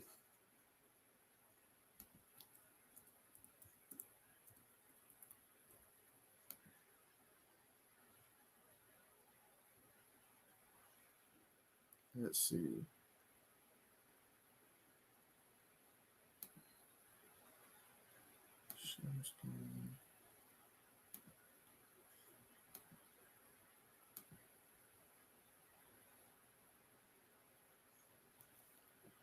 All right, here we go. Kickoff is on the way. Oh, he muffed it, but he got it back. Tackled at the 15-yard line.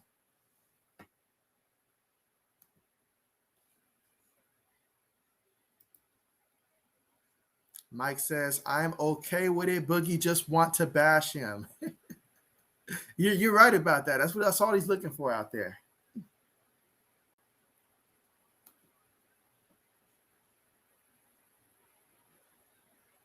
I mean, if Knox keeps playing like this, I mean, Dawson Knox, he might end up in the Pro Bowl this year. Should he keep this up? Allen up under center, 2 receivers towards the top of the screen, 1 back in the backfield, hands it to Singletary. Singletary gets 3 yards on the carry.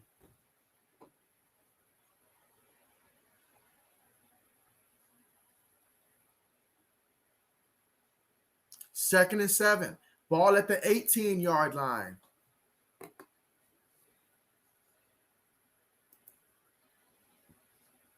Says, let's see. Got to hang onto the ball. That's where it starts. Second and 7. Out of the shotgun formation, 2 receivers at the bottom of the screen, 2 at the top. Motion Knox in the slot. Takes a snap. Throws it to Singletary out the backfield. Singletary falls to the ground. Come on, man. I just acquired you in fantasy football. Make me feel a little decent about that. I know you're on my bench, but make me feel a little decent about that acquisition. Gee.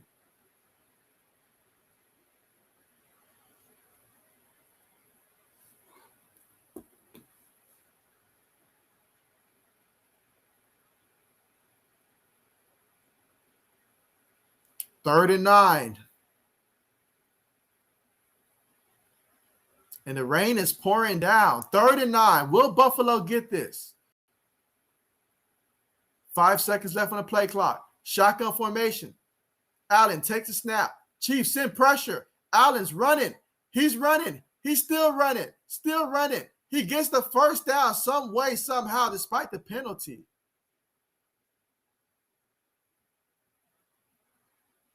I mean, Allen, he took off on that.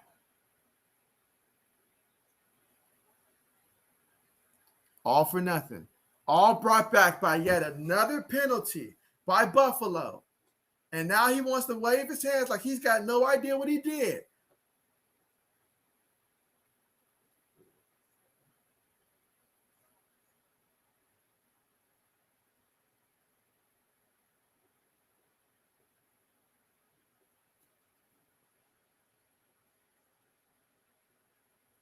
The Ashak says that Knox has proven Mike wrong. Haha. Mike says he might end up on a fantasy team. I know in my fantasy league, he's already on a fantasy team. But then again, we've got 16 teams in our league. So out of the shotgun, takes a snap. He steps up. That was close. He throws it deep. Picked off by Kansas City. So Allen went deep, threw it up there, but it was picked off. There is a penalty on the play, but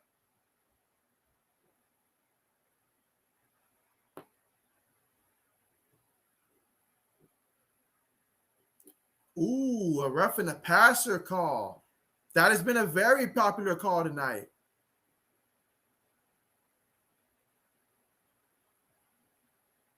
And they called it on Frank Clark. I mean, that has been a popular call, but that just goes back to, like I said, you want to go in there, you want to hit someone so bad, the referees are going to call that on you. There was no need to do that.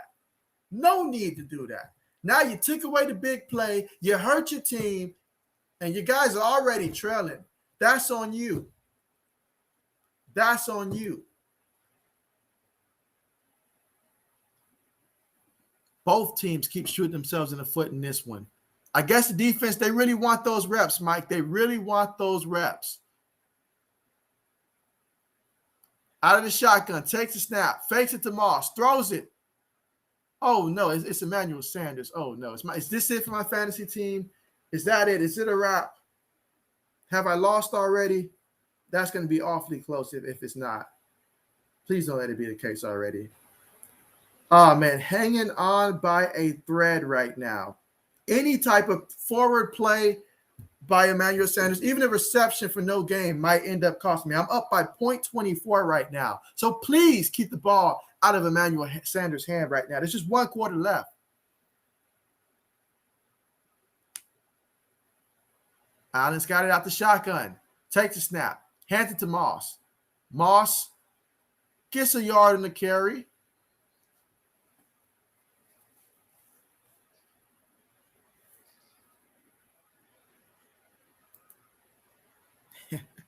Mike says, I wasn't kidding about the Bills running back.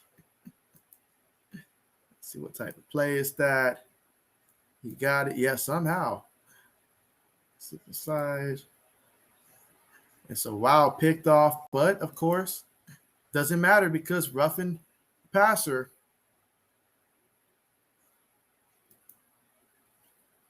Second and 9. Allen takes a snap. Pressure gets there. Throws it to Cole Beasley. He's been quiet tonight. Gets about 5 yards in the reception. Rather it be Beasley than Emmanuel Sanders right now for the sake of my fantasy team. Yeah. You're not lying about that.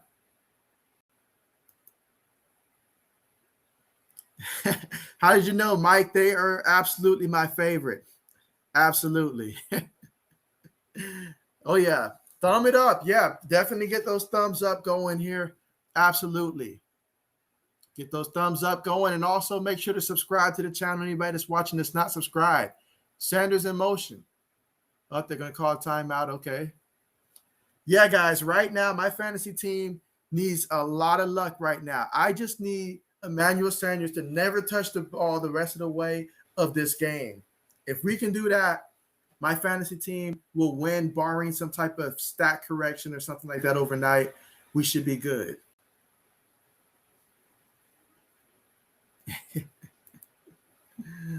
Let's see. Always good, Beasley. And so Mike says Sanders in motion. They were scared for your fantasy call timeout. I'm very appreciative of that timeout because I honestly cannot have that happen. I cannot have that happen. So close. I need this win. I need this win. All right, so let's see. All right, so we're at 12 thumbs up. Okay, fantastic, fantastic. And so let's see if we can get a new subscriber here. Definitely would love to add at least one more subscriber here. That'd be real nice tonight if I can get one more subscriber. So let's see if we can get at least one more subscriber tonight. All right, out of the shotgun, Allen takes a snap. He's running. He's going to run with it. He jumps over a man. Wow. And Josh Allen showing that he has no fear. He will do whatever it takes to get the first down. And Mahomes is looking at the sideline like, man, I wish I could add that to my repertoire. I mean, he went running in the rain. Forget ball security. He's jumping over guys. I mean, the defensive back didn't even touch him. That was a clean jump. Wow. Someone's got to remind this man he's the starting quarterback. We don't want to see too much of that. Mike says, Allen yelling, what? Takes a snap, fakes it to the back, steps up. He's looking. He throws. And thank goodness that was incomplete. Going to Emmanuel Sanders way too much. You got plenty of other receivers, man. Stop throwing it his way for my fantasy team. Air Allen, that's what they call him. That's what they call him, the escalator, because when he goes up, it's slow motion. Second and 10. You've got Moss in the backfield with Allen. Takes a snap. Throws it to Moss. Moss catches it. He's got 5 yards. He's got 10 yards. He's got 15 yards on the reception. Call it a gain of 16 down to Kansas City's 40-yard line. Yes, let's keep doing that, Allen. Let's keep doing that. Let's take our time here. Let's not get any funny business and get Emmanuel Sanders the ball here for my fantasy team. But yeah, Allen, he wants this win. You can see he really wants this win.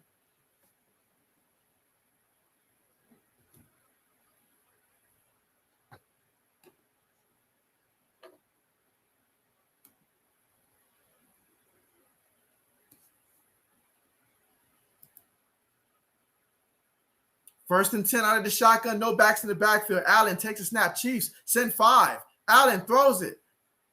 And it's caught. I saw the 1. I didn't see the 3 behind it. I thought it was Emmanuel Sanders, guys. But that was Gabriel Davis. Good old Davis. Let's feed him the ball.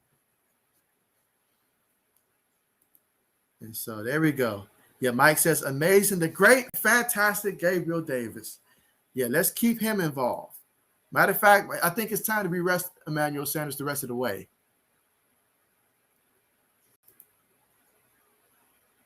Really? Out of the shotgun. Allen takes it, fakes it to the back. Allen's going to run. The 20, 15, slides at the 10. And Tyrann Mathieu just looking like, what in the world?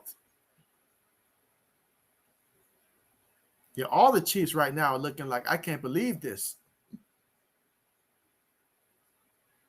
But yeah, 420 is trying to predict Sanders a touchdown. We cannot have that.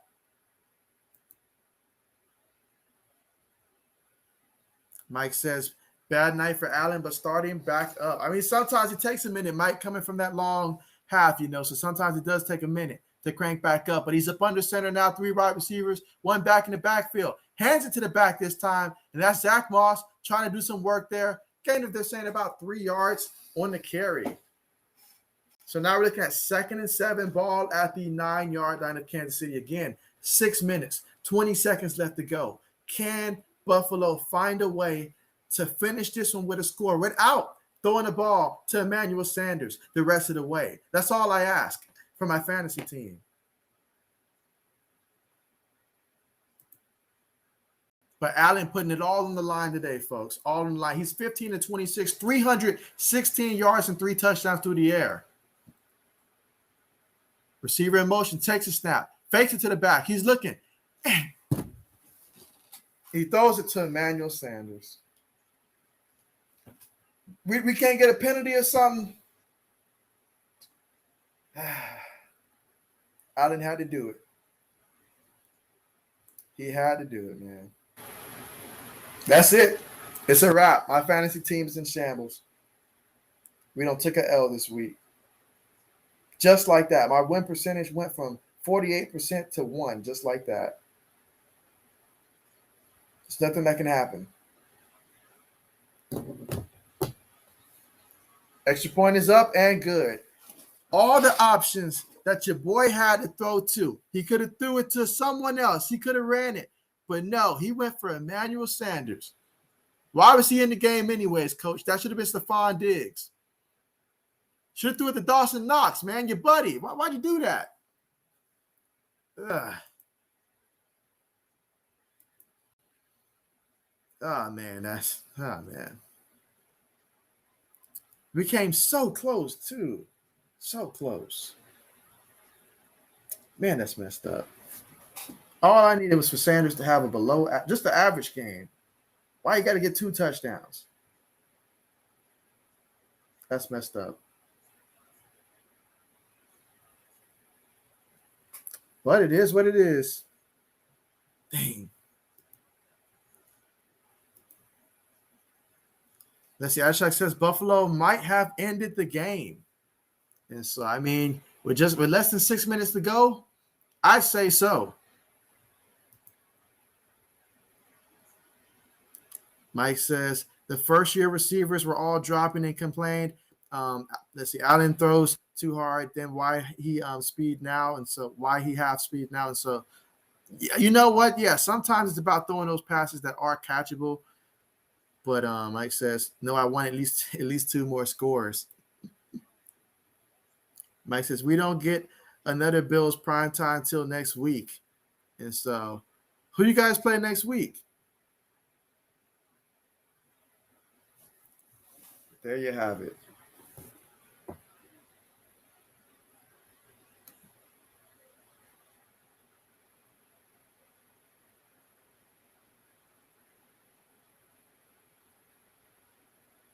There you have it. 1 second, guys.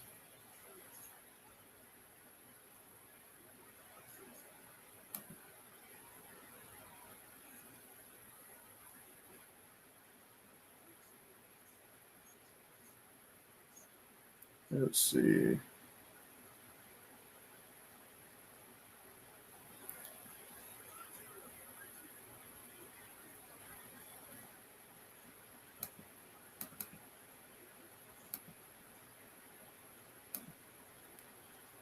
Okay.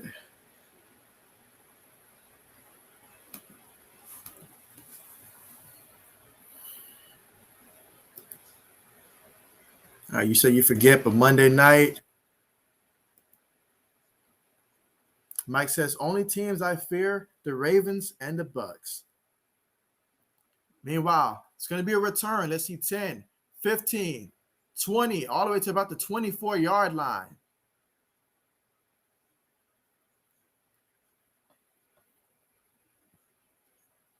Yep, and so they show it. Okay, so you guys got Tennessee coming down to Tennessee before the bye.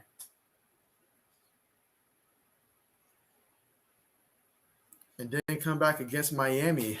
Miami, Jags, Jets. You guys might can play Mitchell Trubisky over those 3 games, you know?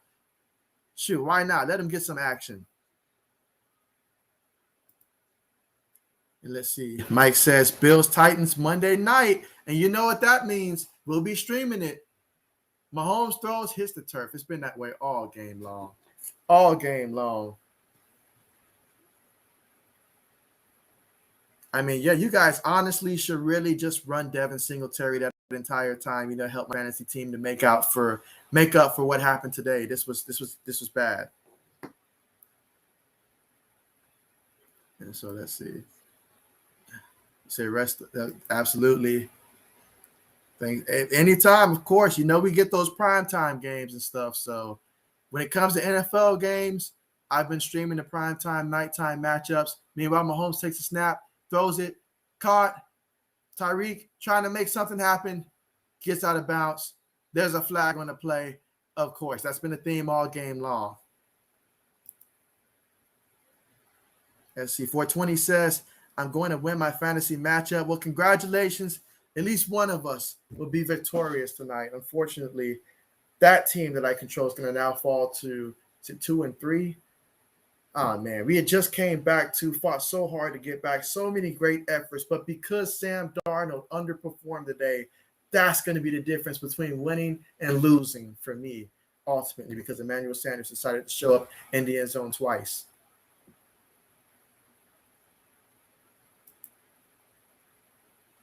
Mike says, I'm telling you, if Allen can't get over 40, he is going to get it on the radio.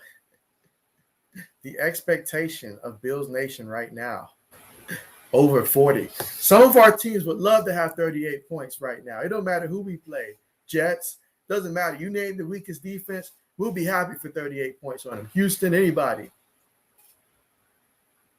Takes a snap. Mahomes looking, throws it, and it is caught by Hardman. 5 minutes, 10 seconds left to go in this one. You have to think some of the Chiefs fans right now, they'll probably be leaving right now to try to beat traffic. Takes a snap. Bills send him forward. And yeah, he's going to be tackled.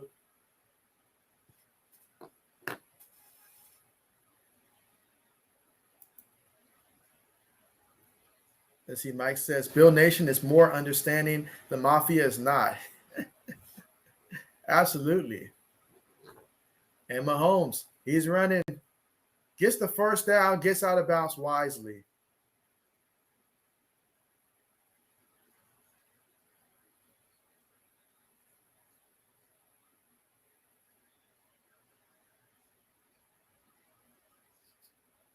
So 4 minutes and 34 seconds left to go in this game.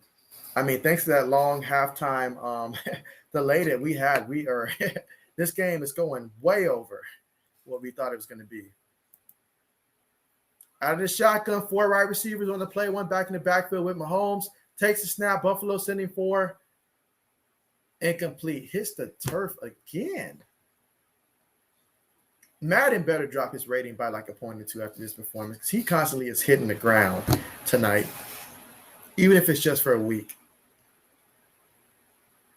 But yeah, overall, disappointing night for the Chiefs. Disappointing in terms of what we thought we were possibly going to get. But Buffalo's doing what they've been showing us.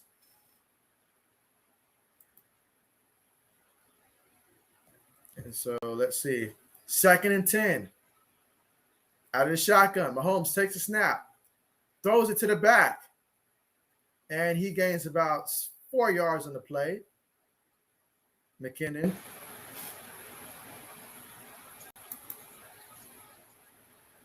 Mike says just cover Hill and Kelsey.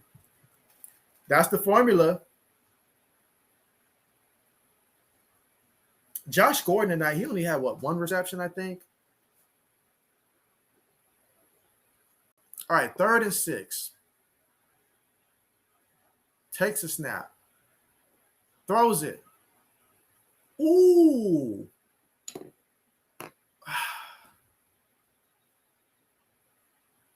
Why would you make a hit like that?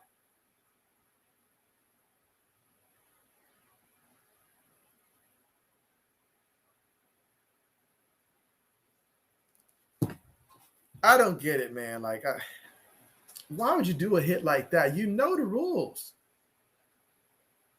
Shoulder to the helmet?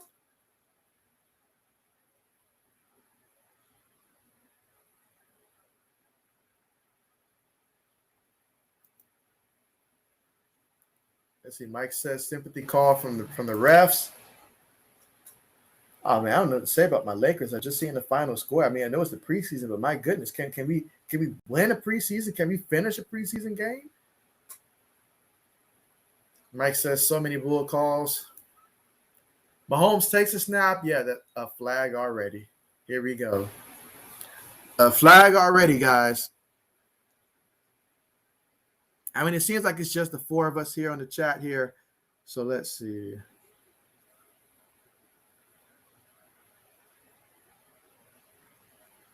All right, I know you guys said that you guys wanted to see a picture of me when I had my dreads and stuff. So, all right, I did the best that I can to be able to share. So I'm going to have to share my screen here for a second so I can show you a picture that I have on my Facebook real quick. But yeah, if you guys want to see it, let me know. If you guys want to see a picture of me when I have my dreads. Meanwhile, the completion to Tyreek, gain of about 15 yards.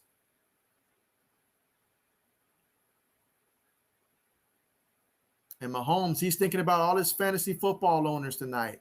He's like, I got to get in the end zone for them. Mahomes takes it. He's running. No gain. No gain. All right, here we go. Let's see. First of all, let me do this. Okay, let's see. Make sure. All right, let's see. Mahomes fumbles it, picks it. Oh, the ball's still loose. Who's going to get it? Big boys rumbling for it, and the Buffalo Bills have it. Just like that. And I don't see a penalty out there, so it's going to remain.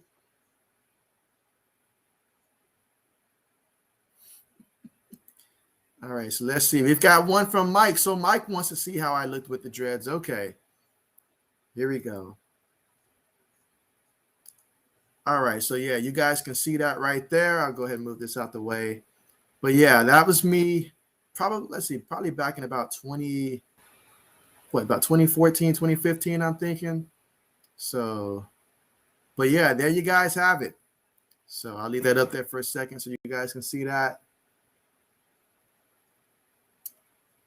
But yeah, there you guys go. I'll go ahead and move this back now.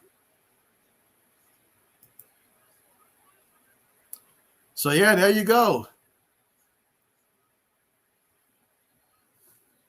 And so let's see, 2nd and 4.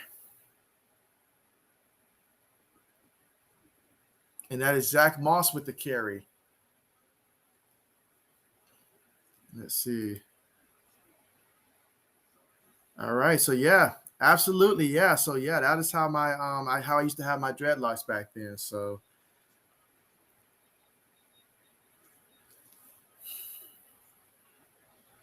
it's probably about 6 years ago, 5, 6 years ago.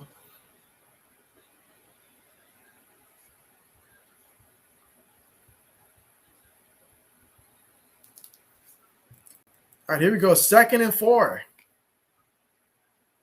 Allen takes it, hands it to Zach Moss, and Moss gets the first down and then some. And for some reason, Kansas City wants to call timeouts.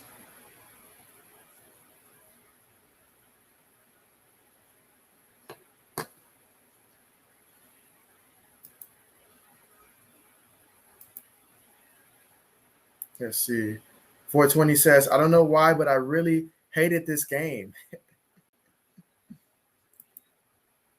I know what did it for me, 420. What really did it for me was just that long halftime that we had to sit through. I mean, that really changed the mood of this game.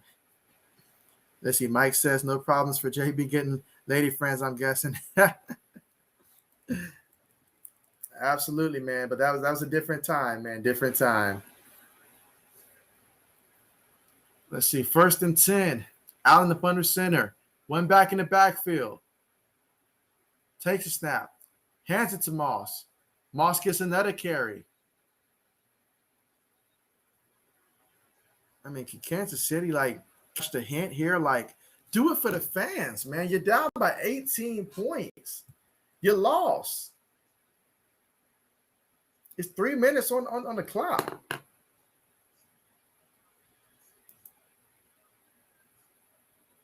Let's see. 420 says probably because it took too long and a lot of BS calls. There was a lot of calls, man. You're right. Combination of that, how long the halftime thing took. I mean, all of that, and it just took away from the primetime game, honestly. JB, I think the Chiefs will lose. I think that's an accurate guess right there. Pretty bold prediction there. Mike says, if this was not my team, I could see how it would be a pain. And so, takes a snap. This time hands it to Moss again. Moss picks up 8 yards. Well, finally, they ain't got no more timeouts.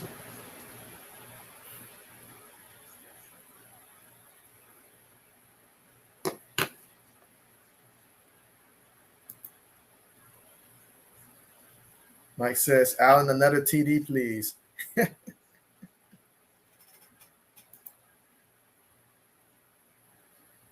Let's see. Bold is your okay. So Bold's your middle name. Nice. Meanwhile, Allen up under center, went back in the backfield, 3rd and 2, takes it, hands it to Moss again. Moss makes a cut, gets the first down with ease, and so that's going to take us all the way to the 2-minute warning. Yeah, I think at this point we're ready for this one to just go ahead and conclude.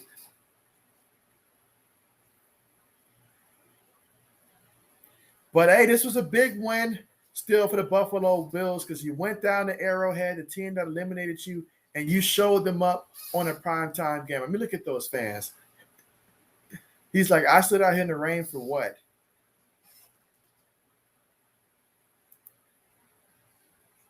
Let's see, Mike says, JB, look over the Chiefs' defensive roster in all seriousness, who's good. I mean, you have to think in terms of playmakers. I know Tyrann Mathieu, he's important for that secondary in Kansas City.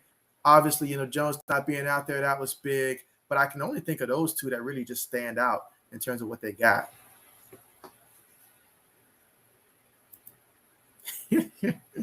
Mike says, get out the table. Mafia set them. Son, these on fire, and we jump in them. So there you go. 420 says, well, that's it for me. See you tomorrow, JB. Absolutely. Yes, see you guys tomorrow. In terms of 420, I'm just going to sit this one out until this game's officially over and call it a night. But, yeah, I mean, this one was a lot longer than I anticipated. But, yeah, tomorrow night we'll be streaming the Colts and the Ravens. Monday Night Football, we'll see what that has in store. Hopefully that game will be a competitive one. It should be, but we'll see. So, yeah, absolutely take care and have a great night. Thank you for coming through. Mike's like, Diggs, what? And so, yeah, absolutely. Absolutely.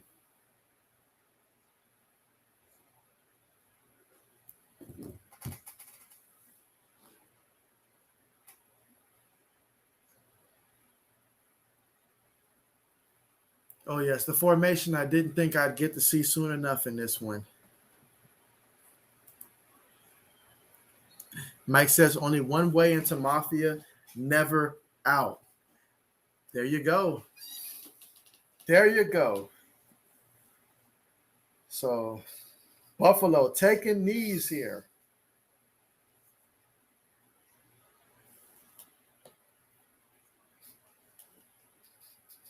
So, yeah, the Chiefs, they got humbled at home, embarrassed, honestly.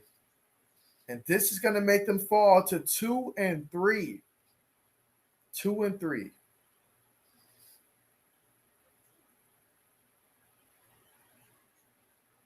And Allen takes a knee. That's going to be it. That's going to be the one to take us to the end of the game. So there we have it. Buffalo victorious, 38-20. Absolutely. Mike says you proved you can handle curveballs and keep it going. Great call, JB. Appreciate you. Yeah, absolutely. I mean, like, my goodness, that delay was a delay amongst all delays right there. But, yeah, we hung in there. Got to see your team come up with the W, so congratulations to you, Mike. I know your team didn't get the 40 that you wanted there, but hopefully you'll take it easy on them as they won the game on the road in Arrowhead Stadium by 18 points, 38-20 in that one. So, yeah, appreciate you for coming through. Let's see. Adishak, yeah, thank you for coming through, man. Again, congratulations to your Chicago Bears. That's now 2 in a row. Keep it going. Justin Fields, keep it rolling. Make Ohio State proud. And let's see who's next for these Chicago Bears moving forward. But, yeah, thank you guys so much for coming through here tonight. I'm going to go ahead and end the stream here because this stream went on a little bit longer tonight. Bargained for at the beginning here, but we made it happen. And so Mike says, Coach fired McDermott as D coordinator, and he went to Carolina. And so let's see. Night. And so, yeah, guys, definitely have a great night. Those of you that are off tomorrow, enjoy it. Those of us that got work tomorrow, we've got the grind for sure. But, yeah, thank you guys so much for coming through. I'm going to go ahead and end the stream. But, yeah, you guys take care and see you guys tomorrow night for Monday Night Football.